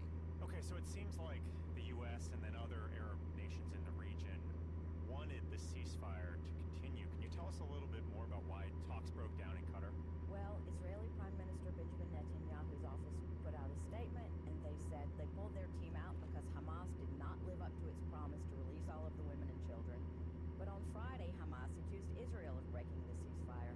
So the two sides are very apart. They see nothing the same way. And that was clear to me today. So she'll moan when I'm like 2 over the speed limit, 3 over the speed limit sort of thing. But when I was going 80 in a 65 zone, she didn't say a single word. Different takes and interpretations on the situation, on this war. Israelis are saying the world is not fully acknowledging the trauma of October 7th and the hostages, while the Palestinians are glued to the news watching the bombing of Gaza. And they say October 7th is one day while they've been under Israeli occupation in the West Bank and had innocent people killed by Israeli forces in Gaza for years. And while Israel talks about eradicating Hamas, the Palestinians I spoke with give Hamas credit for putting the plight of the Palestinian people back at the top of the world's agenda. That's NPR's Eleanor Beardsley in Tel Aviv. Thanks, Eleanor. You're welcome, Miles.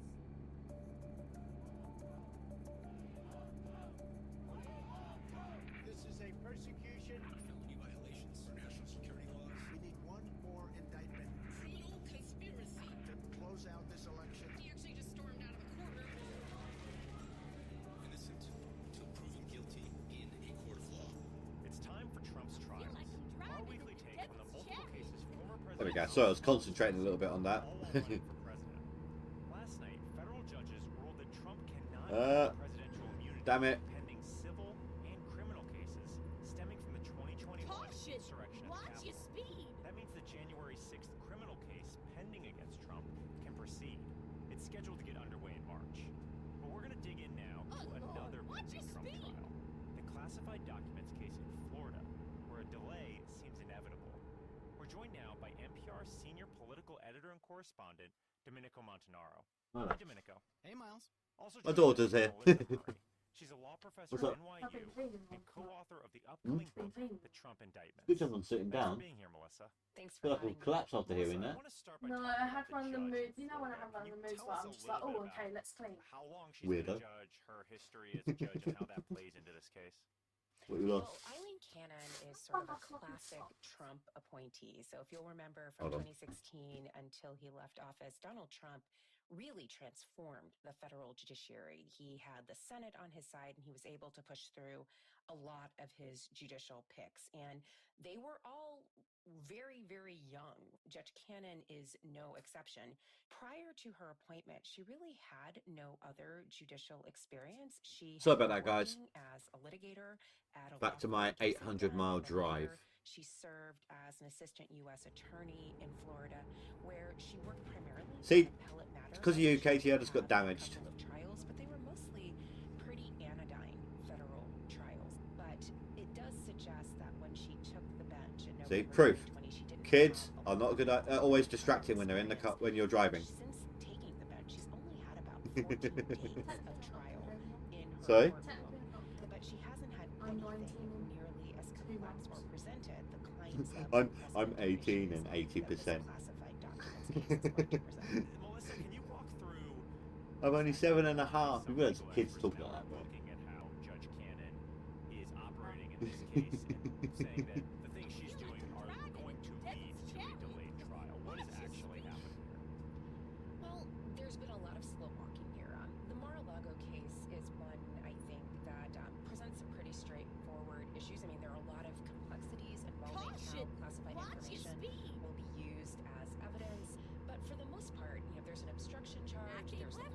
the proper retention of the documents, and it should proceed in a pretty timely fashion. But what we've seen from Judge Cannon in some of these initial motions that have to be dealt with is that she seems to want to kind of slow walk things. For example, Oh, I missed my turning. I wasn't paying attention to what she was saying. about what kind of information can be admitted. It's going to be a big diversion here. Information is classified. There's a question about the trial date. She's really delayed a lot of those decisions that could be decided right now. She said that she's not going to rule on Donald That was a rather dodgy time to introduce cop car. But that in and of itself sets up all of this to be delayed at the last minute. And the question here isn't just about this particular trial, but the sequencing of all four of these criminal trials. And Oh God. Donald Trump knows this. His lawyers know Wrong this. side of the road. We've seen the It's effort America. to delay Got to remember it's America. from the January 6th DC trial to this trial in the Southern District of Said Florida. keep left, so I kept left. Continue down the line, and if Judge Cannon doesn't hold the line on this, it is going to have a ripple effect. I mean, I think there's a valid concern that Can't believe I missed my turn off and added so much more time. for election into 2025 and former President Trump becomes President Trump again, that he would make efforts to interfere with the Justice Department and quash this. So I think that there's some really valid concerns there. Melissa, I do want to zero in on something you kind of touched on, which is the interplay. Right, that says green for me, okay? It's something that, honestly, I'm still really confused about. Good. Last time I did that, I got fined. Decide their schedules and work around each other. Can you explain this a little bit more? Like, are people in communication to try to work out, when Trump is going to appear, where, or how actually, when you are in the middle of so many legal issues, do these things actually get worked out? Just as a practical matter, no judge I need the in speed, United States, okay? whether it's at the state level I or made a federal boo-boo. level, is going to make Trump's defense team turn around from having just tried one case to verdict to then immediately turning to another trial. They're going to give them a little bit of a breather, which is why when Judge Cannon doesn't really issue a ruling on the question of when the timetable is going to be set for this particular trial, it kind of leaves everything up in the air, because if she goes second, if she goes third, we don't know, and that leads to a lot of lag time for the other trials. We have Fani Willis down in Georgia arguing that she wants to get started in August. That's probably timed to allow for the Jack Smith trial in DC to happen and to allow for Mar-a-Lago to happen, because it's sort of clear There we that go. those two cases are Almost back ready on to track, go. I think. Judge Cannon is kind of the fulcrum around a lot of this, because if she keeps delaying and delaying and delaying, we go past the May 2024 deadline. 65 speed limit. And now Good. 2025. Take longer for her to nag at me. Entirely. Domenico, how does all of this affect Oh, that's the exit ramp. voters are going to take into what they hear And in these again. trials when they actually go to the ballot box? Well, I think we're on a collision course that I don't think a lot of people see just how quickly it's coming up, because we Oh, I hope there's no actual traffic accidents that cause a diversion. Not after that. found out this week, we just got the Republican National Committee calendar for their delegates and how they're apportioned, and that's how a nominee is selected. They have to win a I'm off the majority of the delegates. side there a little bit. And half of the delegates, almost half of the delegates, are going to be decided already, apportioned by March 5th. And what is on March 4th but the supposed beginning trial date in New York? By the end of March, 70% of the delegates will have already been decided. So this idea that somehow a conviction of Trump will change the course of the Republican primary just isn't going to happen. We're existing in two different universes, because the primary is largely going to be over before there's even a chance for a conviction. That was NPR's senior editor and correspondent Domenico Montanaro. Okay, I'm keeping left. NYU law professor Melissa Murray. It's not like I've got an exit, is it? Thank you. Oh, yes, there is. You're listening to All Things Considered from NPR News.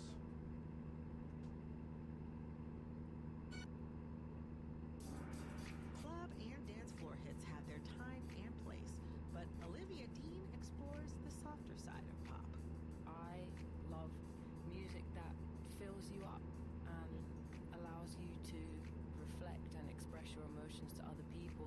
A special IBM Unplugged conversation with Olivia Dean. Next time on It's Been a Minute. Move over slow something. This afternoon at 5 on Public I was wondering why she hadn't moaned yet. 75 speed limit. Is provided by the George Sweet. Kaiser Family Foundation, partnering with Tulsa Educare to transform the lives of very young children and their families through high-quality early childhood education, enhancing parenting practices, and strong partnerships with other organizations. I had to say something, didn't I? TulsaEducare.org. National Public Radio for Northeastern Oklahoma from the University of Tulsa. Public Radio 89.5, KWGS HD1. I feel like I'm driving in the devil's chariot. Watch your speed.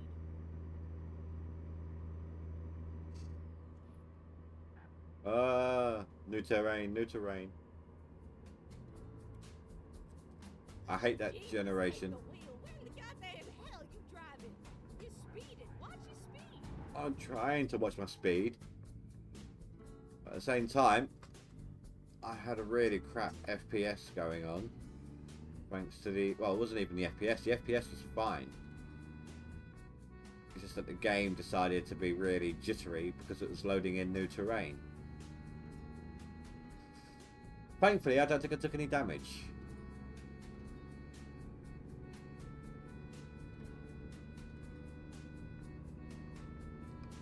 But when you buy a big bunch of DLC all in one, you know, you expect stuff like this to happen occasionally. This is all brand new territory. Somewhere, places I've never been. When I'm only, I bought all the city DLC except for 4. I think it was the 4 most expensive ones. Well, as they are right now, they're all on offer to a lesser or greater degree. And most of them are pretty cheap right now. The latest one is the most expensive still, which I think was Exus, I want to say.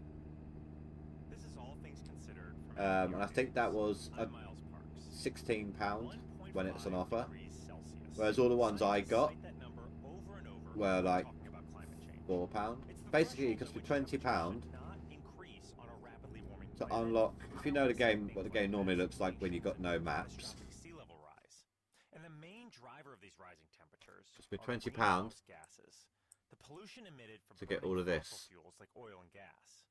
Every year, world leaders gather at COP, the UN-sponsored Conference of the Parties, to devise solutions to a growing existential crisis for humankind.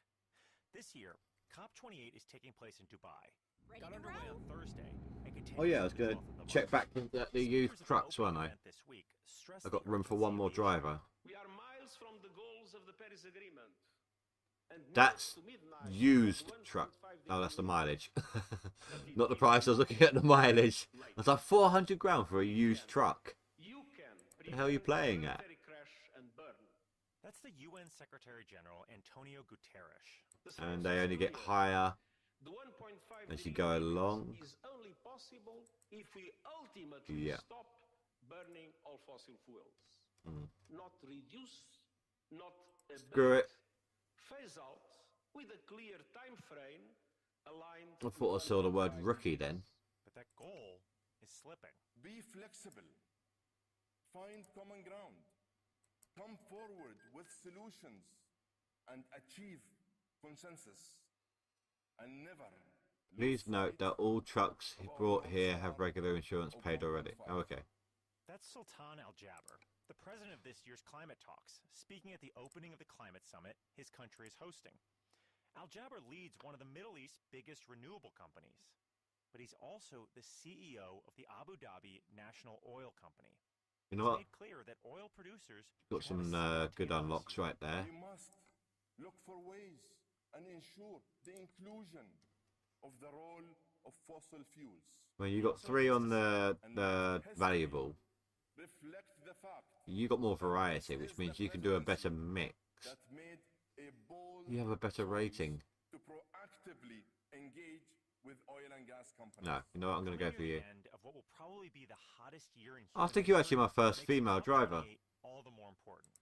But it's being held in one of the biggest Not oil because of facilities anything in the particular. It's world. just I don't think I've had any options for female ones yet. One of the biggest oil companies in the world, which has left a lot of climate change advocates. I got 6 grand. skeptical about the I'm going to ability get to achieve in debt much-needed solutions. before I even reach the International correspondent Aya end of the Batrawi track. is in Dubai in the United Arab Emirates. Especially as 28. Hi, Aya. normally, So you've been living like in the this Gulf guy, for over a decade I think now, it was. and you're covering this year's summit in Dubai. Can you tell us a little bit about how these oil-producing countries view climate change? Sure. So I'm at the summit this year, and I can tell you, it's December, and it is hot outside. It's warm. I mean, not so hot that you can't be outside, but it's definitely warm. First And day so I had him. understand very well that That's what climate he change got impacts me. them here, and that the science shows that So I expect that again, but by the end of this drive, this is 116 grand. So I'm going to turn my heater off and get a bit warm now. And already in the summers, I can tell you, for 6 months out of the year or more, we are living in conditions I that will should survive the be heat and the humidity good. here. And the extreme weather also impacts the Gulf countries. There's monsoons, there's flooding, there's problems with food security, not having enough, agricultural land. So they know. What does suck is However, there's also another existential. you can't. I know you can sleep 3 times in a row, right? But what about? Oh, again, every goddamn time. What about those times? What about when you say you finally get enough garages and enough drivers so that you don't actually need to drive anymore? So if the world stops using this oil and gas, this is going to directly impact their economies and maybe even their political stability. At the same time, they know the world is warming and that they're impacted, so they are caught in this dilemma. All right, so what are the UAE and then the world's biggest oil producers? You can still only sleep 3 times, and then you've got to wait X amount of time, so you may as well drive. To diversify their economies away from relying on oil and gas. They know that the world is moving away from oil and gas, and they Isn't there a second scale? spell the end of their economy. So they're investing heavily in Oh yeah, but I'm assuming. Oh no, I can kick out. Solar, wind farms, electric vehicles, No, all of that. okay. They're investing heavily. Their oil and gas money is going There towards isn't a second these scale. kinds of companies and that kind of technology. They're also trying to push for technologies, though, that aren't really working well yet or haven't become affordable, like carbon capture. And the thing is, the world Don't think I've is got still enough demanding damage to more warrant of a their oil fine and on this gas. one. Like, we know that the U.S., the Biden administration, has pressured Oh, and good. asked Gulf Arab countries to pump more oil to keep prices low for American consumers. It's just a We big know that time Europe is waste. turning to countries like Qatar It's for literally its like gas needs after turning away from 90% of the time, maybe even 95% of the time, I get called in. the biggest client of oil and gas from this part of the world. So while the UAE and Saudi Arabia have joined this net zero club of countries that are, saying they're going to cut emissions, it's only within their borders, and they still have every intention to keep pumping that oil and gas and to be burned in other countries. Well, let me ask about one of the most interesting storylines of COP28. Is that it's being led by Sultan Al Jaber. We heard about him earlier. Well, I said Walmart for a second then. This year, but he also runs one of the largest oil companies in the world. How does that affect the talks this year? Yeah, I mean, this is a very powerful man.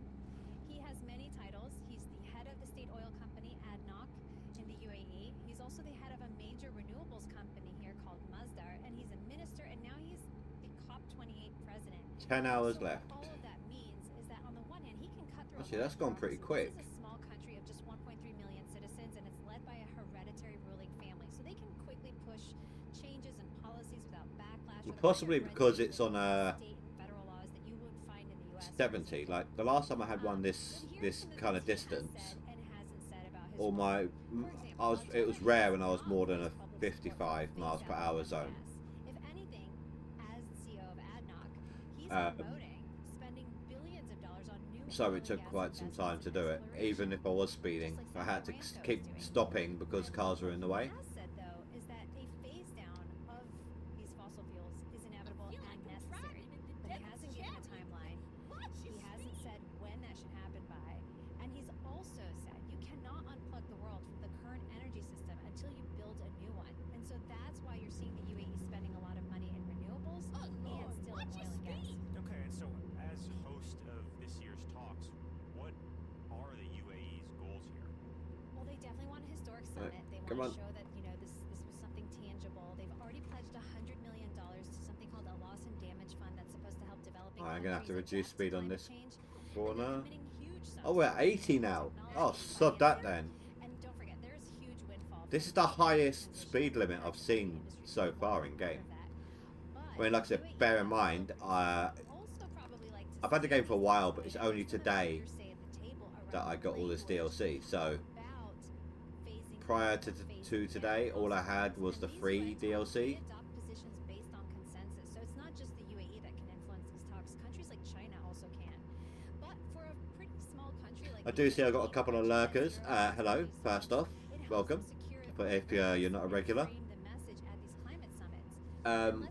just to let you know, stream will be ending at the end of this run. I'm from England, and the time over here right now it's 10:30 at night. So.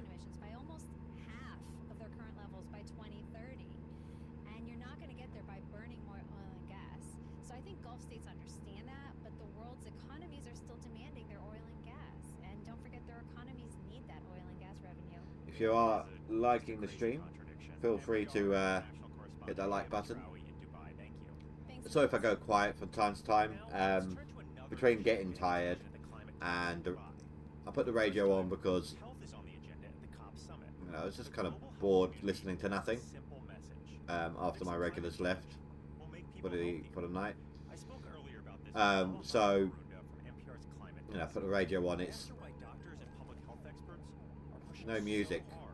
I don't have my headlights on. They're automatic as well, or should be.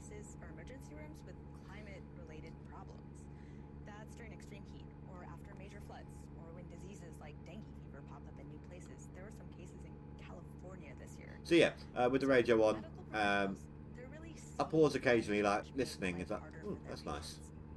Or I'm an audiobook person. I like listening to audiobooks. So talk radio. As much as I like music, I do like music as well. Don't get me wrong. But even the streamer radio in last night's stream hit me pretty hard with a massive copyright issue. So I had to delete the after the fact. And I'll happily listen to an audiobook over music. It's my preference more than music. I do like music a lot, but I find myself in the mood for an audiobook a lot more often than music. For decades. She says that for a long time, climate change was really framed as a future problem. As the science advanced and as climate change has proceeded, So talk radio, close as I can get in game without it being copywritten. that does then completely change the dynamic. We can now directly link climate change with I think I've reached my truck's max speed with this trailer. climate science, like this field called attribution. On a zero incline or decline. Because of human-caused climate change, and it ended up killing over 60,000 people. Wow. So, what is the global health community asking for? There are really two asks. The first is cut fossil Oh my god. Jenny Miller. If I get fined because they instantly dropped it down to 55, that's just bollocks. And that means phasing out fossil fuels as the primary driver of climate change. But countries also really need help dealing with the problems climate change is already causing for them. So the second ask Oh, is okay, that's what the new mail is. that could go for building climate resilient medical hold on. facilities or setting up early That warning was a lot systems smaller for than infectious expected. Diseases like malaria. Here's an example from Dr. Gitinji Katahi, who's a doctor and CEO of AMREF Africa. Only minus 16 grand. Hit his country, Kenya, in the last couple of weeks. More than 100 people have died already. But Rather he's helpful, really worried actually. about long-lasting Yes, I know. I'm in my effects beyond overdraft. that, too. Water and sanitation, for example, become really big issues. And that means that there is likely to be a cholera outbreak in many of these areas. On that drop in So the health risks, they're really growing in countries like Kenya. speed limit was only because of those roadworks as well. Now that all these leaders from Oh, all over crap. the world are meeting, what are you expecting to see here? I think, first of all, we'll just see a lot more conversation than ever before about health. And already it was mentioned in the COP president's opening statement, which was really exciting for a lot of health folks. Are you kidding me? Just dozens of health ministers coming to the meeting for the first time, and they're set to release a declaration about how important it is to You know take what? health Screw into it. account in these conversations. I mean, we're gonna see how the negotiations go, but honestly, just getting health near the climate negotiating table. I am not taking a massive detour NPR's Alejandra again. Speaking with me earlier. After my conversation with Alejandra, several organizations, including I'd rather take that crash vehicle hit, monetary hit, than take the big ass detour. Plus it gives me a bit of open road for a little while.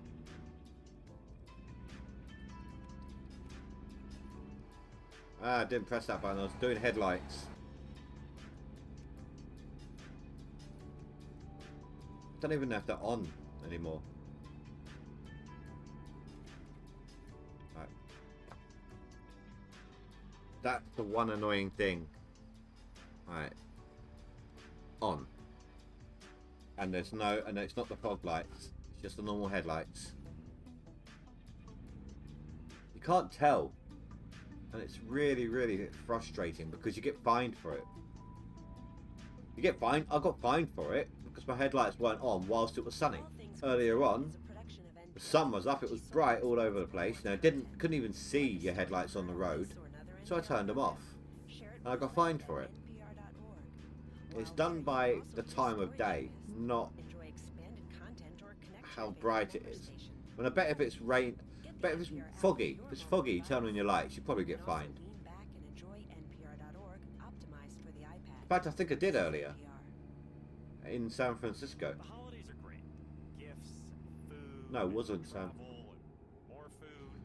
San Francisco, it was somewhere else. Oh, not another one. Are you fucking kidding me? Well, if you have good credit, collecting credit card points can be a great way to ease. You saw nothing. Don't care. I'm not. It is determined to. That's the third one on this trip. Third detour of this trip. Screw that. It's an 800-mile journey. But personal finance and travel journalist Catherine Van says, not so.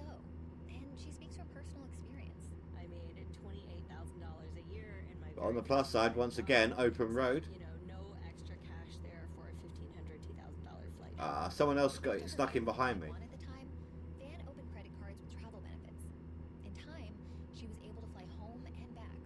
Okay, let's take a look at the map for a second. It's getting late in game. My character's gonna need sleep before long. Van's takeaway is it's not limited to super rich people. It's not limited to people who travel a lot for If I do it here, I can fuel up at the same time. My fuel's not too bad. I do have fuel economy 1 on.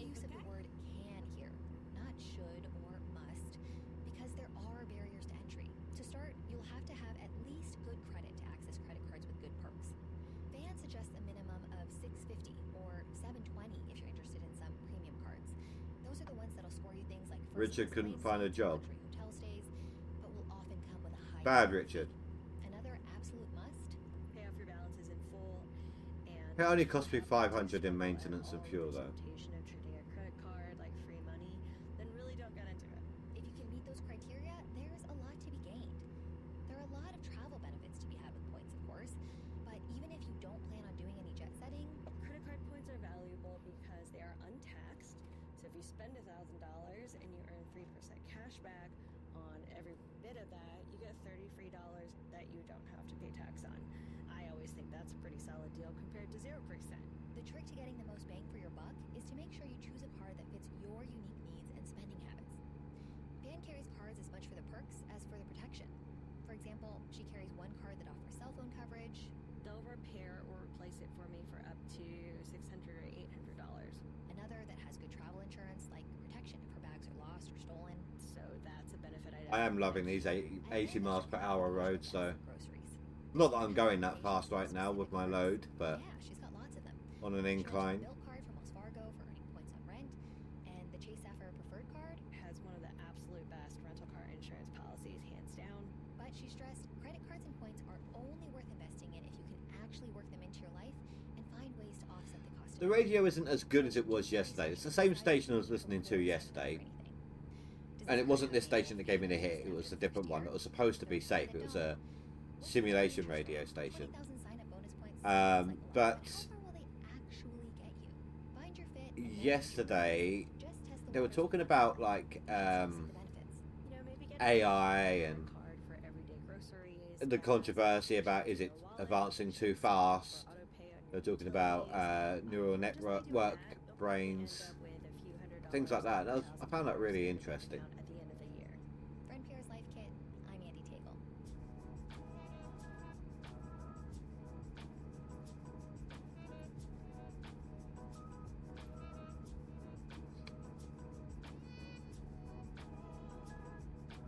You are listening to All Things Considered from NPR News. I'm Maria Hinojosa. Next time on Latino USA, The Archivists, a special look into the people and one particular place that's devoted to preserving Latino history. Don't know why I'm driving off to the side. I was looking at the route. Land grab mentality, we can take care of it better than the people in the country of creation. And again, pay attention to what's in front of you. Sunday evening at 5 on Public Radio 89.5. For those who are currently watching who may not have been before, I am using a steering wheel on pedals, and I do have a little bit of a dead zone on the steering wheel. It's not an instant. Explorers, art babies, sing-along Saturdays, family nature walks, and more. Details at philbrook.org. This is listener-supported public radio from the University of Tulsa. Public Radio 89.5, KWGS HD1, Tulsa. I'm Janine Herbst with these headlines. Vice President Harris says too many Palestinians have been killed in Gaza as Israeli jets bombarded it today after a temporary truce fell apart this week. The Gaza Health Ministry says at least 193 Palestinians have been killed since the truce ended Friday. Representatives of some 200 nations. When it comes to fuel, that's one of the issues with a high speed limit. If it was like, say, 70, no, let's call it 60, right? I'd probably be going at 70 for a while. Then I would just stop and let it coast, like I'm doing now, just to save. Oh, it's actually reduced the speed limit anyway, but it saves on fuel a little bit, obviously, especially on a downhill. Support for NPR comes from this station and from Indeed, designed to be an end-to-end hiring solution for businesses of all sizes to attract, interview, and hire candidates all from a single platform. Learn more at Indeed.com/NPR. Oh, Jesus, take the From wheel. the Public Where in the Welfare goddamn Foundation, hell you driving? committed to advancing a You're speeding. Watch your transformative approach to justice that is community-led, restorative, and racially just. Learn more at publicwelfare.org. And from listeners like you who donate to this NPR station. This is All Things Considered from NPR News. I'm Miles Parks. One of the world's most Fitting. influential policymakers died this week. Henry Kissinger was 100 years Okay, old. I'm good. I'm He good. served as National Security Advisor Back and to Secretary coast. of State under Presidents Richard Nixon. Okay, maybe not. I wasn't going as fast as I thought I was. For elected office himself. He was a mastermind foreign policymaker, Nobel Peace Prize winner, and in the eyes of some, a war criminal. Rund Abdel Fattah and Ramtin Arablouei at NPR's History podcast. Looking at chat. Sorry. At how Henry Seeing if anyone had said anything. and was shaped by the 20th century. Henry Kissinger immigrated to the United States in 1938 at the age of 15. Doesn't even speak English when he comes to the U.S. And within a decade, he's moving into powerful circles. Within a few decades, he's running the country in many respects.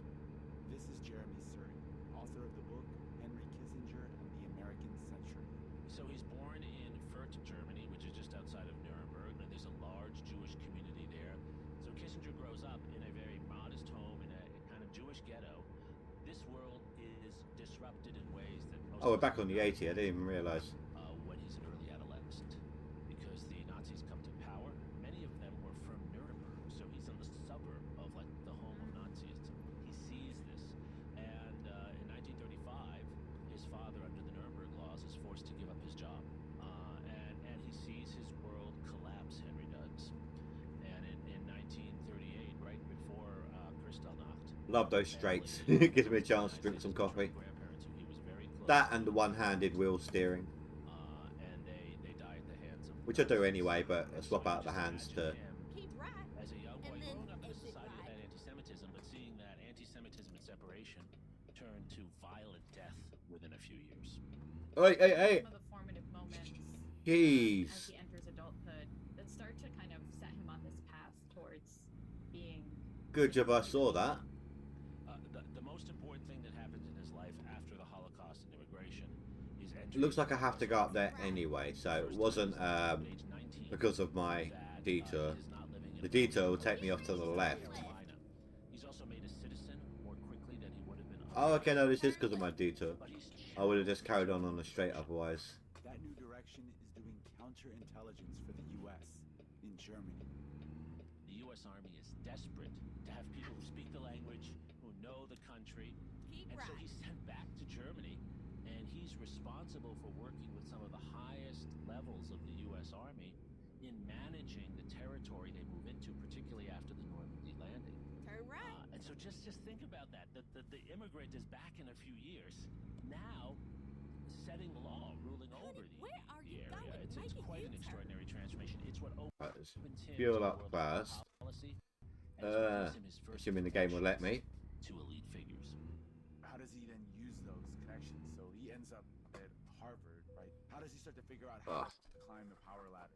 I'm going to use this opportunity to roll a cigarette as well, guys. Military, people who will literally write recommendations, open doors for him.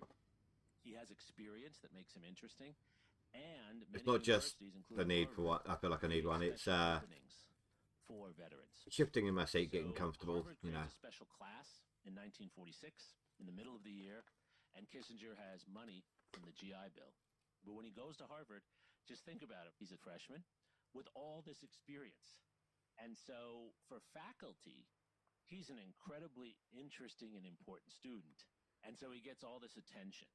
And so he brings his talent and hard work and experience together. There's almost no one I've ever met who can sit down with a powerful business leader or political figure and in 2 or 3 paragraphs explain what's happening and give you a coherent thing to do. Right? Kissinger will say, Right, fuel up. here's the problem, and here's what you should do. And he'll put it together in a coherent, thoughtful way. I can see. Oh, this one's only 99 cents. So, right, in that sort of like hyper simplicity of like consolidating and being like, this is Right, the problem. now for this the is tricky part. solution. I'm gonna make it very black and white for you. So, walk me through how that approach of his, which is gaining him power, gaining him influence, reflects pretty kind of like extreme and some would argue dangerous ideas about how to approach foreign policy. Absolutely. I mean, the most, I think, important example of this is to oversimplify what communism and socialism and anti-capitalism are in other societies. Kissinger sees communism and related entities, related ideologies in the Cold War as versions of fascism, which he obviously that's hates bright. from his experience. Reese, thank you for the $800. Communism are fascist-like, but many forms of socialist influence are not. But for Kissinger and many around him, the anti-communism, anti-fascism becomes a very simple way of trying to assess a regime and then justify the use of force against it. For example, Chile. In the 1970s, Kissinger was working as National Security Advisor and later Secretary of State under Richard Nixon, and they supported a military coup against a leftist president. Really tight turns here. Allende. That led to years and years Got of it. internal violence and oppression in the region. Kissinger's role was also key in another Cold War conflict. And then turn left. The war in Vietnam, Cambodia, and Laos lasted Turn for left. nearly 20 years and resulted in the deaths of millions of people caught in the crossfire. American warplanes followed Kissinger's directives for a bombing campaign against, quote, anything that flies. So 6 hours left, anything that moves. and we need to make it within 18 hours. So I've actually lost 2 hours. Civilian deaths. I'm just trying to make sense of how did he rationalize this sort of like Because originally it was going to be 14 hours left over. the violent acts of the world. I mean, it could be 13 because I wasn't including the minutes in either time here, this time or then. What do you make of that? But it was a detour. That's the irony that he himself sees. The first one, at least. He's actually written about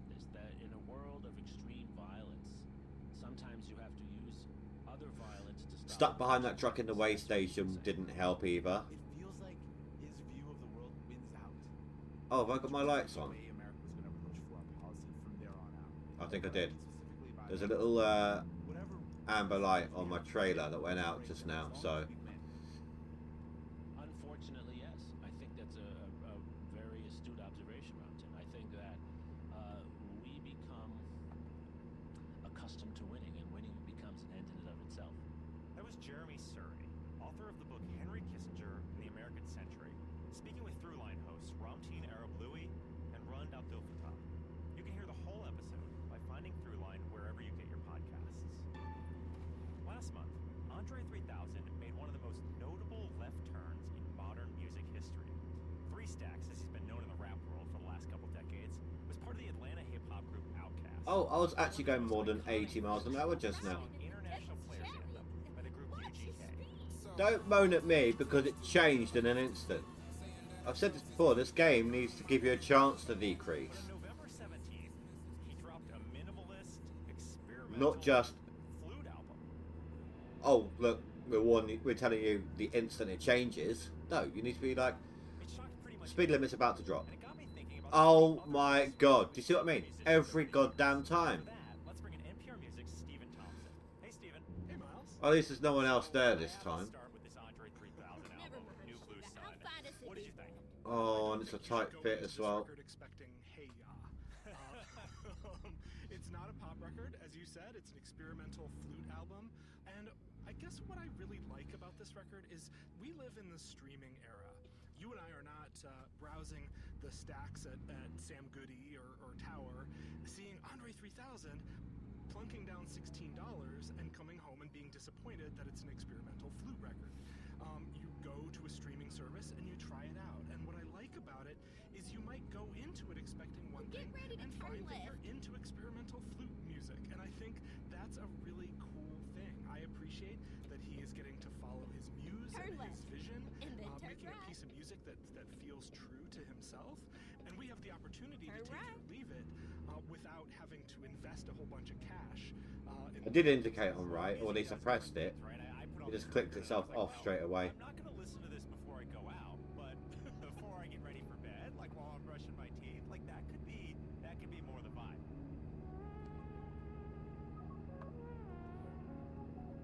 I gave you the homework assignment to think of other times that artists have made big, surprising twists like this. What did you come up with? Well, the first thing that came to mind actually came out earlier this year and was another rapper. No. Who makes trap music, put out a psychedelic rock. If that's an actual song, I'm screwed again. Your talk radio. Dickheads. To go down this road of this music that kind of billows out and uses kind of rock forms but in exploratory ways. So I mean, Andre 3000 isn't even the first rapper in 2023 to make a wild move like this. There's a long history of this. That'll be why I was jittering, or am jittering. New area. Some artists make a habit of it. Yeah, and it's not just rappers, right? I mean, you have a country musician that you're bringing forward here too, right? Yeah, I wanted to talk about Garth Brooks. Garth Brooks, probably the biggest recording artist of the 90s, certainly in terms of record sales. At the end of the 90s, put out an album called Garth Brooks in ... The Life of Chris Gaines. Yeah, thanks guys.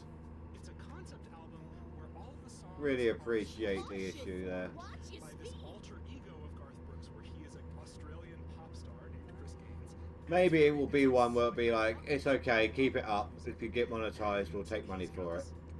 You know, you won't. You will take the money from that video. You won't. At the moment, I'm not monetized, so it doesn't matter. Now here I am, a pop star. What do you think? And it's considered, you know, a little bit of it's certainly considered a major left turn, and many people think of it as a very misbegotten record in a lot of It's just ways. annoying. It certainly wasn't a hit on the scale of No Fences, or you know, or the music for which he's You know, pick a station that's supposed to be just talk, no music. Of a musician going where the wind takes them and doing something that feels true to themselves in that moment. Yeah, that's what I love exploring. It's just like the why when you look at any of these records, right? In terms of not like you shouldn't do this, but just it is something to think about. When I was listening to I'm sorry, Granny, but I am driving angry now. And I really oversteered on that.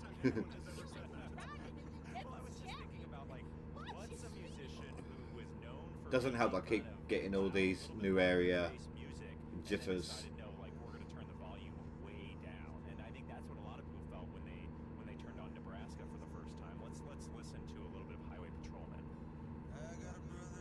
I could feel I was a bit too fast for that corner. I drifted over and then back again. And this got me wondering, Steven, like, is there something about age, like getting older, that makes artists just want to make music that's a little quieter? I think there's certainly grinding. something to that. I mean, It's not a skateboard game. Cases where people have gotten older and gotten more experimental or tried to make something louder or more atonal.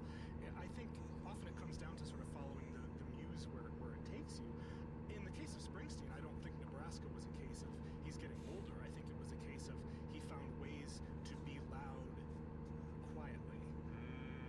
If you listen to that record, that's not necessarily Watch your speed. You hang on his every word. Some nice views again, though.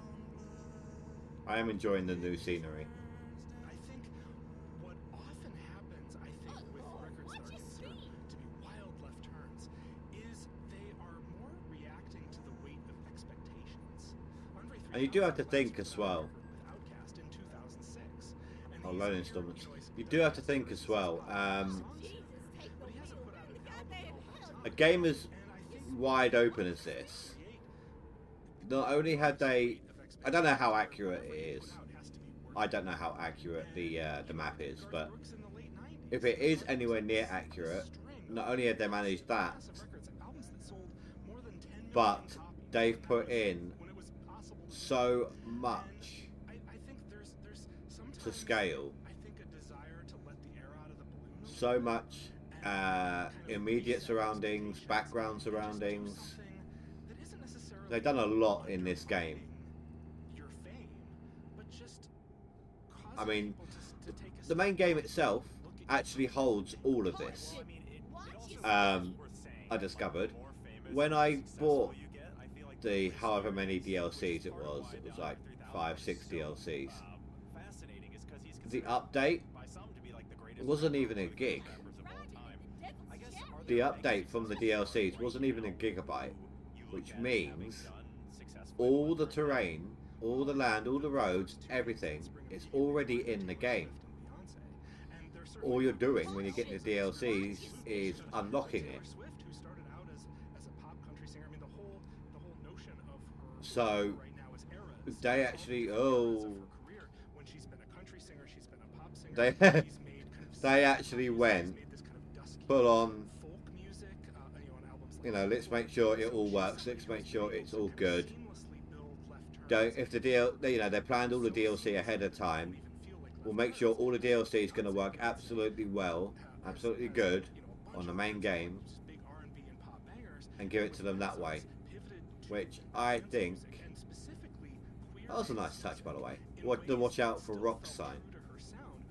But I think that's a good way to do it. They know in advance it's going to work. And it's just a timed release system after that.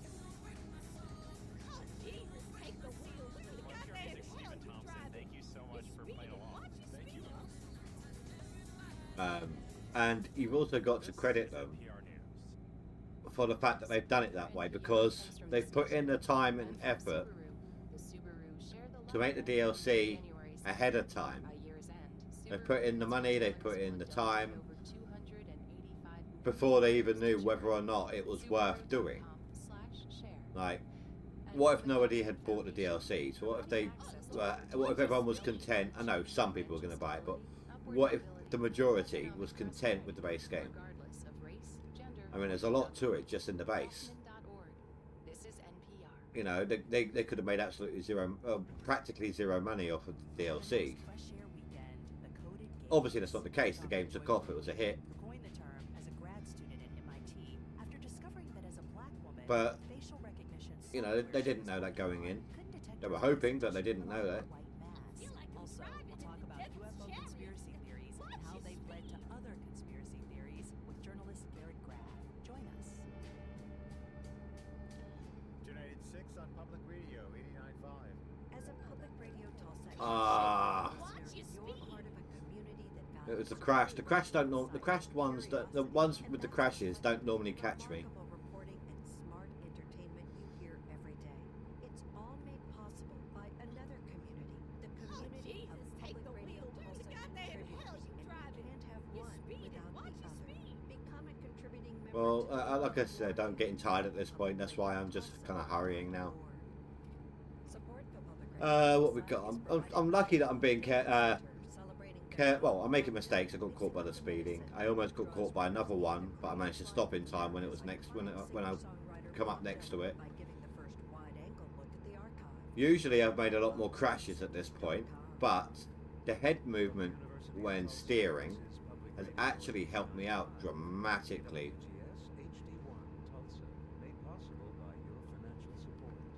It's such a difference. Oh, someone made some money, I believe. Either they made money or they couldn't find any jobs. I don't know what. I only caught the name at the end of the ticker. Looks like they made some money though, because I was at minus 10 grand. Is that there is no set definition of what is gayness, what is the homosexual life. And so all of these people are just trying to figure out how they can make it work for themselves. And later, Ah, damn it, just caught the wall. she sings a couple songs for us, and we hear about her explorations into the softer side of pop. I think I previously convinced myself that the best music was made, you know, in breakup, and then I wasn't going through a breakup anymore, and I was happy, and I was like, well, who wants to hear about that? It's so much more difficult to find the nuance in happiness. All that and more after these headlines. Live from NPR News in Washington, I'm I had to slow down because of that car. Now I'm just crawling. Well, I mean, I'm not crawling. It's 45 miles an hour, but it's still really slow by comparison. NPR's Deepa Shivaram, who's traveling with the Vice President, has more. Vice President Harris met with several leaders of Arab nations while in Dubai attending an annual climate summit. She says as there are talks over hostage releases and humanitarian aid, she also wants to lay out what That car, that white one, looked like it had flashing lights in the window. We have to revitalize the Palestinian Authority, which means giving the support that is necessary for good governance. Harris didn't provide any details though on what that Come on. would look like or exactly my pedal is flat on the floor. transition to governing the West Bank and Gaza. Deepa Shivaram, NPR News, Dubai. United Arab Emirates and Saudi Arabia, two of the world's It doesn't even feel or look like that much of an incline. I'm not the only one going slowly. I mean, look at these trucks. their emissions. NPR's Aya Betraya has more. The Oil and Gas Decarbonization Charter is supposed to speed up climate action, according to its two main sponsors, Saudi Arabia and the UAE. They say that 50 oil and gas companies have committed to this initiative to cut their methane emissions in the production and extraction of oil and gas to near zero. Oh, I've got a turn coming up. Make sure I'm on the right-hand side. General have called for ending altogether the world's reliance. I don't know if I actually have to make a turn. Oh no, I don't. It's part of the curve. This oil and gas industry pledge was rolled It's not out how in it Dubai looked there as because of the the other UAE is hosting bits here. climate talks. The country has plans to increase its own oil production by 1 million barrels more a day by 2027. Aya Batrawi, NPR News, Dubai. That turn off there confused me on the GPS for a moment. President is not immune from criminal prosecution. This ruling rejects Trump's efforts to dismiss the case on grounds of presidential immunity. NPR's Ryan Lucas has more. In her nearly 50-page ruling, U.S. District Judge Tanya Chutkan says the Constitution does not shield former presidents with absolute Shut up, Granny. immunity for any federal You had all that time of me way under the limit. The U.S. has only one president at a time, and the position You're gonna just have to live with it. Get out of jail free pass. Oh, Trump's Jesus, attorneys were take seeking the to have the wheel. case Where in the against him goddamn hell postponed you driving? because they say Trump was acting in his Watch your official speed. capacity as president and trying to ensure election integrity. Cruising high below, 1 of 2. Trump is expected to appeal the court's ruling. Achievement progression. Also was asking the court to dismiss the case on constitutional grounds. Judge Chutkin denied that motion as well. Ryan Lucas, NPR News, Washington. I swear I just saw a face in the rocks just now. From Washington. Radio journalist Maria Martin, a former NPR colleague who created the radio show. Well, we're going 88, 89. We're going back to the future. 88 miles per hour. Not that a DeLorean can go that high anyway. Maria Martin reporting. Martin reported on politics, violence, and resilience of indigenous communities in Central America. She was born in Mexico and got her start at the first Latino-owned community radio station in the U.S. Later, she became an Oh, I didn't look behind me then. and in 1993, That could have been messy. created the English-language radio program Latino USA. 30 years later, Martin talked to host Maria Hinojosa about her vision. To reflect the diversity of the Latino community in all of its beauty and in all of its pain.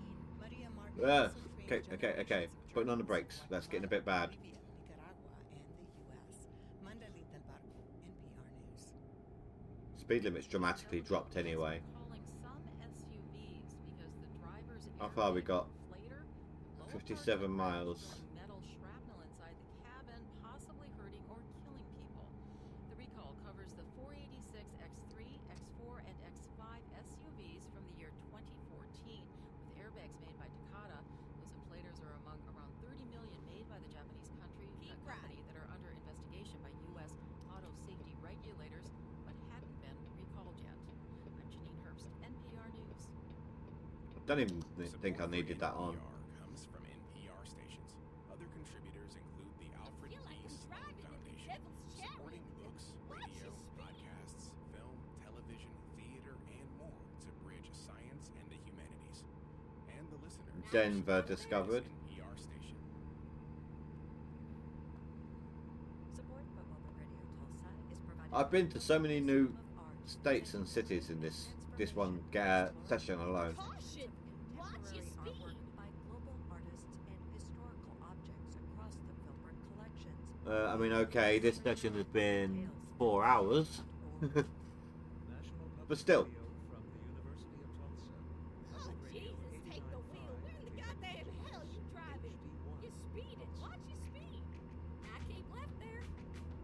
Hey, I'm Brittany Luce. You're listening to It's Been a Minute from NPR, a show where we talk about what's going on in culture and why it doesn't happen by accident. It's no surprise to anyone that it's been a really bad year for television. The strikes really did a number on us, and for those who love TV like me, it's been so bad that I started watching anime, and I don't even like cartoons. But lo and behold, this fall, I finally got something new and juicy to watch. And I want you to know about it. It's called Fellow Travelers. Turn right. It's a mini-series on Showtime that's giving the people what they want. This historical romance spans from the height of McCarthyism in the 50s to the more is more era. Oh no, probably not the sort of anime for me then. I'm more of a Studio Ghibli. Little bit of Pokemon, a little bit of Digimon, Dragon Ball Z, that sort of stuff. I have a degree in political science and history. I think Oh, Lord, watch your speed. Tim wants to break into DC politics, and Hawk takes him. Oh, 3 miles away. Shut up, Ticker. Forgot I left that on. Hawk and Tim are in the closet during the time of the Lavender Scare, a moral panic raised by Senator Joseph McCarthy, who sought to expel gays and lesbians from government service. And that puts their budding and then romance and exit their right. livelihoods at risk. One of them really loves having sex with men, but Exit can't right. conceive of falling in love with a man. This is Ingu Kang, TV critic for The New Yorker and Turn someone right, whose TV and then opinions keep I left. trust wholeheartedly. She wrote a glowing I could have made that, but And the other one figured what's the point risking it? loved by anything and everything and wants to be subsumed, and you're just like, my guy, this is like not the guy for you. And yet they're so hot together, so you really have to root for them to be together. After a long stretch of shows and movies obsessed with multiverses and infinite possibilities, comes this show about America's very real and not so distant past. A show that asks us to examine the human cost of our politics, then and now. Ingu, welcome to It's Been a Minute. Hi, thanks Come for on. having me. Oh my gosh, my pleasure, my privilege. It's been a pretty bleak year for television. Yes. It's also been kind of paltry because of the strike, so there wasn't really anything getting made. But one of the oases of our 2023 TV desert, and then turn for left. which you wrote a glowing review for The New Yorker, is Fellow Travelers on Showtime. Fellow Travelers is one of the most absorbing dramas of the year. I just gave way to another driver. Don't think I've done that much in this game. Normally I'd just let them give way to me or crash.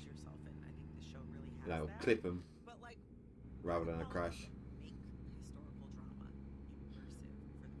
Part of that immersiveness for me really comes from the fact that you I hope my drivers are taking note of this. Jobs like this. almost sort of like chiseled by the historical circumstances around them. I think one of the really great things that the show does, very indirectly but also very consistently, is trace in the background gaining progress from the 50s to the 80s. And I think there's a point maybe in the 70s where they sort of talk about the term gay, right? Because it is a term Hello? where people are like, thank you. oh, is this like what we're supposed to call First time I've seen a barrier in this game that's at location. The 20th century has been full of these sort of re-labelings of certain minority groups. Where And do you want sort it? of see how these larger Nope. historical forces play out in terms of You know, I like, can't these even be bothered to do that now. quirks, their idiosyncracies, I'm their tired. like very individual wants and needs. And like that feels Ugh. so real to me, you know? I mean, maybe this is going a little bit too far, 116,000. but if I sort of think of myself Nice. And we're leveled up. back in Perfect. the 1800s or something, I always think like I'm going to go ahead and get fragile cargo as well. could be myself, Open up some more possibilities. born in America in the 1980s. That email says that I'm not in my So it's overdraft any longer. these like very relatable personalities, so completely informed by their time period. Right, so let's take a look at things, shall we? So driver manager. In that way, like I don't always think about myself. Reese, how are you doing? But it's like I see it so clearly. Really, Reese? In the way that you described. Not helpful. But then, okay, 800. Because Tim was played by Jonathan Bailey. He's the guy that Just, you know. He's the you can do it, okay? Got faith. He is so invested Robbo, in being going back down again. No, come on, Robbo. organization or some larger campaign. He wants Richard. to join something. He wants to be a part of something. I don't think he even wants to belong. I think he utterly Minus 500. Richard, come on. Look, you've got a steady increase. Your skills are definitely climbing. Come on, dude. And Harry. My highest rated driver. Oh, look at that. Climbing right up there now. Recognized by the government. He's just sort of Good man. flailing around, and when you find that he actually finally at last finds a calling that is worthy of his passion, it's so beautiful and so Take a look at the satisfying. bank. You're listening to It's Been a Minute from NPR. I'm Brittany Luce. So I've got a 50 grand, 100 grand, and a 400 grand loan. Ouch. Didn't realise it was that much. Which follows the between two closeted gay How men much do I at have? the height of McCarthyism and the Lavender Scare. 107 The grand. character of Tim is like he's my favorite character on the show. You single out Jonathan Bailey's performance as Tim. Okay, in let's get that your one. Review for the New Yorker. Like, what makes his journey specifically so 6 grand a day now. that Perfect. it stands out in such a way on the show? I think what Jonathan Bailey does so beautifully is every Next time you up, think that you have I'm not going to get a job. I'm just going to take a look. he goes to these bars and he orders milk, and you're just like, my God, like, get a life. Yeah. Every time you think that you have figured him out, you're like, oh, So no. that was like a I think once it's in a, truly like in the first episode, not once in a where lifetime, but Hawk you know, and Tim difficult to initially find meet kind of each job other amount. at a election night party for Eisenhower, and they're sort of like talking at the bar, and then the next day they sort of just What's happen the to see each other, and they talk, and Hawk basically figures out this man is gay and interested in me, and Tim says It's easier to do this via the I should leave soon anyway. Job interview? It's noon mass at St. Joseph's. freight market one. That's and what I was Hawk looking says, I'll for. spend the rest of the afternoon picturing you kneeling in prayer. Oh no, no, I'm thinking of something else. That's heavy load. That's oscillating. That is valuable. Yeah, high value. Smile that Tim allows himself, where you can Hazardous, high value. at which he has been recognized. Articulating. Hazardous, high value. I'm not seeing anything of like absolute happiness that on that new type right now. body. And you're just like, oh, we are in the presence of an actor. That is such a good moment to highlight. I mean, Barely even seeing any hazardous. Timeline focus that makes this. Before we go, I'm gonna head off Like it covers some really to. interesting history, but they also really consider how that time ages the. That can only be service perfect. So you've got all three things that I need right here. Get the full picture of their relationship over those. We're gonna sleep. We're gonna repair. We're gonna look at some potential upgrades. See what we've got now because we've got. Like that was like the aspect of the show I was like the most scared of, to be honest. Because There is an engine and a trailer. Are, in their 30s and 40s, and honestly, sometimes like not There the might best be a makeup. drivetrain. Going to really There's a new chassis. People in their 50s and 60s. I don't actually own my own trailer, so I've no idea. For me, it really. I don't even know how to get your own trailer. I'm nodding, yeah, because I'm. How do you get a trailer? I feel like Hawk in the earlier scenes. I'm like, I see he's got some. Oh, Things that right he's there. wrestling with, but he's kind of like Don Drapering through life to a certain degree. But yeah, no, that regret is hitting hard in the 80s, and you can see it. So for listeners who don't know, and this isn't a big spoiler, Construction as time equipment, passes, Hawk chooses two containers paths, and right? container Basically work on the tanks, down low, marry a woman, bulk cargo and material. continue So to work in the government. Has children, Exactly. But the show almost seems to posit that like you can't just for pick a all of the trailer and obvious upgrade it so it works for power everything. that presents when his life is contrasted with the life we see that Tim has. You need. Even though Tim I wouldn't even know how you pick and choose, and basically all I don't even know what the benefit of having your own trailer is. Like, it looks like he has the kind of full life to a certain degree that we're using their trailer. thought was possible What does for it matter? and he has a sense of purpose. Yeah. That Hawk doesn't. You know, we don't get charged for using it, do we? himself in a way that Hawk absolutely cannot. Yeah, and I think part of like what you Now you drive safe are able here. to sort of Right. contrast as gay progress happens in this country. No, I need to and back as up. People are able to be more, truthful versions No, I of don't. themselves, and maybe I don't know, lie to everyone around them less. Oh, okay. You No, can sort I of know where I see can go. that Tim, as he is becoming more and more out, is able to put all of moralizing compulsions, I guess, really, in a positive direction. And you see that Hawk is sort of like unable to move. Thank forward you. with history. I wonder if you can actually crash through the barrier. In the past that has scarred him and made him to be a sort of survivor in some of the ugliest ways. Yeah, so a lot of like what we get with the show is That'll be a no. see these sort of analogs of Hawk with much greater power, which are basically Roy Cohn and Joseph McCarthy, who are posited here as closet men who are going after other gay men so that they can Only 9 miles out. from themselves. Caution! And Watch your speed! Also see probably I was looking at other things then and doing something quite similar. driving British again. You sort of wonder as homosexuality is turn born, right. is he going to find it within himself to be a more tender person, a better person, a person who I feel like I'm driving in the devil's chariot. Watch your and speed! I think that's truly like Ow, ow. the greatest tensions or like the It's greatest good. moments of Good job I'm going to go get fixed up anyway. is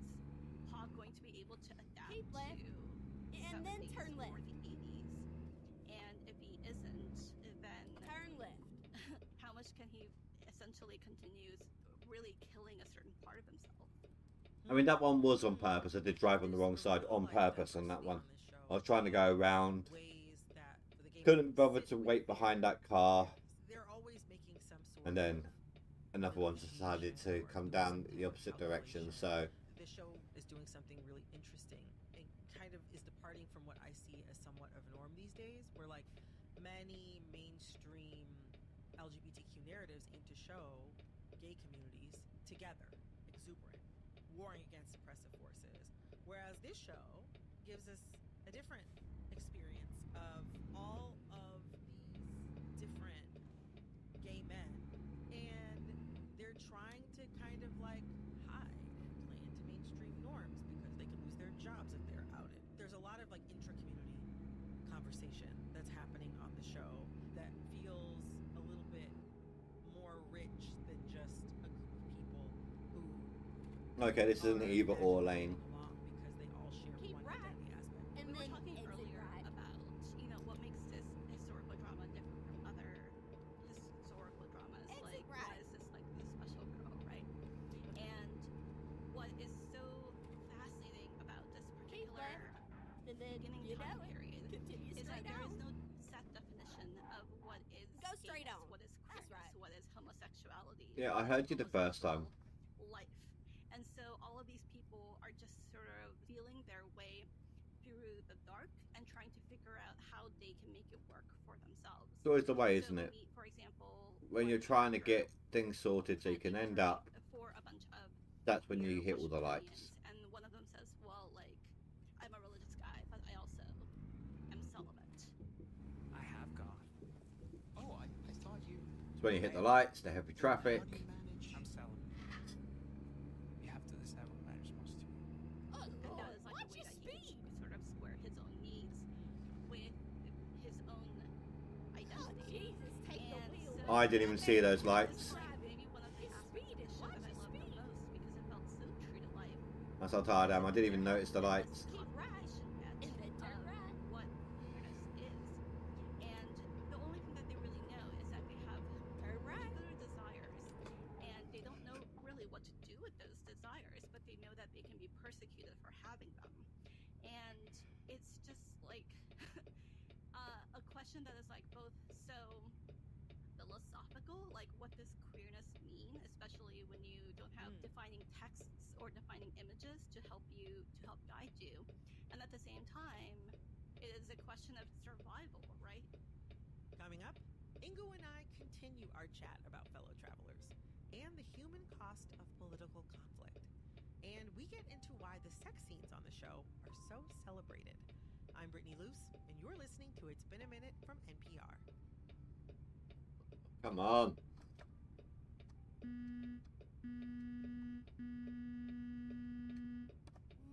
Hurry up. On the next Jazz Night in America, she's one of the last living beboppers, a pioneer of Thank blues you. and bass, the first singer on Blue Note Records. Go straight up. One and only Sheila Jordan. We have the NEA Jazz Master in conversation. I'm Christian McBride. Jazz Night in America. Right, we'll start off with tonight at 8 o'clock. Support for public radio this side. is provided by the George Kaiser Family Sure you come back and visit me, all right? No, that's the truck dealer. I need this. Dignity and to reduce maternal health disparities.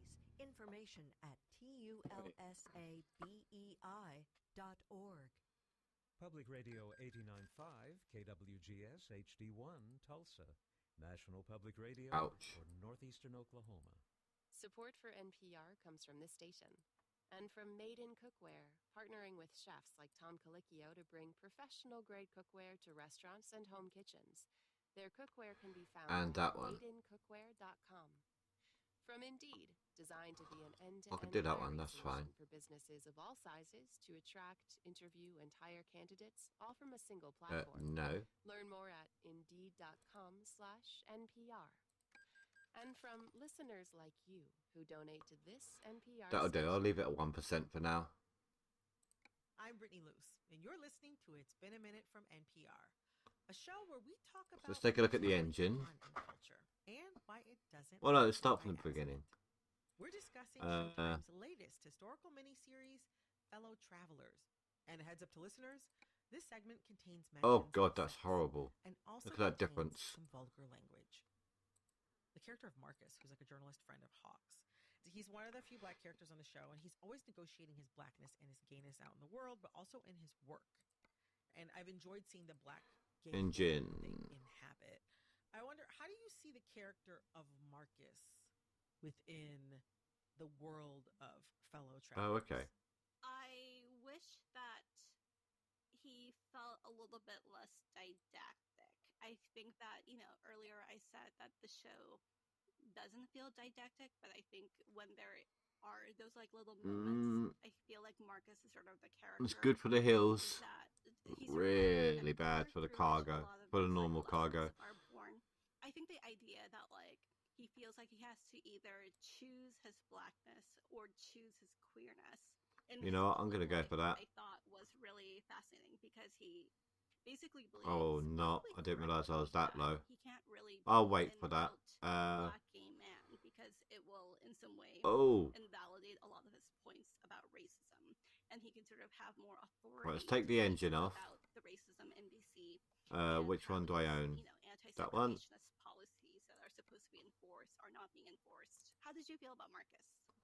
Well, look at that increase. That is a beauty. Like their black gay DC world, I would watch like. Then interior, etc., etc. But that's just. At some point, I will put decos in it. Okay, I just can't be bothered right now. Wrap up without asking you about these sex scenes on Fellow Travelers. I have been loving them. They are dynamic. They serve the story, and they're hot. But also, sometimes I feel like when you see gay sex in mainstream epics, sometimes the sex scenes can be a little sanitized. I feel like these are really dynamic and hot in a way that doesn't. Are you going? Are you stopping? Specifically aimed at like comforting a straight audience, you know. Thank God. You described the sex scenes in Fellow Travelers as gleefully creative, and I agree. What do you think makes the show so gleefully creative? I feel like I'm playing Frogger. I don't remember at which point I observed this, but if you sort of tally up those scenes, they do a different thing in every single one of those scenes. I noticed. $1.04. I wonder if part of what Not too bad. makes the sex scenes so good is that they are talking the entire time. I have my hand. I am thinking right now. My hand is on my. You have it on my forehead. I'm sitting here like, what? But that is such a good point. I mean, you learn so much about the characters, right? And I think this is like a really, really great illustration of who Hawk is. Reese got a grand or grand and a half. He wants to be in charge of like the acts. Harry got 1.3 thousand. In their shenanigans, and Harry sort of leveled wonder, up. Like, is this all it's going to be for them? And then sometimes there's like a moment where he's like, actually. Oh, a second one from Reese. I was about to moan about how much it was, but you've done 2 jobs. Okay. About their relationship at this point is Richmond got 9 grand. Good on you, Richmond. and not just like a damaged jerk. Yeah. And Robbo got another almost 4 grand. Wonderfully done. High quality, limited run. And leveled. And I'd be remiss if I didn't mention that that's a very specific type of programming. And that also requires a specific kind of. And that's it. After all of the turmoil. I'm not going to read them every time like that, but that was a lot of different stuff. Less likely that series like this that will be made. What time is that? One of my editors remarked. Rest again. This series, Fellow Travelers, feels like it was greenlit in another. See, we're gaining money constant here. Era. Is this kind of miniseries? Even with the loan installment. You know, I get this question a lot now. So that was pretty good. The only answer I really have is I hope not. Part of like why. Well, next time, let's take a look. Became a See what's available. I'm not going to grab it. The middle brow segment of the movies, like there's one. The fragile. Or like the medium budgeted adult dramas that we So used what- to have in the 90s. Exactly. So we're, Right? Yeah. So this is like now where we're a truck delivering trucks. Grown up entertainment go Huh. for what they are no longer getting at the movies in large part. People still want that stuff somewhere. See, after doing 800-mile drip for, or basically, oh, just shy of 900 for 116 grand, doing it for 58 just seems petty. Television critic at The New Yorker. Coming up, singer-songwriter Olivia Dean joins the show for an intimate chat and IBAM's first ever live in-studio performance. And then even worse on here, look. Listening to It's Been a Minute from NPR. Hey, I'm Brittany Luce, and you're But on the plus side, if you do these, you don't have to worry about damages, you don't have to worry about fuel. You just sleep afterwards. But anyway, guys, I'm going to end it up here. So I want to thank you all very much for watching. Please don't forget to rate and comment below, and I will see you next time. Have a good night, guys. Stay safe, sleep well. Goodbye. Hearing a lot more from her in the future. While most popular music right now gives